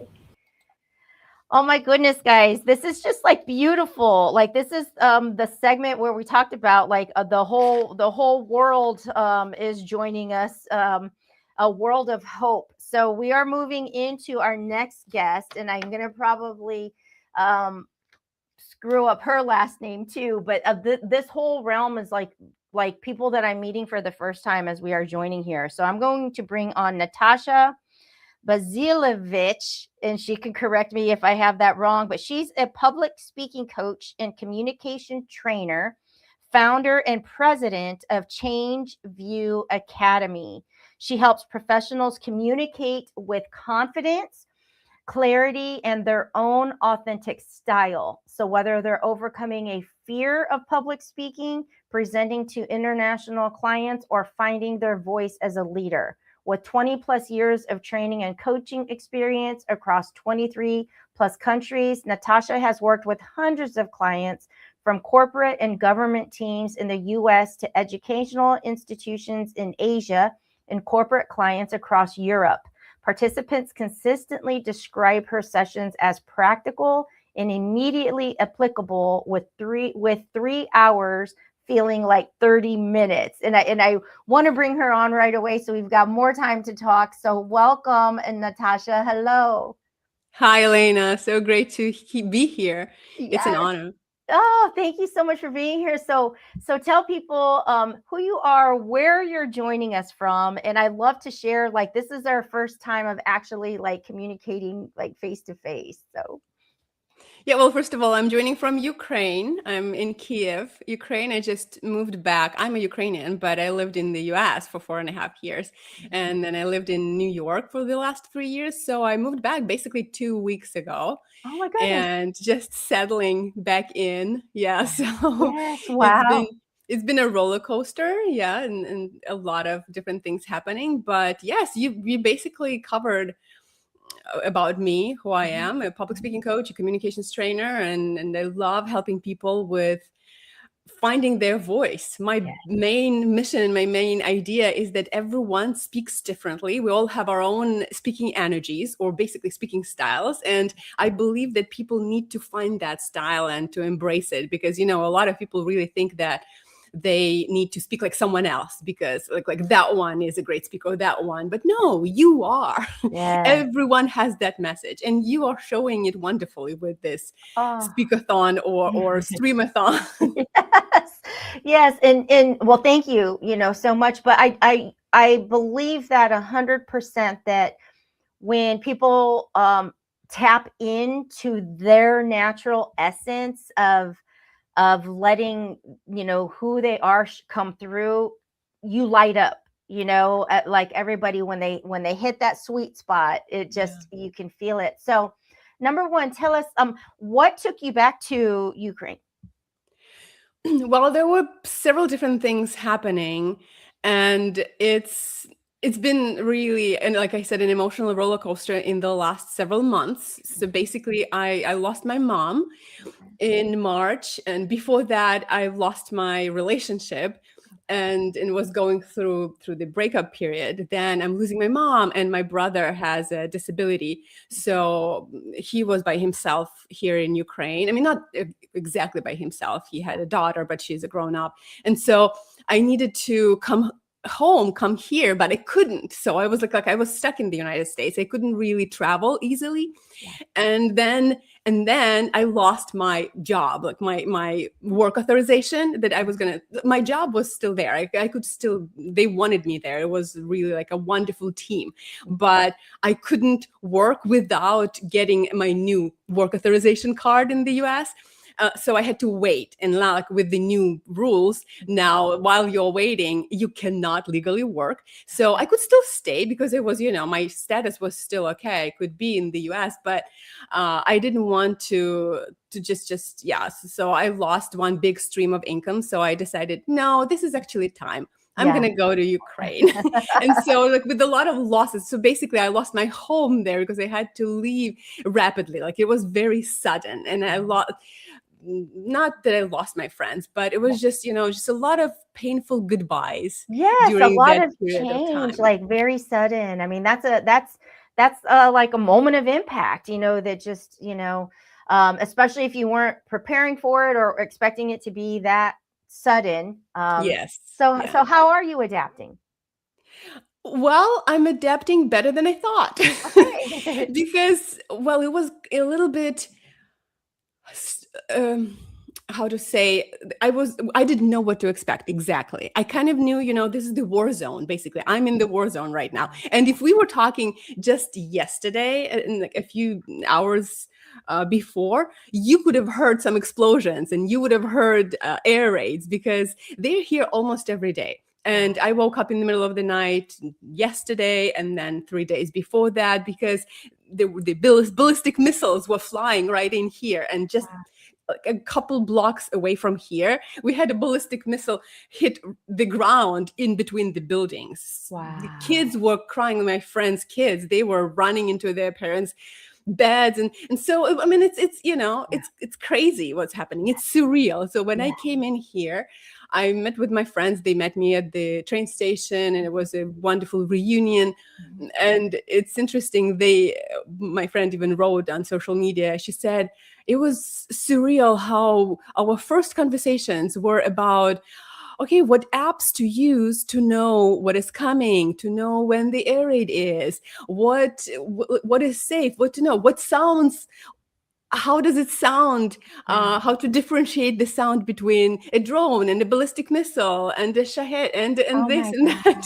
And like the air raid, actually, the sound of air raids is different. It's first it's like hide people, and then it's like it's over. And my friend was joking that when the air raid is over, when it says it's safe, guys, okay, that's fine, then it sounds kind of like the ice cream truck, and then I noticed it's true. It does sound a little bit like, it's like a little merrier, like, Oh my gosh. Wow.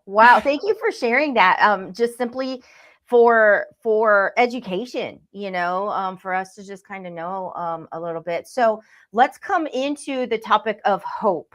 So, I mean, you're learning these things. You probably never thought you would have to like learn and discuss these things. And so what does hope mean to you? What does that look like in your life today, as opposed to maybe what you thought hope was 10 years ago or something? Hope became very tangible.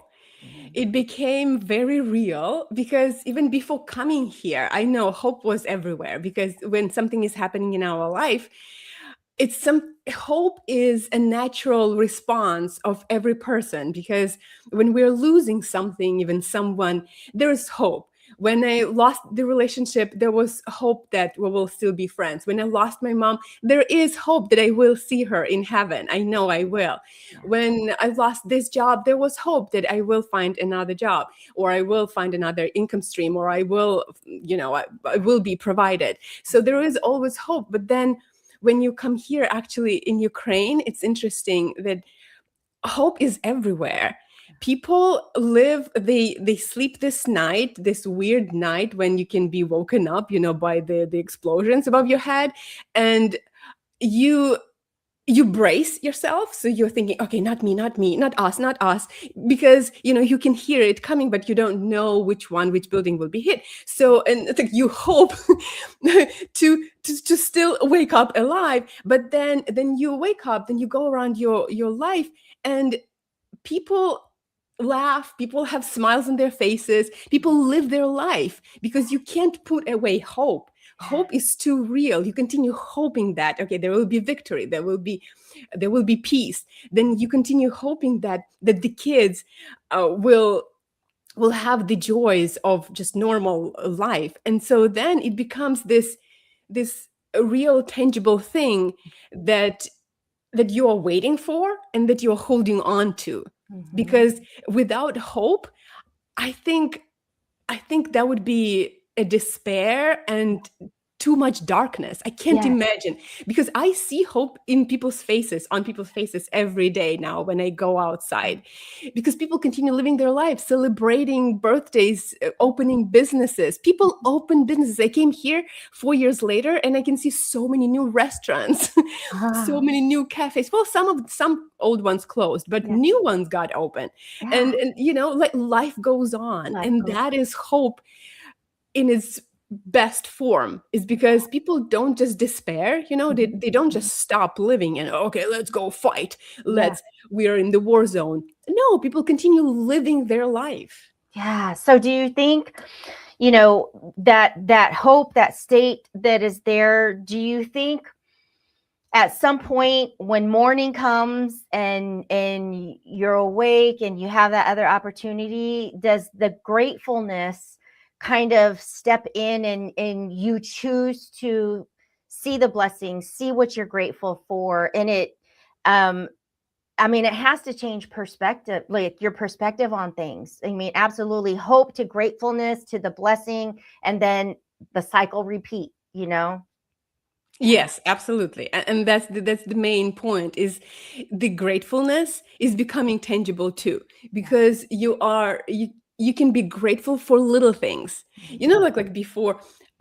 For me, I would say before, but in general, when we are thinking, okay, I'm grateful. What are you grateful for? Tell us 3 things you are grateful for. And you're like, well, I'm grateful for the blue sky and the peaceful, like a lot of times we're like, peace in the world. I'm grateful for my friends, and I'm grateful for my job. It's like, it's easy to find 3 things, but do we really feel that? Do we feel grateful in our core when we're like, I'm ready to fall on the ground with my face down in front of God and say, Jesus, I'm grateful. I'm grateful that I'm alive. I wake up in the morning and I'm grateful that I'm still here. I'm grateful that my friends are alive, that my family is alive. And I'm grateful that this country is still here, that I can also. So gratitude becomes real. Not that anybody else doesn't feel that, but it becomes more like you can sense it, you can feel it with such like it's permeating in every cell of your being. Like yes, wow.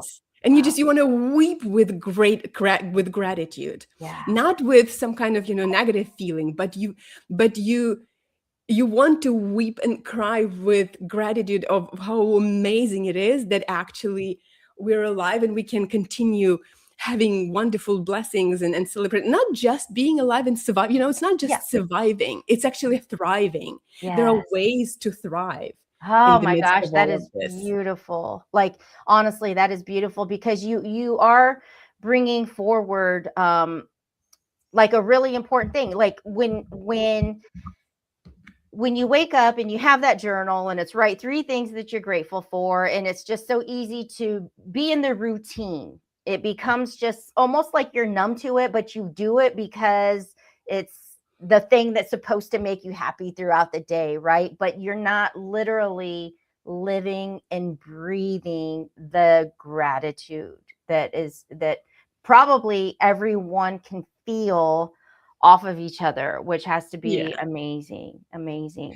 Yes, so, it's like all senses, like you were saying, it's like all senses, they became sharpened and like very acute, and you can sense and you can feel everything on a higher level. And I actually didn't feel that way before I came here. But here it's like, it's almost like, you live every day like the last day. And so you can feel everything stronger. Yeah. Like Yeah. seeing friends, getting all these blessings, and all of that is yes, gratitude. Gratitude. So with that, is there a dream that you have in your life that you are pursuing, or that this goals, visions, like what do you want to do with your time here on earth? Well, I have my mission and I want to continue doing it. I want to help people find their voices and speak up and share their messages in their own style, because I see so many people who, a lot of them are introverts.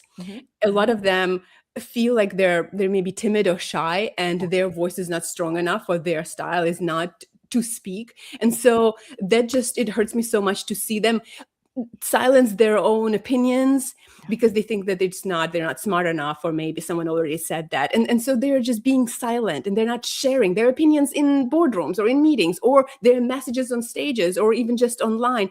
They're not sharing it because of something. And there are several different reasons why they're not doing it. So my mission, and I got on this mission and I continue doing it.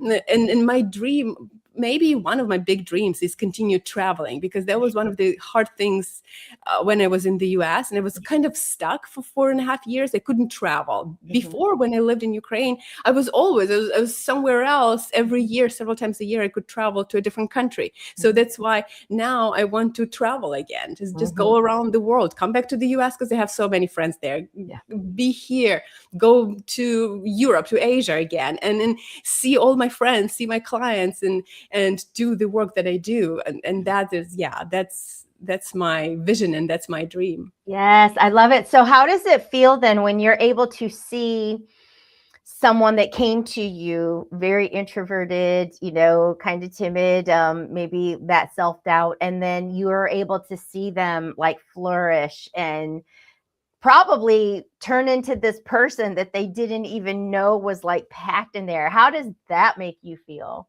Oh, it makes me get goosebumps. I get this feeling. Well, you probably have had that experience, because it's like every time you teach someone something, you can see that they're getting the skill, they're changing their attitude, they're becoming like this a person who had a fear of public speaking, and then she starts her own business, and she starts making videos, and she created this school for teaching Spanish. And so it was her dream, and then finally you can see someone else's dream being fulfilled. It's like something gets filled up in me, like when there is a little bit of a vessel, or like emptiness, and then suddenly it's like just an overflowing, because it's like, so I get this kind of like this overflowing feeling of, I just want to hug the world. I love that.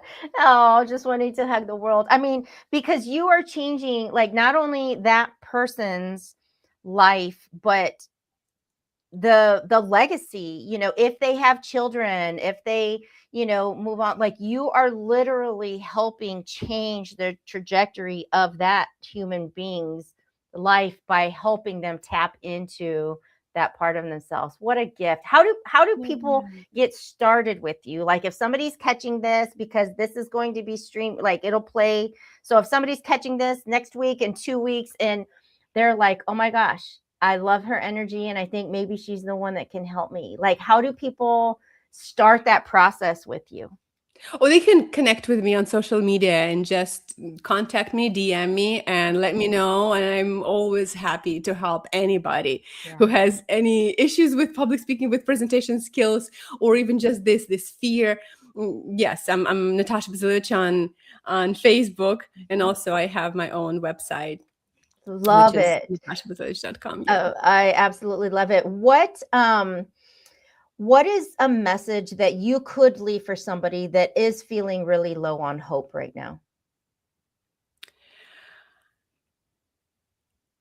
There is one thing that I want people to think about. If you feel low on hope, maybe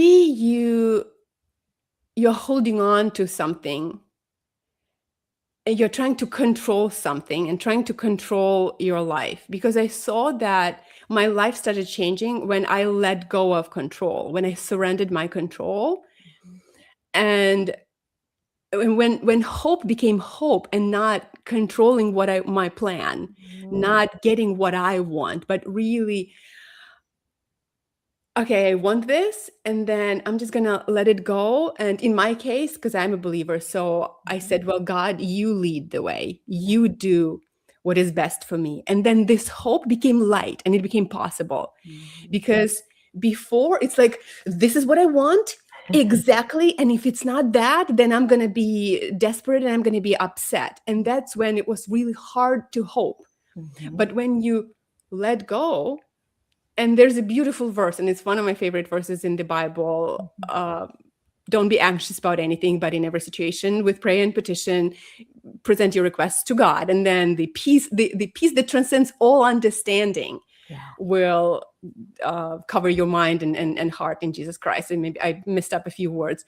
But the idea is, when you're anxious, give it to God, give it to whoever you believe in, or just let go and surrender. And you will see how that hope, because that's what happened. And I have tangible results. I had all these losses. And because I was trying to control, I had my own idea of how, but then, life happens and you can't control it. It's an illusion. You can't.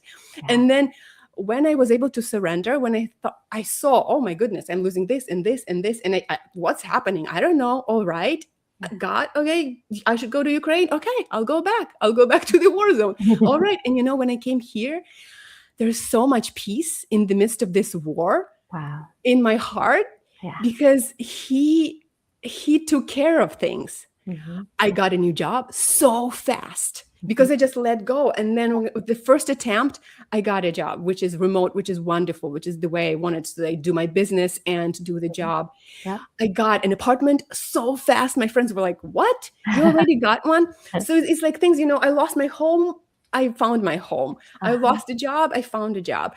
So you will see things happening when you let go, and hope will become real. Wow. That's beautiful, because it seems like, you mentioned the word surrender. I have a book series called Surrender to Rise, because I feel like, when you hit that bottom, now God can come in and actually lift you and do what he wants to do through you. But it kind of sounds like that hope is like such the freedom when you let go of controlling the outcome. Yeah. Because if you say I have hope and I have faith, but in the back of your mind, you're still trying to draw it to this outcome the way that you want it, it's not freeing. It's not actually like surrendering and letting happen what he sees in store for us. Yeah. Wow. Amazing stuff. Who is someone that has made an incredible difference or impact in your life? Oh, there are so many. So many people that have done that. I probably will name a person who was my teacher of German in the university. And he basically opened the path to God for me. So that was a huge change. I mean, of course, I can say mom, and then there are these friends, and then there are so many virtual mentors. But I would say that this person, he's Anatolis, his name, he in that way, and his wife, they changed my life. Wow. Like that. Yeah. Wow. Is he still in your life today? Yes. Yeah. Yes. Oh, that's beautiful. That's beautiful. And so, you're joining us from Ukraine. You are the first time part of this streamathon. We're here because, I became widowed on Christmas Eve, and I just wanted to turn an experience into something that gives back and pours into people that might be in that low spot right now. So with these last couple minutes, what is the final message that you have to share with someone that comes across this and but wants to be inspired and lifted? I will say that don't put yourself, who you are, on the shelf somewhere. looking at other people, comparing yourself, thinking that someone else is better, thinking that other voices are stronger and that maybe those people are more speakers than you are. I believe with all of my heart that your voice matters. The way you speak is the most powerful way to share your opinions, to share your message. It doesn't have to be a message. It can be just what you think. When your friends are asking you what restaurant you want to go to, share that strongly with your voice and don't try to be someone else. And because I believe that is freeing, that is liberating, and that could lead to so many results. If we are depriving, you might be depriving the world of your genius. So Oh, I love that. Do you find that when people come in and struggle with that, I mean, even just saying, this is where I want to eat tonight, do you find that that a deeper root is that they like want to avoid conflict? They avoid conflict. They're the people pleasers. Like, is there a common thread that you find that they have to work through to find their voice? well, you just named it, but people pleasing is a problem that a lot of us have. Yeah. And we're struggling. We're trying to, especially those people who want to help, who serve, that's how this desire even was formed in us. Yeah. Is we probably, because of some of our childhood traumas, we created this people pleasing problem.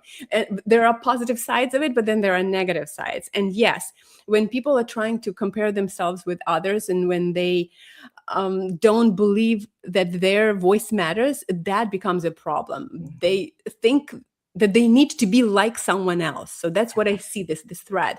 They see someone and they think that is the way all speakers should share their opinions. Or if we're talking about just sharing your opinion with friends, they are suppressed, or they have been suppressed by some friends, but some people who always share their opinions strongly and fast and without hesitation.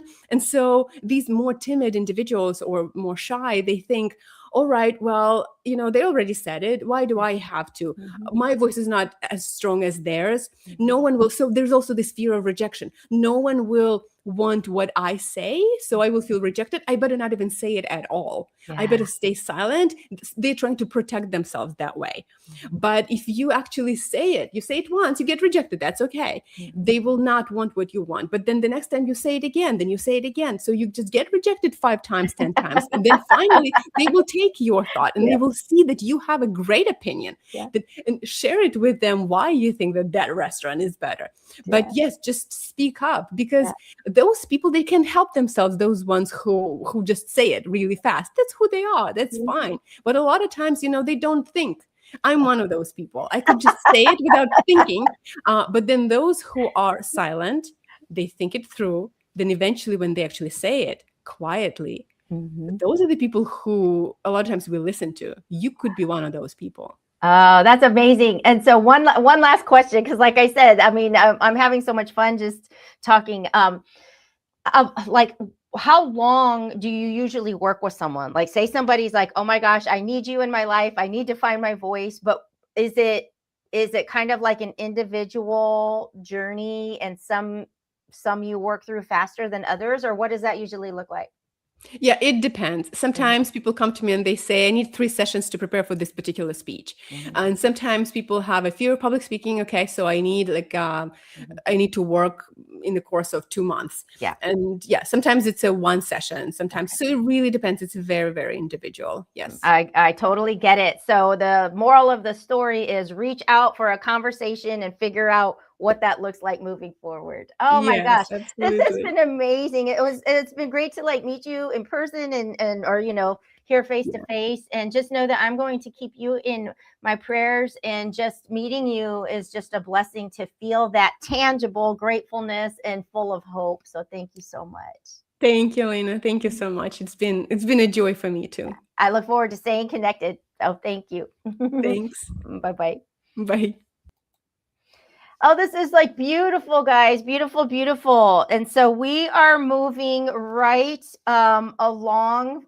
This is our segment 3. We've got a little bit, a couple more hours to go into segment 3. And then, believe it or not, we'll we will be reaching segment 4, which is like the final stretch. So it's amazing that we are here already. It does go so fast for me. I wish I could like explain to you. So our next guest coming on is Dr. Elizabeth Pritchard. She's got a PhD as a keynote speaker, best-selling author, and leadership coach who has spent over 3 decades working at the intersection of human behavior, neuroscience, and authentic leadership. As co-founder of Walt Institute and co-author of the Authentic Leadership Playbook, she works with leaders and organizations globally to close the gap between capability and confidence. Her work is grounded in lived experience, built on evidence, and created to transform the way people lead from the inside out. I am honored to bring Dr. Elizabeth Pritchard to the stage. Hello. Hello, Elena. Nice to meet you in person. Yes, it is. Oh my gosh. So tell everyone where you are joining us from. So I'm originally from New Zealand, but about 15 years ago, I moved over to Melbourne, Australia. So I'm in Melbourne, Australia at the moment.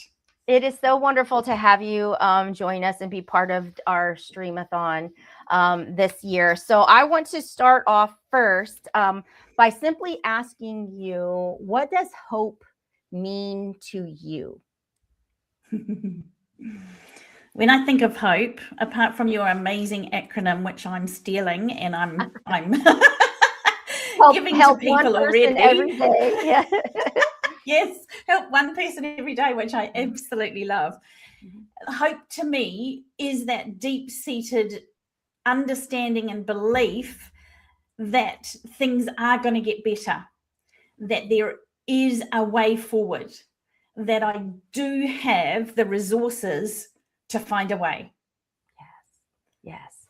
And, you know, we've talked throughout the Streamathon about the connection between hope and faith. You know, if one grows, does it strengthen the other? Can you have one without the other? And so what is your take on how faith and hope intertwine? Well, for me, hope is that unwavering faith within the resources that I have within. And so it doesn't mean that I do it on my own. However, it means that I believe I will find a way. For me, faith is in something bigger than myself, in something meaningful, in something that there is a purpose and a reason why I'm on this earth. And therefore, the two sort of go hand in hand, because I cannot hope for something I don't believe, because otherwise I'm just making it up and pretending. And if I do the pretense of like, oh, I hope it's going to get better, or, oh, well, you know, happy clappy, let's just pretend and be positive, all of that we know through neuroscience, if that's just a thought, then it doesn't actually permeate into our bodies and our cells and our belief systems.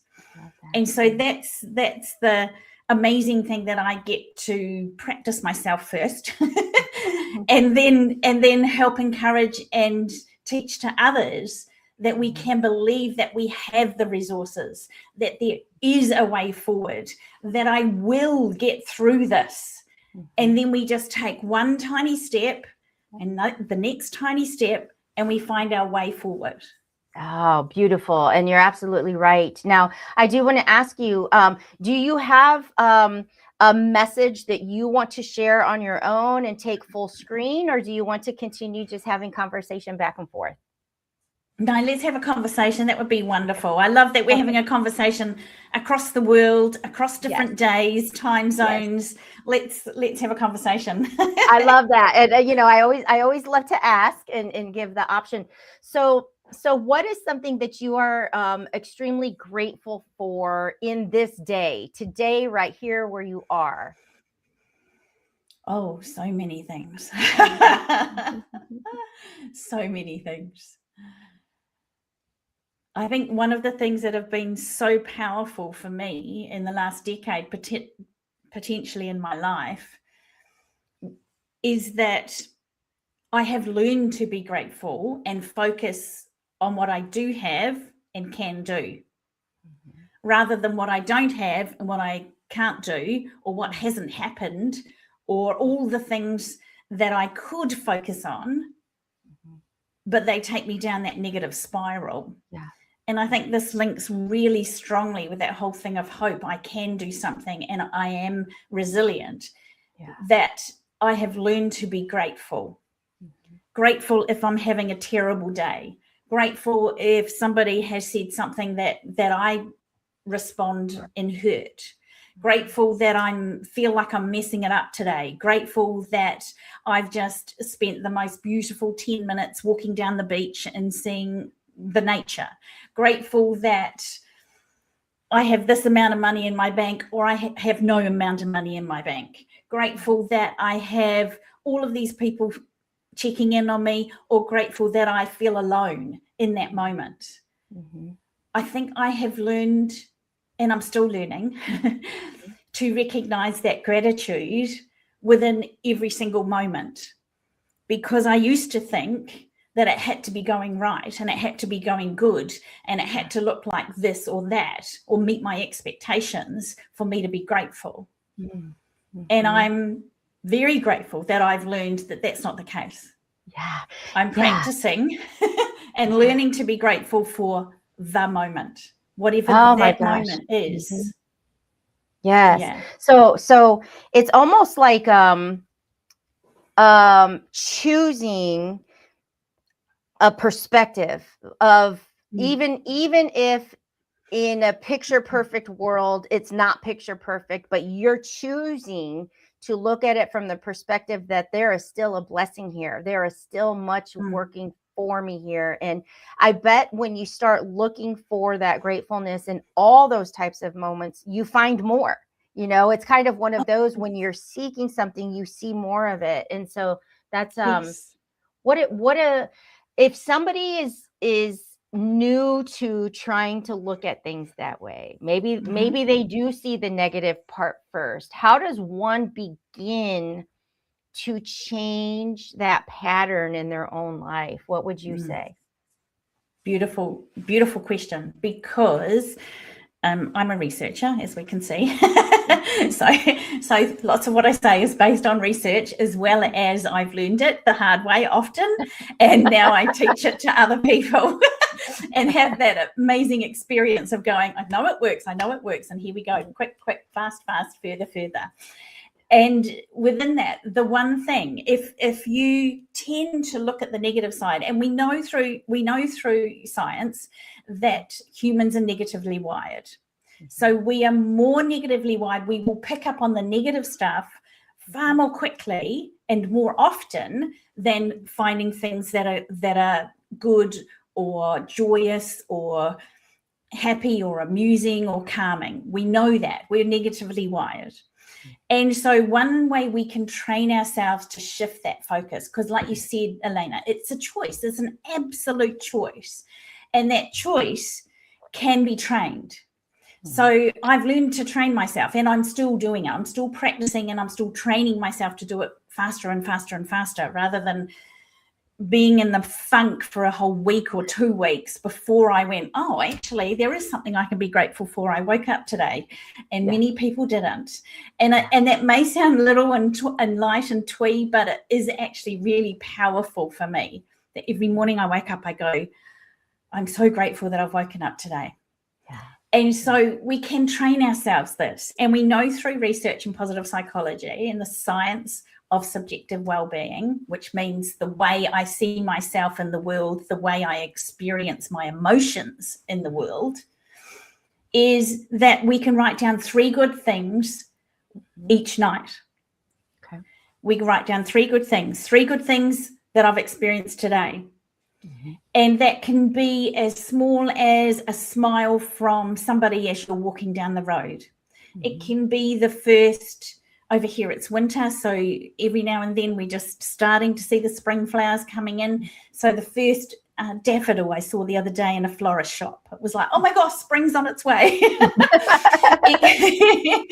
It can be having an amazing coffee or tea moment. It can be having an incredible conversation with someone. It can be something as small as, wow, that cloud looks stunning. Yeah. Or the night sky looks stunning. And when we write them down, we're beginning to shift our focus. So we're training what's called our reticular activating system, our RAS, which is a part in the brain in our amygdala. And we're saying, we want to focus on this. So it's a choice. It's a conscious, purposeful, intentional choice that I'm making to focus on something good. I was working with somebody recently, and she's had 18 months of surgery, difficult responses, a chronic health condition diagnosis, a redundancy. She's had all sorts of things that have risen in her life. Mm-hmm. And she was finding it really hard to find the good stuff. Uh-huh. Mm-hmm. And I said, up to you. However, this is something that you could do that I know works. Mm-hmm. And so she did it for a week, just 7 days. Every night she focused and wrote down 3 good things. It can be really short. Mm-hmm. And I said, the next level of this is that you don't repeat anything. And she went, what? You mean I can't write the same 3 things down? No, you can't say every day, I'm grateful that I woke up. I'm grateful that my kids are here, and I'm grateful I have a roof over my house. That's one day, not any others. And she did this. And I said, how's it going? And she goes, I'm actually starting to see more of the good stuff. And just like you said, Elena, we begin to focus on different things. Yeah. It doesn't change the situation out there, but it changes our response. And when it changes our response, it changes our mindset, it changes the chemicals in our body, it changes our health, it changes basically everything about us.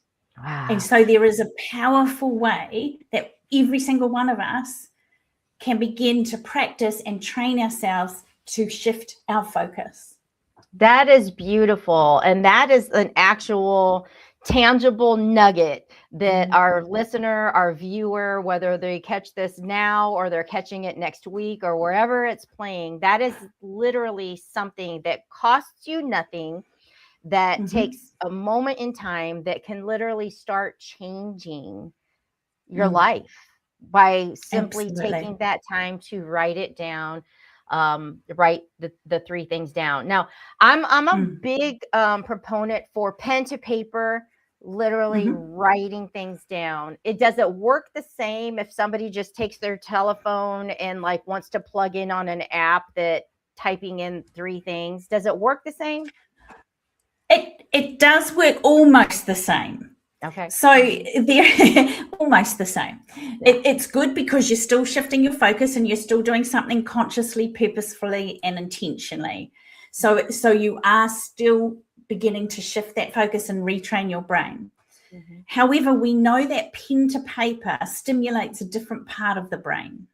So you've got your logical part of your brain, your creative part of your brain, your doing part of your brain, your being part of your brain, your thinking part of your brain, all different parts of your brain. I'm just making it simple out there because it's like we don't want to. Yeah, we like simple. We like simple. We don't want to know all the details.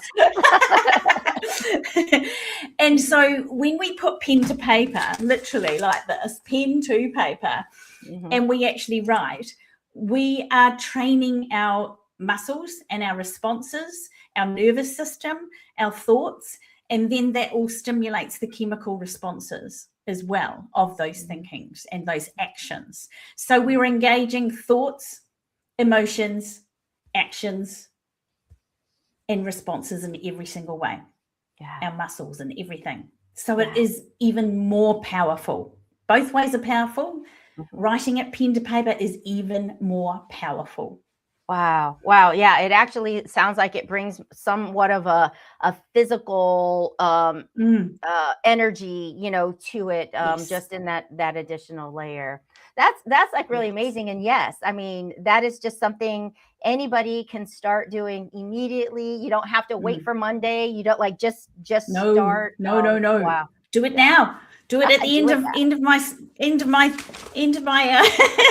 Yeah, everybody conversation with Elaine. paper. Yeah. Do it real quick before the next person comes on in between time, so you don't miss the next person. Oh, I love that. I love that. So for you, my gosh, you are just such a joy. Like, I'm so glad that we have met and connected. But for you, is there like a big dream that is in your mind that you're focusing on? Like, what is happening in your world that is giving you that hope of what's to come? Big dream. Yes. Yeah. World domination for authentic leadership and leaders and organizations across the world. So, I mean, that's my passion and my dream, and that's what I do every day and why I do what I do. I see and have experienced so many organizations and so many team leaders and executives and CEOs of all different companies and all different places that I've worked in my career. And with the people that I'm coaching and training as well.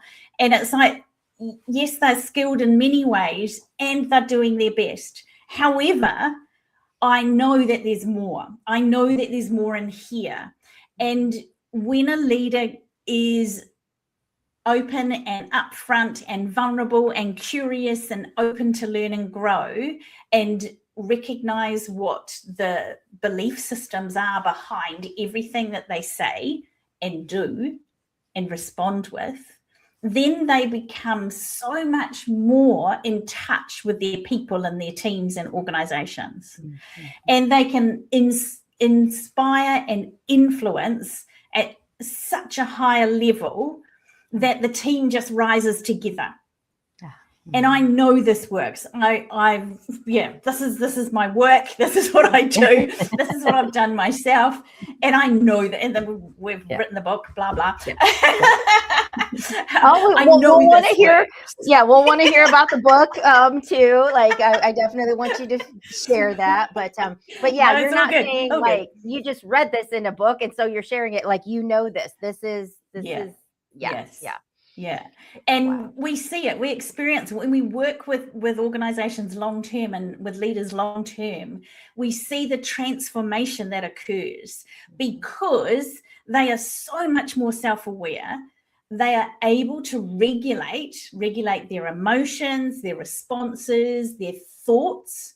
They're able to intentionally, consciously, purposefully choose their thinking and their self-talk. So they're not self-sabotaging, they're not setting themselves up to fail, they're not responding in a reactive way, they're being proactive and thoughtful. And they have so many tools in their toolkit that their teams just go, oh my gosh, this is amazing, because they're growing the psychological safety in the organization, they're growing trust, they're increasing productivity and increasing basically the bottom line of any company. You've got to make a company work, otherwise you don't have a company. Right. And so it's all about being authentic and knowing who you are on the inside and showing up that way every single day, regardless what's going on the outside. So it comes back to that choice that you mentioned before. Yes. And, you brought something up that I want to touch on too, when you talked about your belief system. So how does somebody that maybe has grown up with, that limiting belief or that downplaying, who they feel they are, or all the good stuff is for them, it could never be for me. Like, how do you even begin to help people through changing a self-belief system? Can you share anything on that? Yes, absolutely. We know through neuroscience that we can do this now. Okay. So we know that we can cut a neurosystem sort of pathway, a neural pathway, which is a belief system. We can stop it and we can rebuild a new one. Probably 20 years ago, we thought we could. And so we just used a lot of repetition and positive thinking.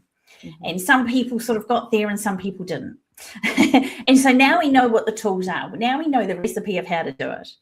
And for myself, this has been an absolute journey, particularly over the last sort of 2 decades as well, because I didn't believe in myself. I never had a voice. What Natasha was talking about before, it used to be me. Okay. I used to want to speak up, but I didn't feel I had anything to say, or they wouldn't listen to me, or I don't deserve to be here. Mhm. And in going through those and exploring those, I realized what was behind that. And so one of our favorite coaching questions we ask people is like, so what's behind that? What's behind that? What's behind that? Because if I say, oh, well, I couldn't possibly speak up to those people in the boardroom because it's just too scary. So what's behind that? Well, I don't think that I can. I've done something like that before. It didn't go well. So what's behind that? Well, you know, is it a fear of failure? Is it a fear of I don't deserve to be heard? Is it thinking that I'm not enough because of my upbringing and the way that I have experienced life and the interpretation and meaning that I've put on it? And none of this is right or wrong or good or bad. It just is. Mm-hmm. Mm-hmm. And as we come into the understanding of what are the belief systems, Mm-hmm. and realize that they're just patterns. So a thought that's repeated again and again and again becomes a belief system. Uh-huh. So if we've created the patterns in the first place, Mm-hmm. now that we know that we can bust through the neural pathways and obliterate them and scramble them, we can build a new pattern. Mm-hmm. And then it just takes practice. Mm-hmm. Mm-hmm. And the practice is repetition plus emotion. Mm-hmm. And so we must have the whole of body. That's like going back to the pen and paper thing. Yeah. We must feel it Yeah. in our bodies Yeah. and practice it and strengthen those muscles, just like going to the gym. Yeah. We strengthen those muscles. We can't do it 2 or 3 times and go, oh, well, I'm still a I tried that. procrastinator. I tried. Yeah, I love that in I business, tried. especially. Yes, when people are like, Yeah. well, I posted something or I put the offer out there, and it's like, and what else? Like, for how long? Yes. You know, I love Yes. that. Yeah. I did it 3 times. It didn't work. I was like, okay, let's do it 300 times. And I guarantee you would have found the working on the way. So Yeah. so it And is so- really seeing this. It's really seeing this this new way, but feeling that it's already successful, like feeling that it's already accomplished, like trying to envision and imagine what that would feel like, and then trying to put yourself in that emotional state while you're Yes. repeating this and repeating this. Yeah. Yes. Yeah. So we call this the be, do, have model. So people often go, I want to have this. I want to have a successful organization or company. I want to have a promotion. I want to, I don't know, have a new car, whatever it is. It was like, I want to have that. So what do you do to have that? Well, I save money to do that. I have an extra job to do that. I learn how to speak to people in organizations. So I practice my Toastmaster skills or my presentation skills, you know, all that sort of stuff. So I do to have. And the work that we do in authentic leadership is, if you want to have that, we come back to the be in the first place. So who do I be to have that? And when I say who do I be, it's if, for example, I was working with someone the other day and they were finding it really tricky to be the professional at work and also be their own person, because they were a fun-loving, humorous, person-oriented, amazing person, and they thought they had to be a different persona at work. So we're merging and saying you're one person. You're one person. You just dial up and dial down your strengths, your fun, your creativity, your adventurousness, your professionalism. You just dial it up and down when you choose to. Yeah. And so we were looking at who do I be to have this incredible meeting on Friday afternoon with his teammates. And they were celebrating year's end and all the accomplishments that they'd accomplished in the last 12 months in their business. And he went, oh, I don't know what that means. And I said, who do you be to have this fun?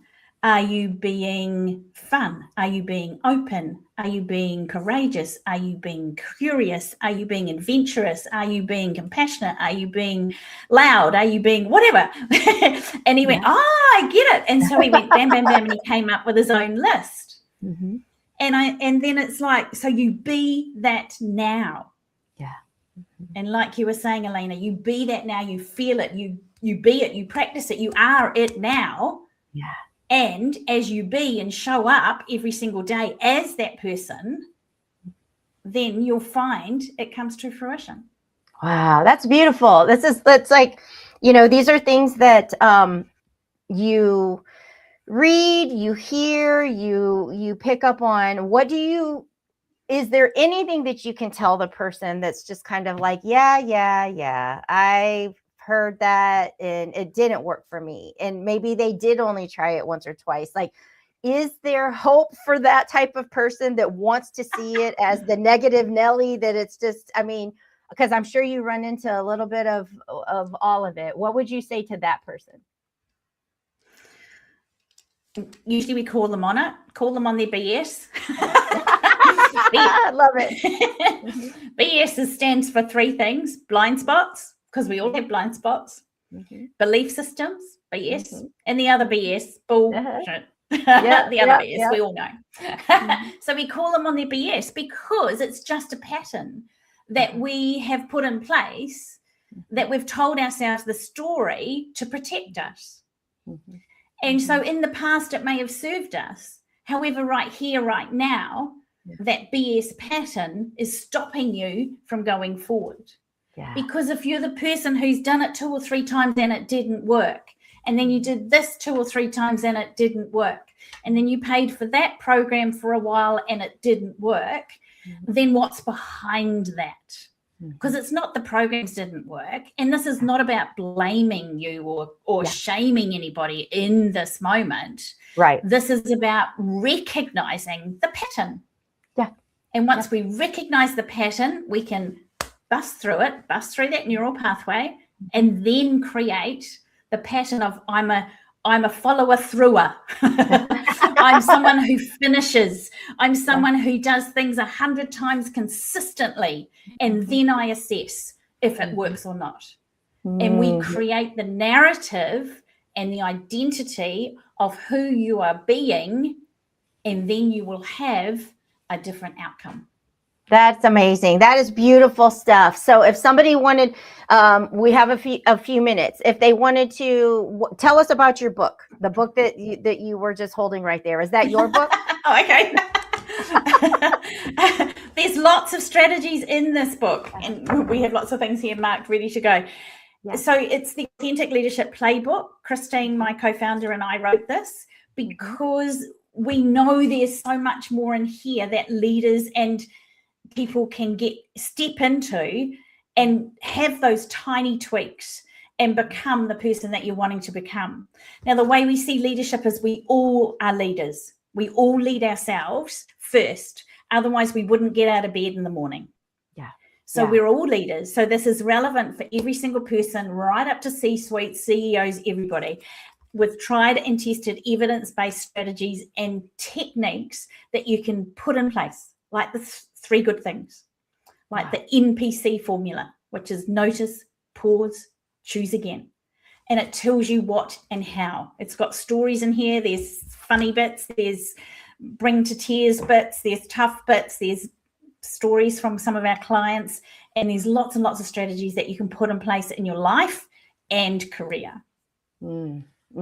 That's amazing. And so if somebody wanted to connect with you, maybe they're like catching this and they're like, your energy, I need to talk to you. I need to learn more about this. Where would somebody go to connect with you or learn more about you and your work? Feel free to share that. Thank you, Elena. So you can find us at WALT Institute. You can see it on the screen, WALT Institute.com. You can Google me, Dr. Elizabeth Pritchard, based in Australia. There's a couple of Dr. Elizabeth Pritchards, one's in the UK, different person. And you can connect with us. We've got some free goodies on the website. You can find out more about us. You can send me an email. All of that information's on the site at waltinstitute.com. Wonderful. Thank you so much for joining in this streamathon and sharing, from your heart and sharing just your expertise, because the work that work is so important. Like, that's life-changing. And it's just been an honor to meet you and finally get to talk and see each other face to face. And I look forward to staying in touch. Thank you so much, Elena. And people, have fun doing your 3 good things every day. Don't repeat anything. 3 good things every That's day. the key. Don't repeat it and write it down. Write it down. Yes. Thank you so much. We'll talk to you soon. Thank you. Bye. Bye-bye.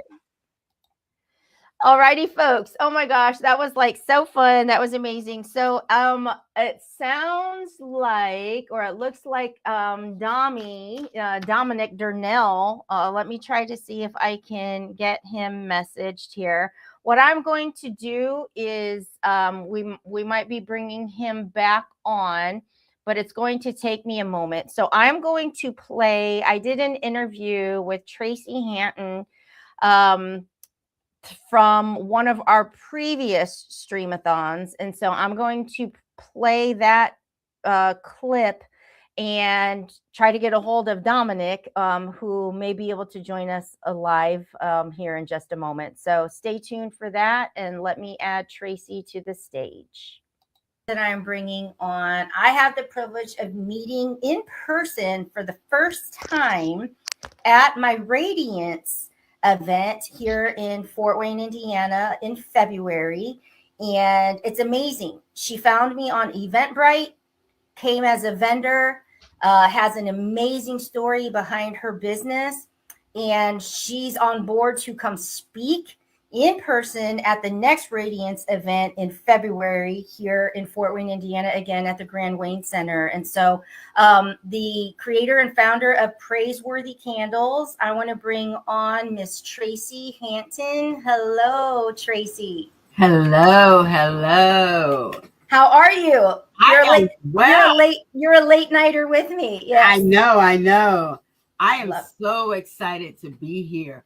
Just I had an opportunity just to kind of listen in and listen to the different things that everybody was saying, and I took some notes from Miss Barbara Beckley about owning your story and using your platform and being bold. And as she was talking about your purpose not being about success and being a lighthouse, I just was reminded of, I have this little, can't see it too well, but I have this mug here, and it says, "Your playing small does not serve the world." Ooh. And so that's kind of been a theme that we have been using in one of my my communities, because it was just so evident that as women, we were just playing small.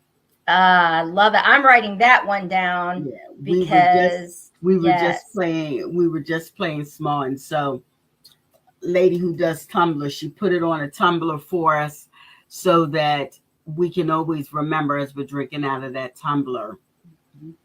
And what a reminder we need. You're playing small does not serve the world. Does not serve the world. And you know, if we are a lighthouse for someone's storm, then we really can't afford to play ourselves small. We really can't. No. And so that was just so. Her piece was really, really on time, because I feel like I suffer from perfectionism. And so perfectionism hinders me from execution. Oh, girl, we need to get in that conversation, because I'm all about the progress. Like, just do it. You might have not heard earlier, but I always call that first thing to come out. Everybody's got a shitty first draft, and I use that because of the books that we've written. But you gotta get out there, and then you can clean it up. Yeah, do it messy. Do it messy. Yes. Yeah, yes. I had someone. That's what they said. Something they was asking us to do, and they said, do it messy, and then you can figure it out. You clean it up, and you go back the next time, and you do it, and it just gets better and better after that. So yeah. But honestly, coming from a place where you know that perfection is there, it's easy for us to say those things. Just do it. Do it messy, shitty for sure. But honestly, like it is difficult. And how do you get beyond that? Like, honestly, what kind of support is needed to help the one that wants it to be perfect to just get started? So for me, it's about community. And being in, whether it's one community, two communities, three, doesn't matter. But being in segments of community where it's okay for you to be your authentic self, because they're going to be their authentic self. And so they're going to show you what they're doing, but they're going to show you their mistakes too. Because if you think about it, if we get so stuck on social media, I made $6,000 in 6 days, and you can do it too. And for just $49.95. Yeah. And then when you get the information, you're like, do this, this, and this, and that's going to do it. And they're not telling you, oh yeah, it's probably not going to work the first 5 times. You know, they'll tell you that's in the fine print. That's in the fine print down low. They'll tell you, reach out to influencers and they'll respond to you. But there's going to be tons of them that will not respond to you. And so they're not always as authentic. And so I love when I get attached and connected to communities that we can just all be real. Yes. One of my candle communities, we always say there's no competition. No. We don't gatekeep. No. We give out the information for others to succeed as well. Yes. And we don't look at how slow or how fast somebody else is moving, because the way that God needs their story to roll out and the way that God needs your story to roll out are two different things. You might still be in a realm of preparation, and being in a realm of preparation isn't a bad thing. So you got to be comfortable. You know what? God is preparing me for whatever that next might be. Yes. And I love the competition thing. I've never quite understood. And maybe it's because God, like when he gave me that message of remember who you are, remember whose you are, and boldly step forward and show your crown. We all have a unique crown. There's enough. God is a God of abundance. Like there's enough for everyone. So why feel like you have to compete as if, you know, there can't be 2 candles in the world? Do you know what I'm saying?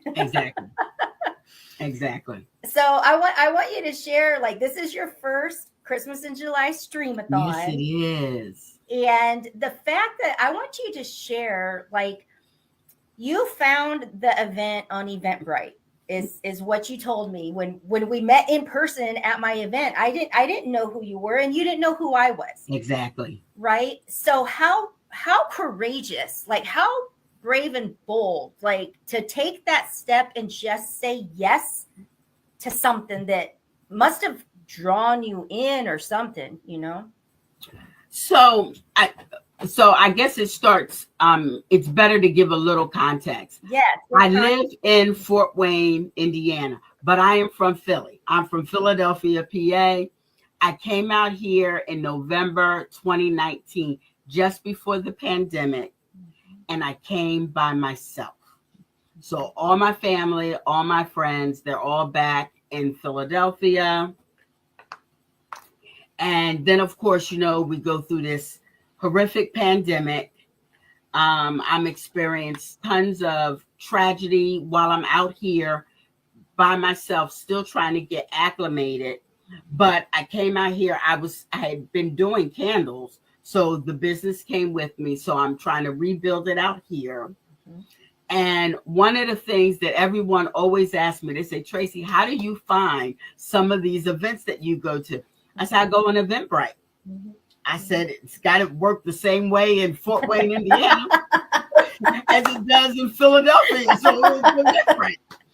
And so I just go on. And this past year,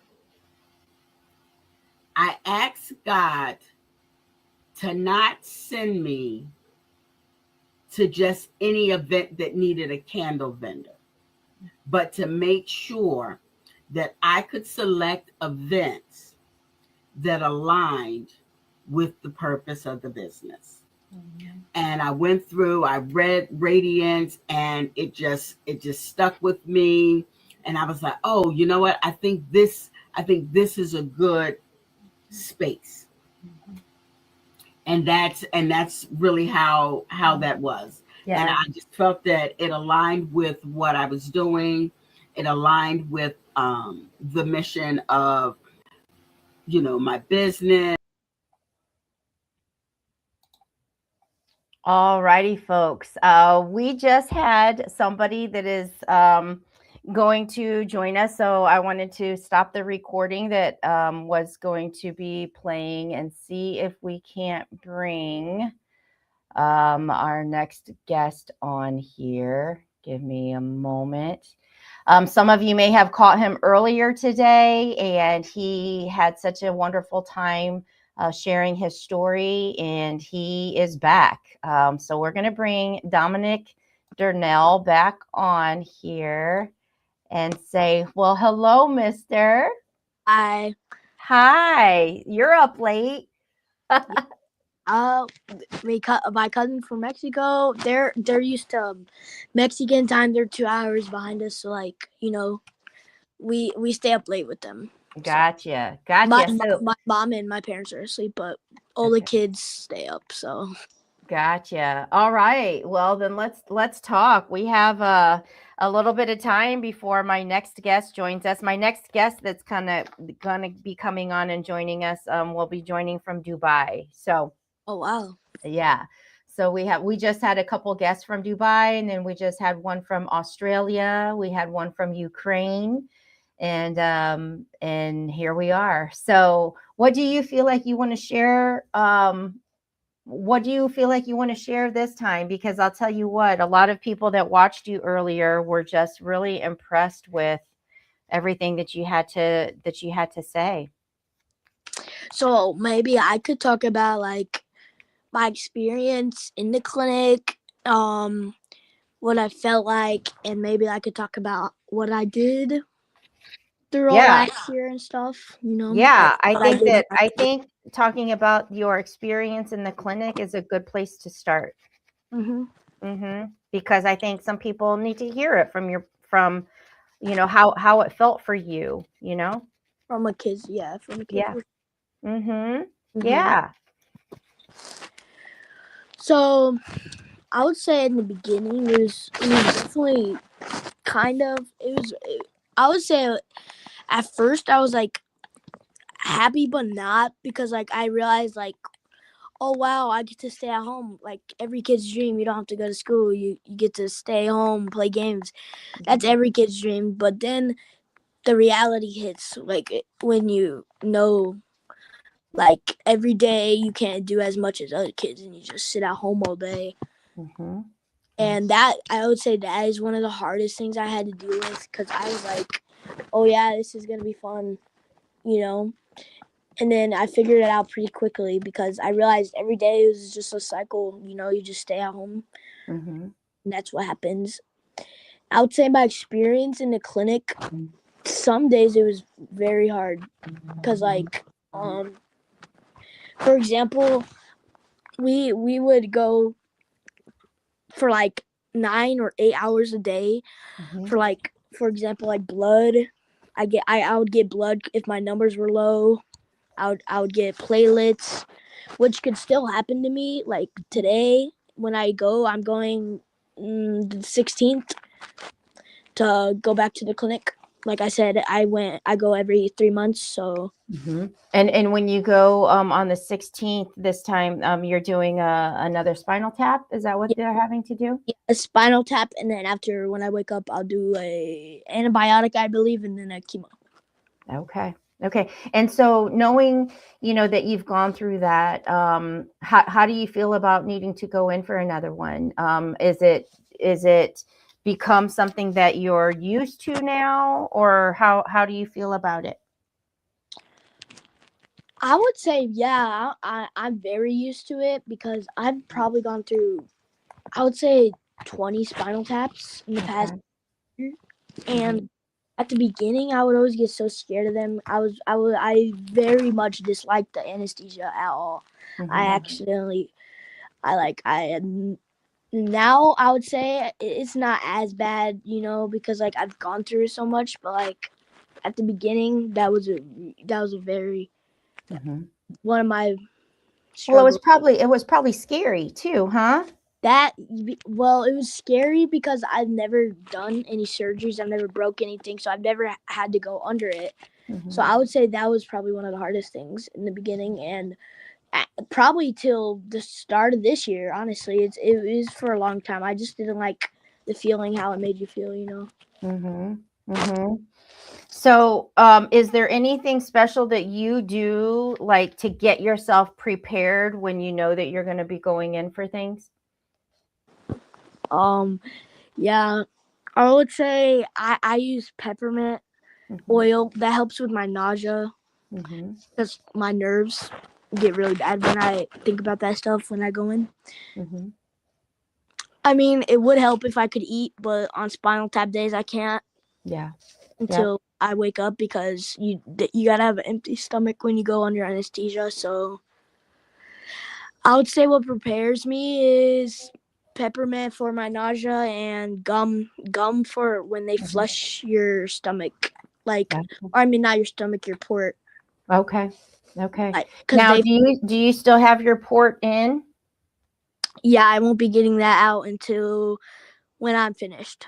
Okay, gotcha.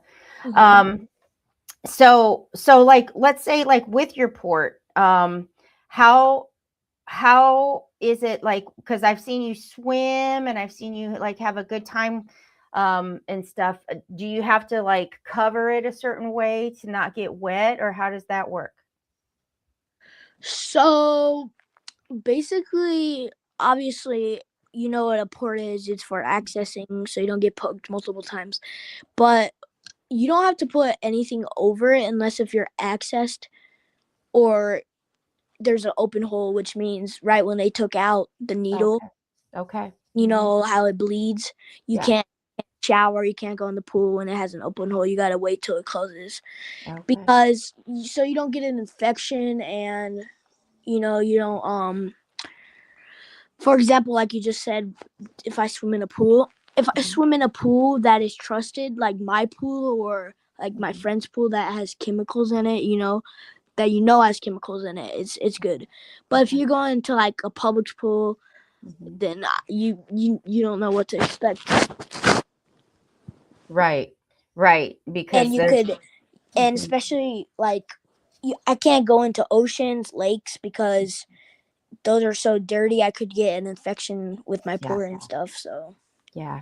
If there's another kid that like kind of comes across one of these videos, because this will stay out on YouTube kind of like indefinitely, what kind of message would you say to them if they are just starting a cancer journey right now?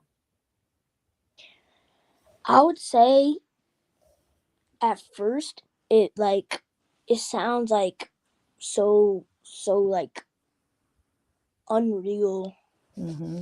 Like it just like, I know it might not feel like it's happening, but you're gonna have to go through it. So you're gonna have to stay strong. You can't take it away. So you have to face it, and you have to be strong about it, and you have to overcome it. That's what I kept on telling myself, and look where I am. Yeah.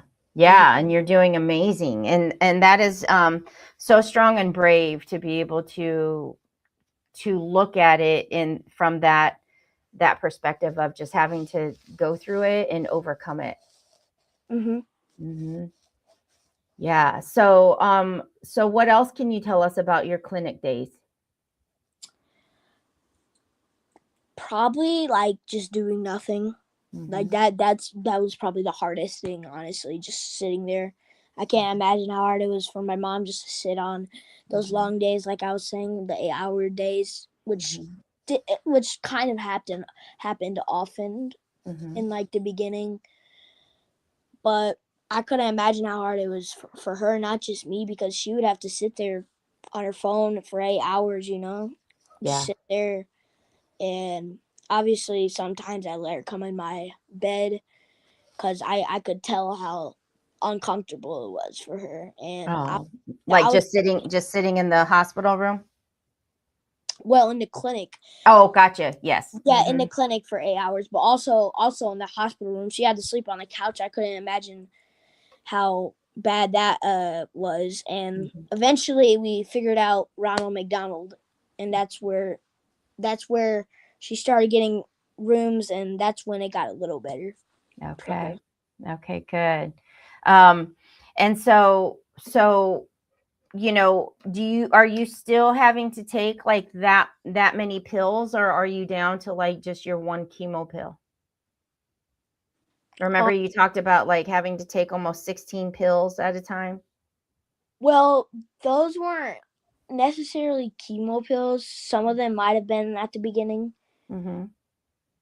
but I'm pretty sure those are like, I honestly don't know. That was like the first week I got it. Like I couldn't tell you, but I would be guessing like antibiotics for like no infections at the beginning. I would be guessing like, you know, those type of medicines to make you feel better.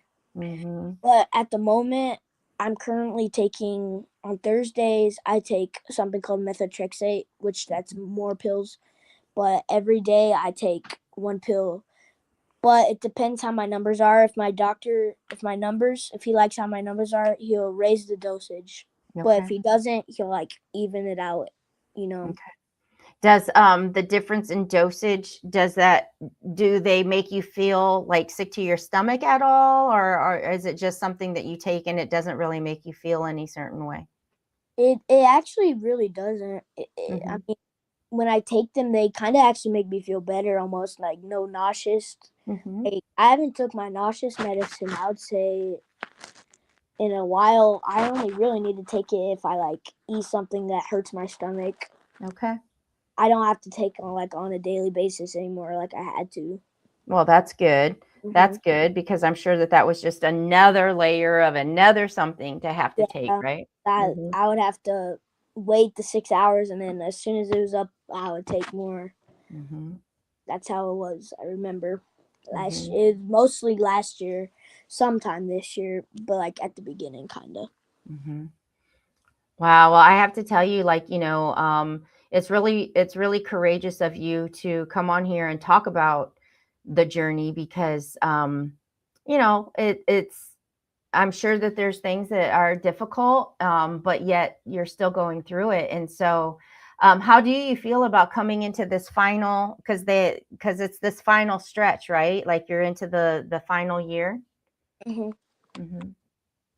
I would say it feels so like fast, which I'm not mad about, but like it feels fast.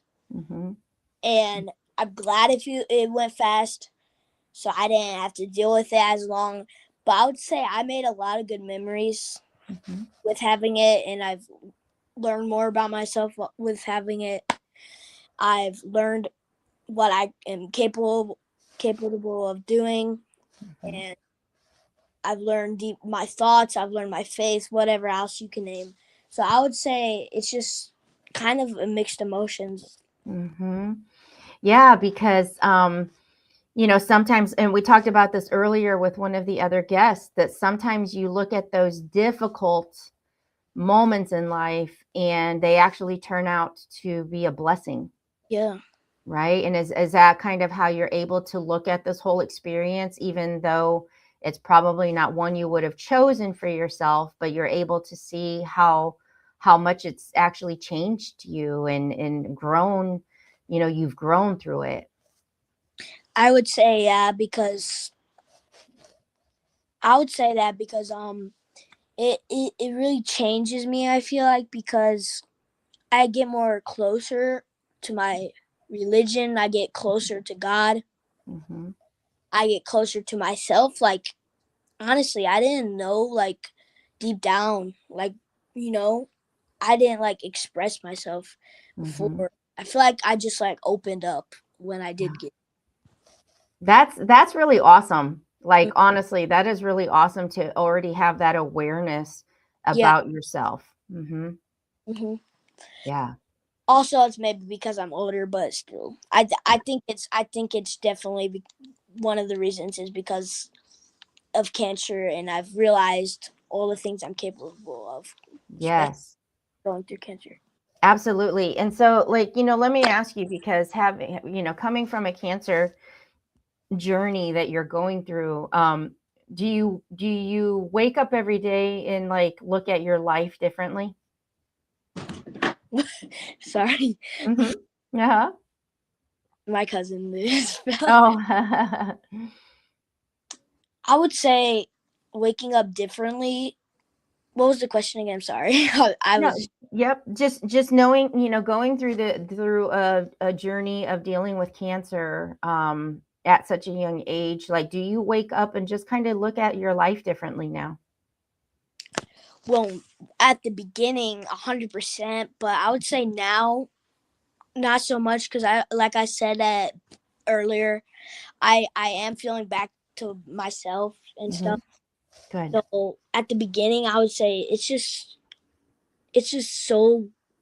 This is, in my opinion, this is the worst time to have cancer because it's middle school. Mm-hmm. In my opinion, that's the worst time because that's when you're going through all the drama, friendships, Yeah. and I kind of missed half of that. Mm-hmm. So that was Now, are you able? Well, it is summer break right now, but Yeah. are you able to go, like, continue moving on with the next grade and go back to school full time then when the next session opens up? Yeah, I will be able to go full time for 7th grade. Last year, I went only half days for for half of the year. Then the other half, I did full days. But my doctor said I'm supposed to go full days this whole year. So let's see how it plays out. Hopefully it stays that way. Good. Well, good. I mean, especially starting junior high in 7th grade, because that is still considered like just the start of junior high, right? Yeah, at my school, it's considered middle school, but at my school we call it junior high. So Okay. Gotcha. So have there been any like really best friends that you have that have been there for you like through everything? I mean, I know you have a lot of friends, but has there been any like special best friends that have been there for you like through it all? very much. If you counting school, I would say there's a lot out of school too. But in school, there was these two friends that every day they would be asking if do you have time to play with us? Would you like to call? They were always there when I obviously couldn't visit them in person. And my friends I sometimes could that are closer, like my dad's close friend's son, like I get to see him more than my other friends. He was there for me. Their family was there for me. A lot of my mom's friends, families, just a lot of people that have kids around my age were there for me. Yeah, that's really awesome. And I'm glad to hear, all of the love and support. So what is another something that you feel like we should know as you've gone through this experience? As a Like what do you think is important to share that people might not realize as you've gone through this experience? I would say what I've realized is that, like I was saying earlier, everything is fine, everything will be all right. And I would like people to know, like I said, that I'm planning to make a book. When I'm done with all this, I'm planning to make a book. So, Yeah, I'm excited for that. I think it'll be real important. I feel like we've Yeah. got a little crackle. Can you hear it? Hello? Like a little hear me? echo or something. Yeah, there's an echo. I don't know. Yeah. Yep. So what do you see? So when you go in next week for that spinal tap, do you stay like laid up in bed for a couple days, or is it just that one day and then you're good to go? Just that one day, and I'm good to go. Good. Good. Mhm. That's nice. Mhm. Yeah. So when you showed your Bible earlier with all the highlights and stuff, do you read it at a specific time, like every day, or just when you feel like it?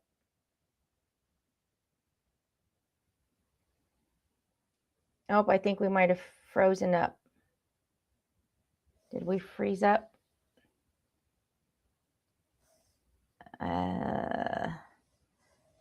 Can you hear me? I think we might have frozen up.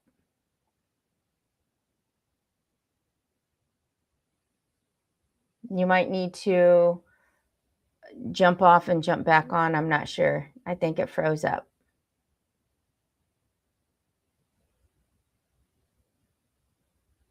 I don't know if you can still hear me.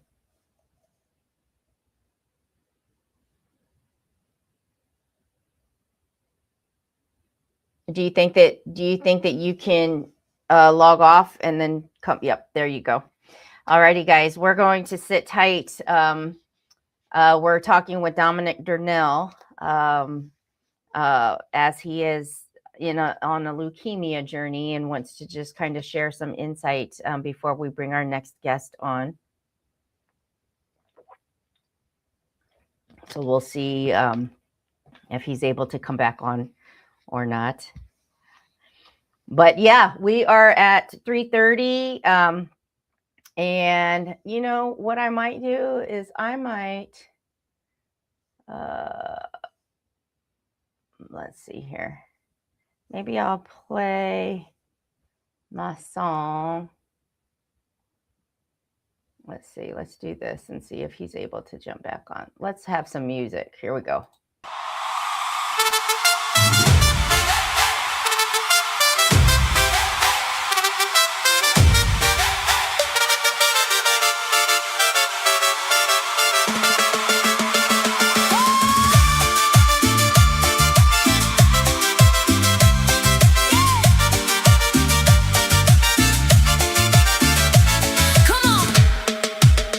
There was a night I thought would never end. Silence in the room.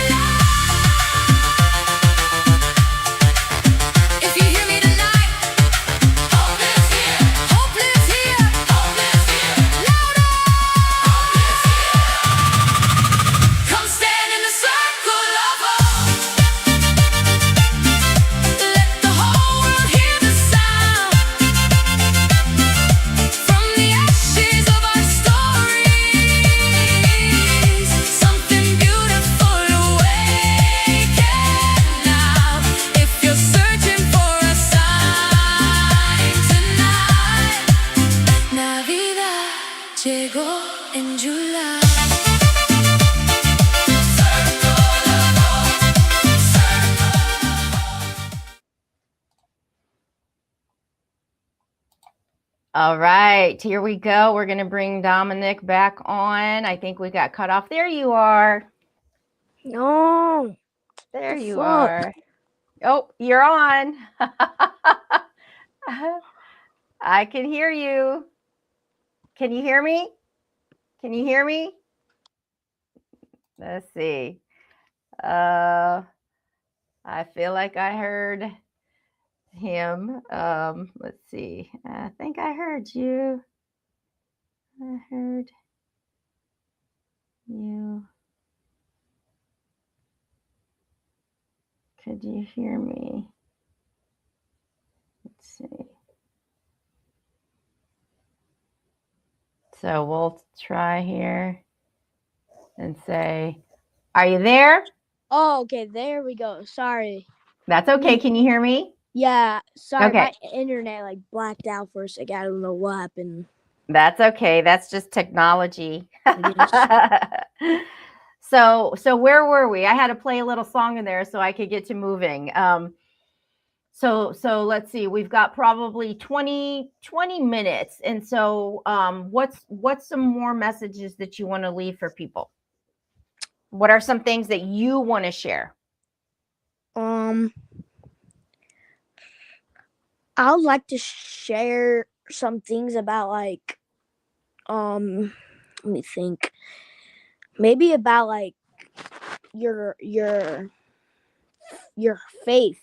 Mm-hmm. Mm-hmm. I would say you gotta keep faith, because like I said earlier, at some points obviously it's hard to keep faith.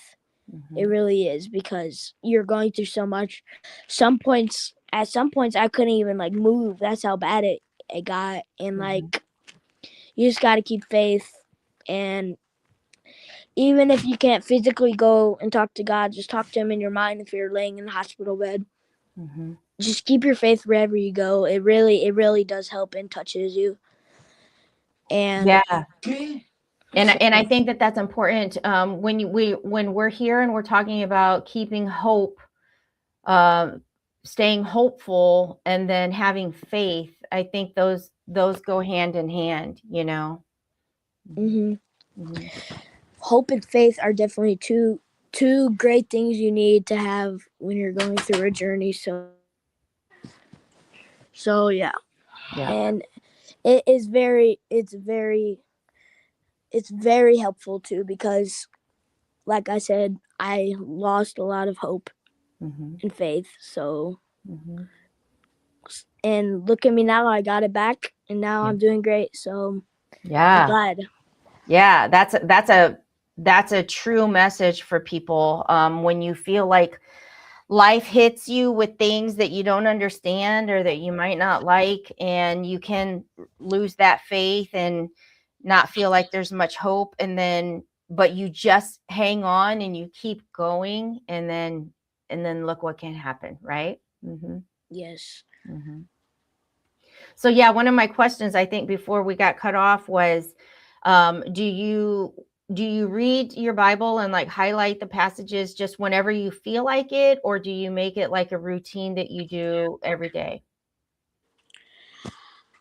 I would say I do it like once every often. Like on TikTok, I see like some videos, you know, it's a cool Bible verse, and I like, oh, I want to highlight that so I can have it for the future. If I go into the clinic or I'm having a hard day, right? Like, oh, sorry, I'd like to read it, you know, to have it if I'm going through a hard day. Yeah. No, I get it. I'm the same way. I always keep mine with me. And, you know, I did even from like high school time, you know, I would just open it when I needed a little pick me up or a reminder or just something to keep going, right? Yeah, you always need. It doesn't matter what keeps you going. Like for Christmas, I got this little thing. You pick what you feel, you know, if you feel happy, angry, sad, anxious, you pick one out, and it gives you a Bible verse that helps you for what emotion. Oh, nice. Yeah. That's really cool. Yeah. Mhm. So that's one thing that I use for the clinic. I mean, and just anything that could help you, you know. Mm-hmm. Yeah, for sure. That's really neat. That's really neat. That you have something like that. Yeah. I'm the one that picked it out too. I was like, sometimes it saves you from highlighting all those Bible verses, you know. Mm-hmm. Yeah. Yeah. So what's on your plans for the rest of the summer? Obviously, my family is leaving tomorrow since it's already Sunday. Okay. Mm-hmm. They're leaving tomorrow, and then for the rest of the summer, just hang out with friends and just have a fun time. Well, good. That sounds like a good plan for the rest of the summer. And swim. I forgot about that. Yep. You gotta Last year, I was in and out a lot, so I didn't get to swim that much. So Yep. So looking at your whole cancer journey, and knowing that that's something that has brought you closer to God and your faith, would you change anything?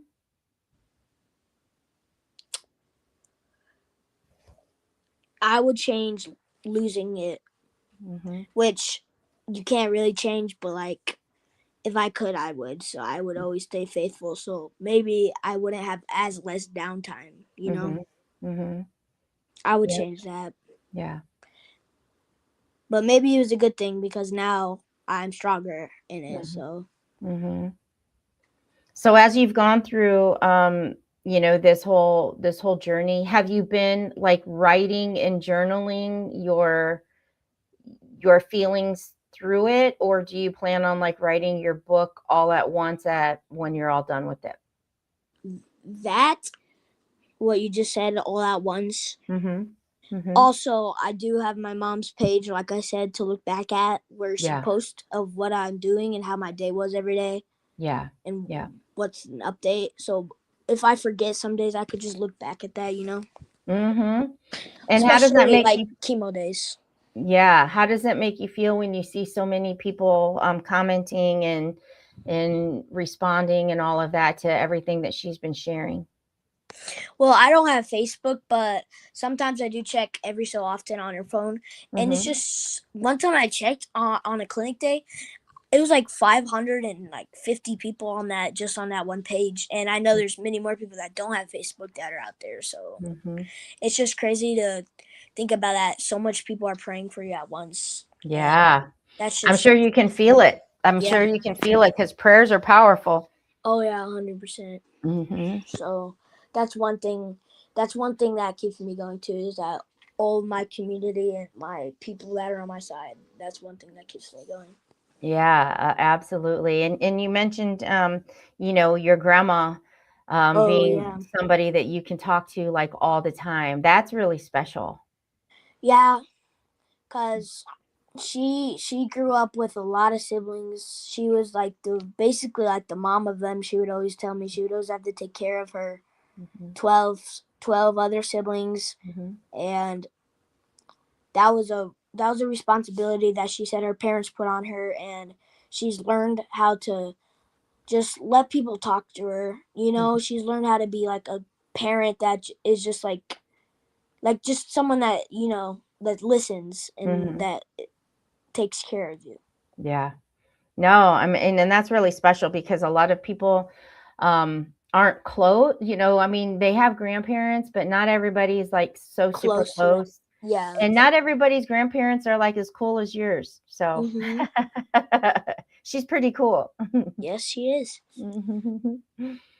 Yep, that's true. So how late do you think you're going to be staying up tonight?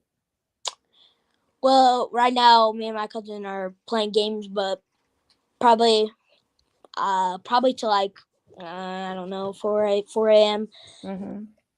Yep. So not too much longer, huh? No, probably not. Yep. I think we're both tired. We stay up a lot. Yeah. And we did a lot yesterday. Did you? We were gonna go to the Fort Wayne the soccer club, but we ended up staying at home. to Mhm. watch the World Cup games at our house. So Mhm. it was pretty fun. But we did a lot today. So I say we might go to bed soon. Yep, I get it. So what do you think about this thing that I do when I stay on 24 hours to just spread positivity and messages of hope around the world? You remind me of one of my favorite streamers, when he does like subathons. I think that's what they're called. Mm-hmm. Kai Cenat. He's like a TikToker, YouTuber. Okay. He has like Okay. millions of followers. He's really cool, and he when he's close to like a certain checkpoint he wants to get to, like 5 million, 10 million, 20 million, whatever. He Mhm. like does a 24-hour thing like you, which is pretty cool because it reminds me of that. But Mhm. also it's crazy to me how you stay up that long. It is pretty crazy. We are coming into, I break this into 4 6-hour segments. And so we're almost wrapping up the 3rd segment, which means I'll be in my final 6-hour stretch. And that's crazy. It goes fast. It really does. I bet you drink a lot of energy drinks. I've had one and a little bit of coffee, to be honest, not a whole lot. I just keep That's going. crazy.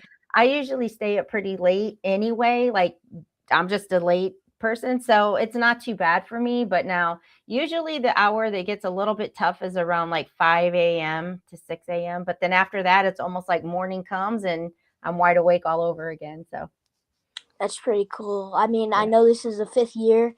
Yeah. I mean, a couple years ago, I remember my mom was like, "Look, our cousin's on for Mhm. 24 hours," and I was like, "What? That's crazy to me." Yep. The whole day. Yep.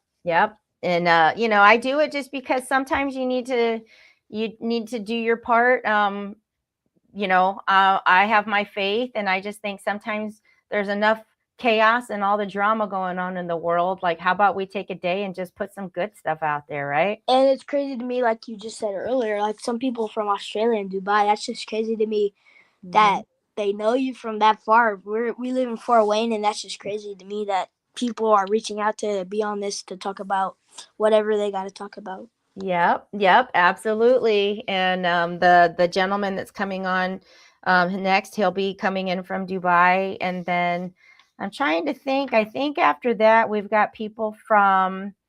I'm trying to think of where one of our next guests is. I'm not remembering. But then we've got New Jersey, North Carolina, Canada. I mean, so we All still got around. So cool. Yep, we still got people coming in from all over the place. So Well, I'm glad I got to be a part of it because I'm glad I got to share part of my journey. Not all of it, but Yeah. I know you promote people. Some people promote what they promote.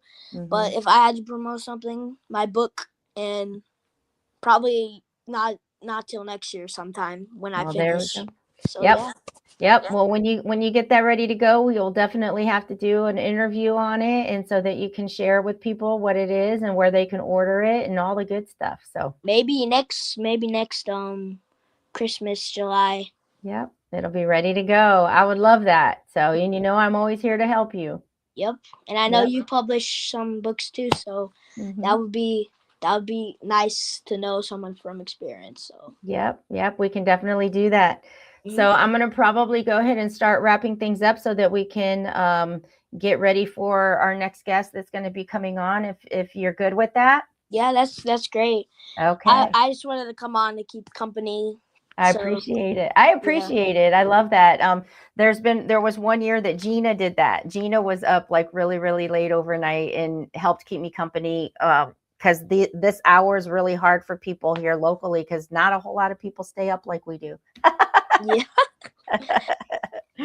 All righty, buddy. You Thank get some you. rest. I love you, and we'll talk to you soon, okay? Bye, everybody.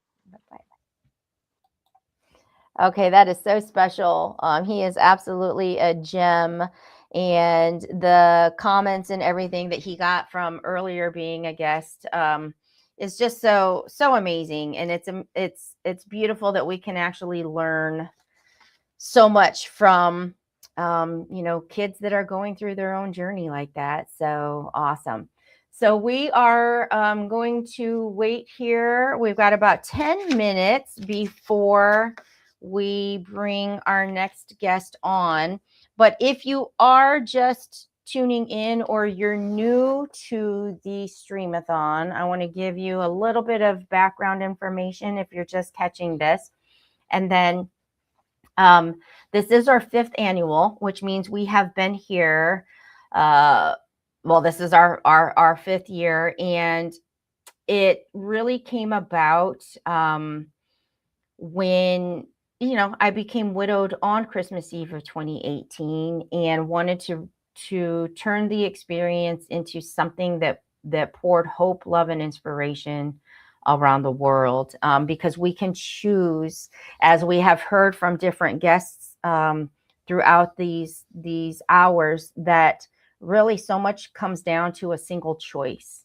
A choice of how you're going to look at a circumstance, a choice of how you're going to react, a choice of what you're going to do. Like, it really boils down to that. So as you're watching, as you're catching these segments, we are going to have them available on YouTube.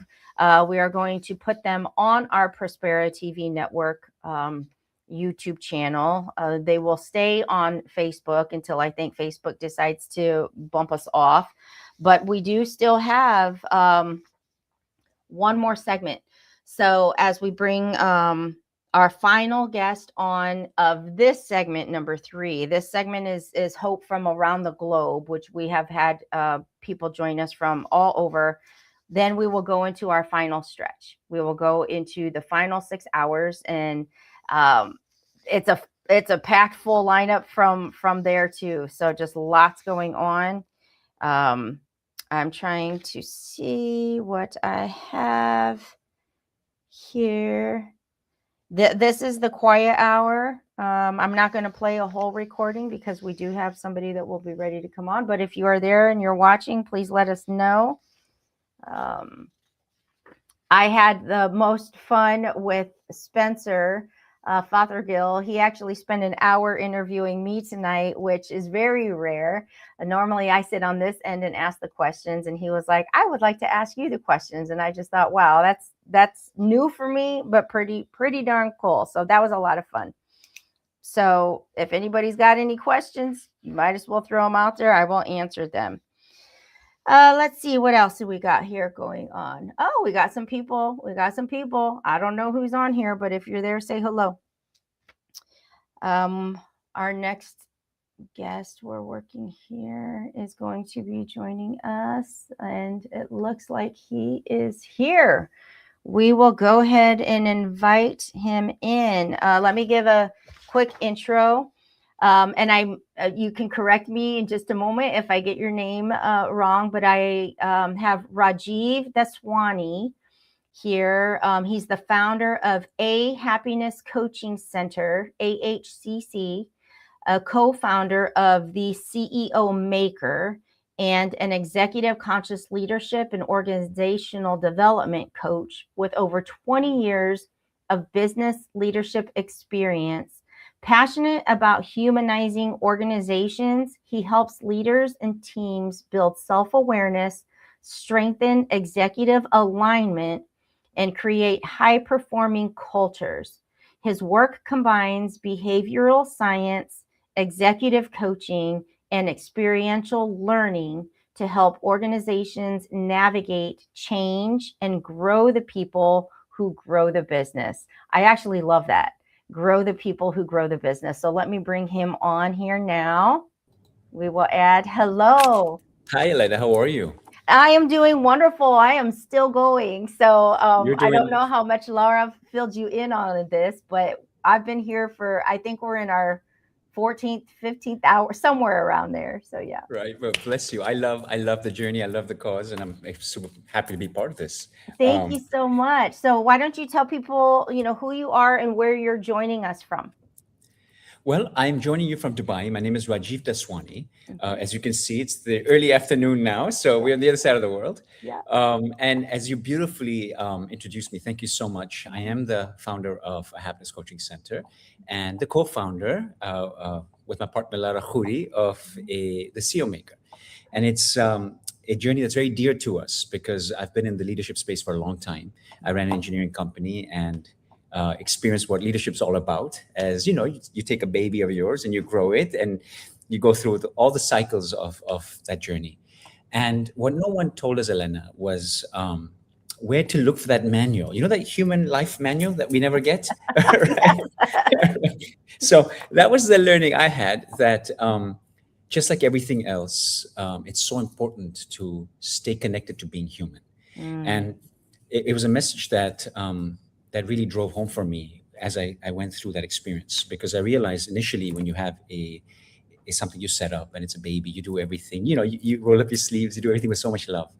And what is the glue that keeps it all together? It's the love, right? That we have for it, and how we connect to every little thing. Every little win is exciting. Every little fall is also exciting. Like a baby, you pick him up, say, okay, it's fine, we can do this, right? So that was the journey that I enjoyed. But as the company started growing and as more people come in, you start to realize that the role of a leader goes from, the doing initially, and then eventually it moves into that space where you're just taking a step back, you're doing strategy, you're trying to build, and now you try to motivate, inspire people around you. And you learn that what was driving you, the purpose that was driving you, is not necessarily the purpose that everybody else brings to the table, right? And a lot of us in that space forget, right, that everybody has a purpose. You have to tap into that, right? You forget that the values that may have driven you may not drive somebody else, right? Or even if you have the same values, they could mean something else to other people, right? They could bring them to life differently. And then came the complexity, Elena, of understanding the way I behaved, the way I saw the world was not necessarily the same way the team saw the world, right? So eventually, as you're growing through this journey, you start realizing, why am I feeling so lonely? Right? What's going on here? Right? When you have to hold things accountable, or people accountable, maybe the way you hold someone accountable might be different than someone else, right? The way you see the world being right, someone else may not see it. And then you start seeing the different layers, right? And then comes this whole journey, and people talk. I mean, of course, lots of us consultants work on culture and people engagement, etc. Well, where does it come from? Right? It comes from that desire of having people come together as one and create really impact together through whatever we're doing, right? And then it's being able to tell that story the way you need to tell it, right?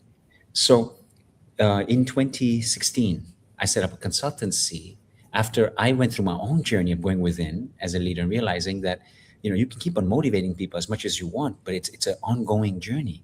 But inspiration is a very different game, right? And coming from that space where you can inspire someone to tap into something that's important to them, tap into their own purpose, understand what values look like for them.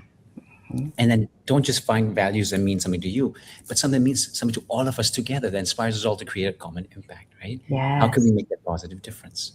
So that was the birth of my consultancy in 2016. And I made a promise. I said, okay, Passion Project, I want to humanize the organization space. I want to bring back love into leadership, right? So that we can go back to being those, people who love what we do and do it with love. Yes.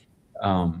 I really yes, resonate. And that's not something that you normally hear when you're thinking of leadership and corporate and this whole just dry and informal and non-personal environment. And so how was that received when you started coming into it from this perspective?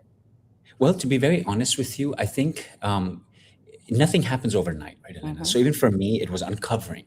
I remember when I stumbled into this whole journey early on for me, I saw how difficult it was. Usually it's the pains, right? The pain points, we call it in business now, right? The gaps. But at that point, we don't know it's a pain, right? We just don't know why people are getting along. Why is there so many arguments, right? And so you're trying to uncover that, and you try to do a little here and there as a leader, try to figure out what to do.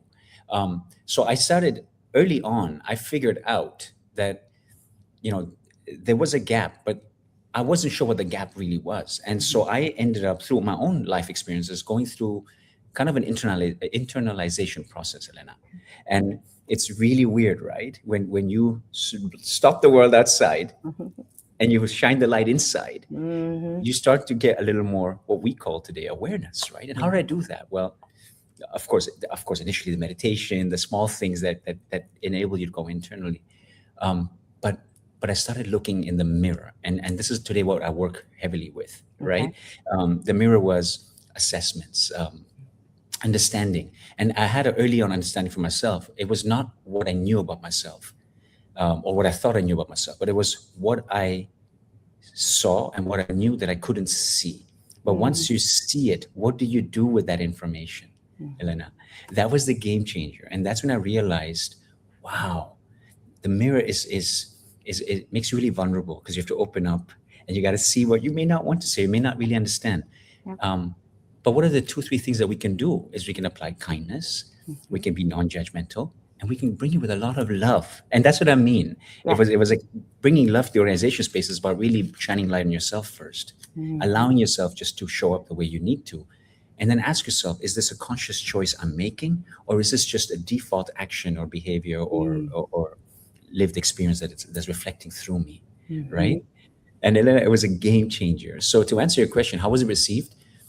It was received really well, because everybody wants to awaken themselves sometimes, right? You want to look at yourself and see, what can I do better? It was no longer about fixing a problem. It was just about, well, shine some light inside and see what you see. And it was a very different approach. And what ended up happening is, the more you start to work on yourself, the more you realize that it's such a beautiful journey that everyone should go through something like that for themselves. And automatically, when we do, you just create this beautiful ripple effect, and everybody just was the same impact. And the environment, the whole environment, I'm sure, begins to change, because everyone's going through this new awareness. And, you know, once you probably see something, you can't unsee it. So then you want to do better and make it better. And once everybody starts feeling better and sharing that, like, oh yeah, I'm sure I can imagine that it's well received by that point.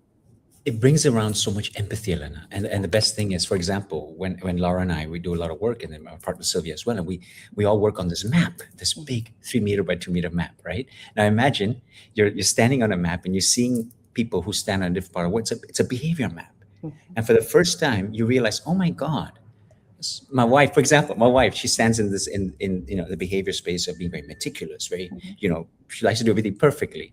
And I like to go with the flow. I like to tell stories. I like to experience life, right? And a lot of times things would come up, and I'm not good with time and the calendar. And my partner Laura will snap her thing, hurry up, you're late. I'm like, oh, do my best, because I'll get in the moment, right? And the funny thing is, my wife was like that too. She's very meticulous. So she'd make plans, so let's say for dinner, and something would come up last minute, and I'd pick up the call and I'd just say, honey, I'm running late. Maybe we can. And she'd get really angry, and I never understood why she got so angry. I'm like, what can I do about it, right? But the funny thing is, when I saw the behavior map and I realized where she was standing, I realized that it was for her. It was about having everything in order. She had gone through so much to get us to do that, to go for that dinner. She had organized the kids. She'd done everything perfectly just for that moment. And when I called last minute saying I can't make it, it created disorder. For her to be right, it's really important, right? So when you start to see the world from someone else's space, it creates so much empathy and love. And it's no longer that, oh, why is she being so hard to, why is she not understanding me? It's no longer about that. It's that you, for the first time, see that that's just the way they see the world. And that's a beautiful way to start connecting people together, right? Building those bridges. Wow. So this map, what is it called again? So this map is a beautiful tool out of Holland called Mapstone. Okay. And we love it because it's the world's first map that you can actually embody. And what I mean by that is, just imagine you're standing on it, you're standing on your behaviors, and there's no color. It's off the DISC methodology, right? Okay. So everyone knows that the 4 different colors. However, in this map, the colors have been removed, Elena, because each of us move around, right? A good day, Elena, and a bad day, Elena. A day where you're having a hard time, your behaviors might change. Mine do, right? So the colors are removed and shows you that the world is one, and we may move around more than we know. And in different relationships, based on where people are standing, all it takes to build trust is it's one step in the direction of that person, right? You can start moving towards each other. Now just imagine we had something like that in real life, right? Right. Yeah. So, wow. Yeah. Wow. So with this, is this like something you bring into the work that you actually do with corporations or? Yes, yes. In fact, so what we run a program called the CEO Maker, and what we do is we use the world's best tools. Like we've chosen assessments, handpicked them. We've experienced every one of them. Like I told you, I used this in my life, and I realized what a difference it made. And we layer it up, so it's no longer just about having one assessment and doing one more exercise. It's really about bringing different mirrors to each individual and allowing them to see themselves in different dimensions. We've created something called the 1080 coach, which allows us to also see what's being said, what's not being said, removing all the biases, right? Ultimately, the whole idea because that's probably as equally important as what's being said, but what's not being said. What's not being said, what the body says when you don't step on something or when you move away. And also shining a lot of love there so they can understand there's no right or wrong here. It's just, okay, well, this is how you see it. Now that you see it this way, what do you want to do about it? Is this okay? And that's why we take this journey into what I call conscious leadership, or working with conscious organizations. It's just making choices that come out of the space of love that allow you to just be who you are authentically. Without those masks, Elena. And it's a very different world we can do that, right? Yes. How do you, so when you are first coming in and you're explaining, the work you're going to do, does it kind of freak people out in the beginning, or are they just like, yeah, let's do this? What's usually the take on it? I love that question. I really do. And I'm going to give you the real answer. Are you ready for this? Yeah. No, it doesn't scare them. And I'll tell you why. Because we always bring the truth of the story to the table. We say, well, this is not a test. This is not identify where your weaknesses are. This is just a little mirror for you to see how you're showing up and allow yourself to see where you embody not only your behavior maps, your values, your purpose, just shining light on a few things. And allow yourself with non-judgment and kindness to experience it. But we don't train, we go through the coaching route with the 1080 coaching. So it's really you empowering yourself and moving forward. So Elena, no, it's received beautifully. It's always received with a lot of love and kindness. And organizations are realizing that if you want to really start creating transformations that are going to impact the business, it's about empowering and holding our people accountable for their own transformation. Let them be in charge of their movement forward, right? Yes, that I'm sure that has to be a huge factor, because it's not something that you're making somebody do. You're not pushing somebody into something. It's like, here's this amazing thing that's going to better you as a human being. And who would not want to embrace that, right? Absolutely. And what we love, and Laura is amazing at this. She's been talking about this. I made a promise to her for a while. She's like, we got to bring this for kids. Kids have experienced this, right? And I was like, yes, you do. You're right. Because there is that innocence as we were as kids, right? With this ability to dream and do what you want to do, right? Or study what you want to study, but then you're not sure if you should. How do we get to know ourselves? And she's like, just imagine we could help. Oh, did we freeze? There we go. We're back. All right. So I said, imagine if we had these mirrors when we were young and just allowed ourselves to see. And lo and behold, when you throw a wish to the universe, guess what happens? Well, recently MapStar launched a map for kids, right? So yes, all right. So it just gives you this whole thing that awareness is good for all ages, and it's just allowing ourselves to bring kindness and love to ourselves and the world outside of us. That's beautiful. And so when you say kids, around like what age bracket are you thinking? Well, I mean, the fun thing is obviously I like when I feel there's a lot of value when we get those high school years where you're trying to decide what college to go to and stuff, right? Of course, that's valuable, right?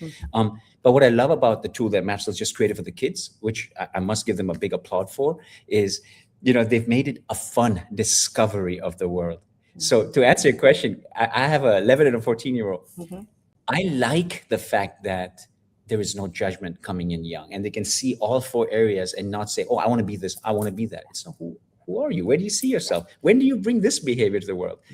Just encouraging that acceptability of you can be beautiful from no matter where you stand. And I think that is such a valuable lesson early on to imagine growing and making those, career decisions, but being confident and secure in who you are as you're navigating that journey, because a lot go into it not really knowing even who they are or trying to be like somebody else. So what a gift. Wow.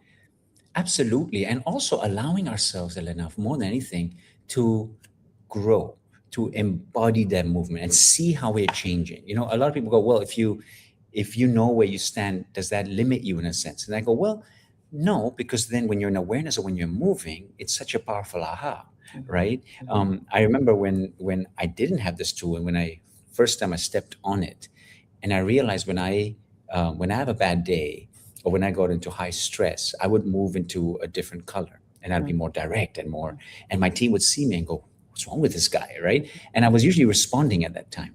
I was not reacting anymore. I was responding. And I wish I never had gone to that space. If I knew earlier, just imagine, Elena, being able to step out of there, right? And today we can do that. We know the feeling before we're getting there. I'm like, oh, I'm going there. And I can move back, right? So very useful tool. Wow. So, so is it just there, like that you come into companies like there in person, or is this something that you offer like virtually online, or how does that work? That's a beautiful question. And we are the beautiful experience. The best experience you can have is when you're on it, right? So when you bring people on it, or you bring groups on it, it's amazing. But of course, we do work over virtually as well. But it's still, there is the physical, there is still connection though. So it's still live. You're still working with coaches, right? As they're uncovering with you. There is that. We are building, as we move forward, ways that we could further, enable people to experience this without having the exact face-to-face all the time. But there is something about the human connection that I'm very big about. So it's just having that connection with another person, and for them to hold the space for you, it's very powerful. Yes, and because that's the energy, like we can exchange energy, we can get a vibe, we can get an essence of each other through camera, but nothing beats being in the room. With people, through this whole Streamathon experience. Like, number one, I am so grateful to Laura for connecting and setting all this up. To me, that's beautiful. She went out of her way to do this simply for a Streamathon that she didn't really know like a whole lot about. So as we're talking, one of the biggest things that I am focused on is giving people that space of hope, love, inspiration. And it sounds like you're doing that in a corporate environment that you just don't get enough of. Like, I love hearing this that you're doing. I am grateful. I really am to the people I'm surrounded by. I mean, Laura is someone I love dearly. Happy birthday! Shout out to her, one day late, but but yeah, I mean, I love my partner Sylvia. Everyone's dedicated in this space, and I think the space you're in, when we hold the space for others, it's a space of lots of nurturing. It's a space of love and giving. I truly believe that organizations, corporations, they mean the best. They want to try to do the best they can. It's not always easy. Right. I know from the leadership space, a lot of times when decisions had to be made, it's not always easy, and it can be very lonely. So it's about shining the light on both sides and understanding, well, what can we do to create an opportunity? Why organizations like what we're doing and why it's helping them is because for the first time we are there with them, we're supporting them, and we don't come in and transform 1,000 people at a time. We work with cohorts of 30, right? And they go through a journey. And they're upskilling their different skills. They're working on themselves. And then maybe the next 30. And this way, we continue to work together. We're always there, right? So for organizations to understand that, as we want to create impact in the world through what we're doing, all the stakeholders are valuable to us and enable us to empower each one of them. Right. So other sides of the work that we do, from CX to EX and developing our people. So that's why it's grow the people who grow the business. Right. But ultimately it comes down to one thing. Are we all authentically able to create impact and make a positive difference for the next generation? Right. That's the journey, isn't it, Elena? Yes, it absolutely is. And when you come into these spaces, how does the corporation pick who you start working with first, or do you kind of come in and select a certain order? Like, how does that even get started when it's a large corporation and you know that you can only start working with a smaller group at a time? Well, I mean, the beautiful thing is this journey is not limited to a specific designation or level. It works cross levels, right? The whole idea is, think of it like this. Culture is something that's living, right? It's an entity within an organization. And the whole idea is take pockets of it and infuse it and then continue to nurture it, right? So we tend to have organizations take the lead on this. They decide, okay, who they want us to work with first. And we always suggest, please mix it up, make sure that's all levels so that, it can be infused, the message gets infused. And don't forget the ripple effect, right? At every level, there's going to be, and we've seen that, we've heard such amazing feedback of how, people have noticed the small nuances. And again, remember, it's a coaching journey. Yeah. So it's an inside out journey, right? So when you're doing all that hard work and someone notices, Elena, it's like an internal validation to yourself. Oh my God, they're noticing my change. Yes. Yes. There was one example I'll never forget. There was one example of someone who was highly introverted, very loving, very kind, but introverted, right? That's to be a little more shy. And the person she was sitting next to similarly had similar characters. So they had this division in the middle. Right? Yeah, they're both probably sitting. Things that divide into tables. And through the journey as it progressed, the funny thing happens. I don't know if you lost me for a second, but there was this divider. As the journey progressed, a couple of months into it, in one of the sessions, she comes up and says, "We removed the divider." Now we have, and I was going, wow. So I know it sounds so small, but for them, it was huge. It was just that opening up. Just imagine the energy that changed right there. So sometimes the wins come in the smallest places. And it's not really about outside. How can the other people outside judge this? It's really internally what's driving this leader and how they're making the little moves that open up their awareness. That has to be an amazing feeling, because even though you're in that working environment, it's carrying with them wherever they're going, and probably changing family and just all kinds of relationship. Like that has to just be such a rewarding feeling. It truly is. And to be honest with you, Elena, look at the pace of the world we're living in, right? I mean, it's moving so fast, right? With technology getting better and better, AI. Look, we're talking across the world today, right? I mean, it's moving at a fast pace, and the people skills that we had maybe 20, 30 years ago, because there was no choice. Now it's been taken for granted. A lot of times, you're working cross-borderly. You don't get to, meet people. Maybe everything's virtual. With AI, technology, etc. What I'm realizing is the people skills, the human connection is just that important as well. And now putting emphasis on this, right? Start from the I to the we. If we can build that again and blend it nicely, it creates harmony. I think it's a beautiful way to grow with AI and technology, right? Is also build the people side of things. For sure.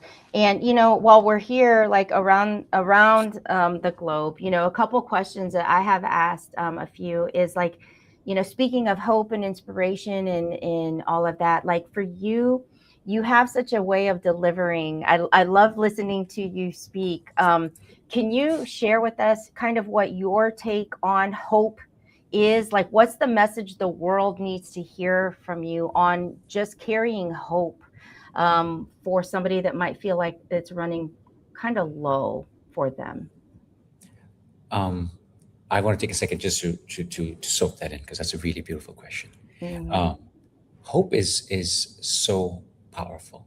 It's a gift that we have to hold on to, right? And what I mean about that is, I remember when I was young, very young, and before I went off to college, my dad told me, he's like, everything happens for the best. Just remember these words, no matter what, right? And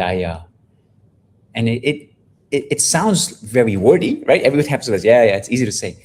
But in those moments when things got tough in life, it brought a lot of hope to me. Just having that faith, that innate faith, that there is that faith, that belief that things do work out, and there is a story, there is a message of love there, and love is present, right, in its own beautiful way. Hope builds resilience for me, Elena, and I know everybody takes this in their own way. They process hope in their own way. my learning has always been that with holding on to something like hope, it's that little ability to, the resilience that you need to kind of bounce back and just say, okay, listen, there is that little chance that it'll happen, and just have that innate faith and tap back into that space of love and awareness and say, okay, well, what can I do with what I know in this situation? Yes. Yes. And when you say everything happens for the best, that's a gift to kind of keep that sentence with you always, that reminder always. Earlier, Raquel, her name was Raquel, she's a guest, and she has said something that nothing has gone wrong. And that's a way for her to just say, like, it always works out. Like, nothing has gone wrong. It's all part of the journey. And just what a great reminder, Absolutely. Yeah. Absolutely. So in thinking of the work and the impact that you're making and the ripple effect that you're bringing into these environments, what kind of big dreams and big goals do you see for this work that you're doing? Do you have anything exciting that is on the horizon? Well, I mean, it's so funny you say that, is because when we do what we're doing, it's so fulfilling to hold the space with love and to be able to see the ripple effect of the work, and to see how people then take this forward and pay it forward as they become better leaders and then create opportunities for others. I'm on a mission to humanize the corporate space. I want to bring back the love into the corporate space, to show leadership through my own experience, and everyone has their own experience, that you can be loving as a leader. And because I remember many times when I first started out, and there was this whole connotation, you have to be a tough and strong, and a lot of times emotions were not very welcome back then. But just to show people that you can authentically be who you are, and allow that awareness to lead you moving forward. Now, if you stand in different parts of the map, you might show it differently. And even love will show up differently no matter where you stand. Okay, so just having that understanding. But yeah, to me, that's a big one, is to how can we humanize the corporate space and allow everyone to just shine their light so that they can go out there and actually live through purpose and create impact in the world. Sure, it sounds beautiful, but I truly believe it should be that beautiful. Yeah, because when you think of work, the work that you do and the hours of your life that you're actually investing in, companies and the relationships, like some people spend more time with the people that they work with than they do like their own family sometimes. And so what a gift to be able to bring to that space, because it shouldn't be separate. You shouldn't be, this over here, and then you go to work and it's just like drill sergeant, just, everything's just cut and dry. Because that's where we spend hours and hours and hours of our day. Absolutely.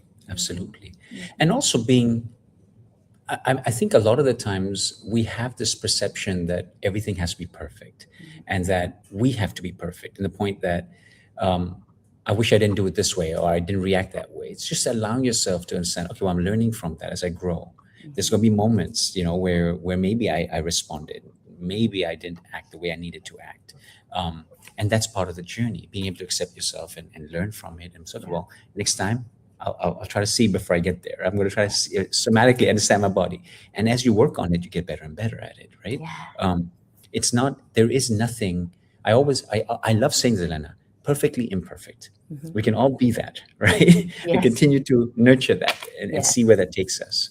And there's no right and wrong. That's the beautiful thing, Elena, right? Yeah. So how do you see, because, I don't know, I just remember from corporate days, of mine in the past, like there were always evaluations and you were always being critiqued, and, there was point systems and just all of this stuff. Does this approach and this culture that's coming into the work, does it kind of change? Like, is that level of perfection and that stress of like, or even fear of messing up and all of that, do you see that kind of dissipating when you bring this type of culture environment in?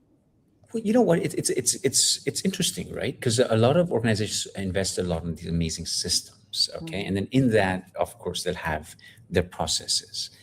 This is about understanding the human side of it, right? The people who evaluate, the people who, if they're also going through this awareness and understanding how they see things start to reflect that, right? Can it live together? Sure, it can, right? Can you be in awareness and still hit your KPIs? Of course you can, right? So it's just about finding ways to blend both the human side of it and the functional side of it, right? I ran an engineering company, so there's a lot of technicalities that had to be done, right? Which I wasn't good at, right? And the funny thing is, everyone around me was. But the people side of things was where a lot of the gaps were coming, even in my organization. And so it's just blending the two, right, Elena? I don't think it's just always like the yin and the yang, the balance, right? That's important.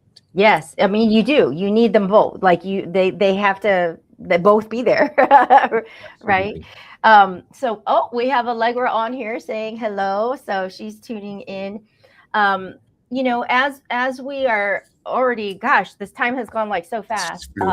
So, you know, I want to say thank you, you know, for showing up and sharing with us. And if there was one last message that you could leave for the viewers to just brighten their day as they tune in and watch this, what's one message that you would love to share out into the world today? Wow. I would say tap into the love that you are and don't be afraid to shine your light.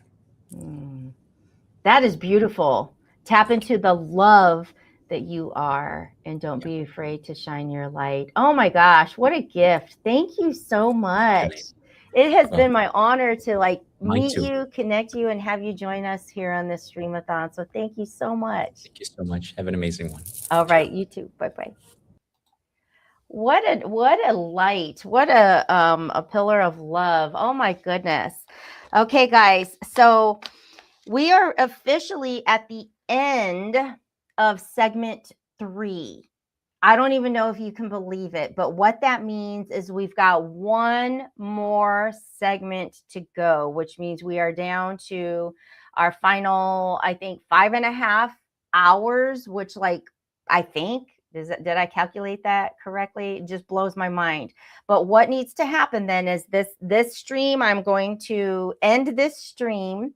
And then we're going to take our little intermission and then come back on with the final stretch, the final segment, and the final round of guests from around the globe. And wow, amazing. So I will see you guys back here in just a moment on the next stream. We will be back on YouTube, Facebook, Prospera TV Network, and Facebook, my personal page. So I will see you back here in just a few minutes.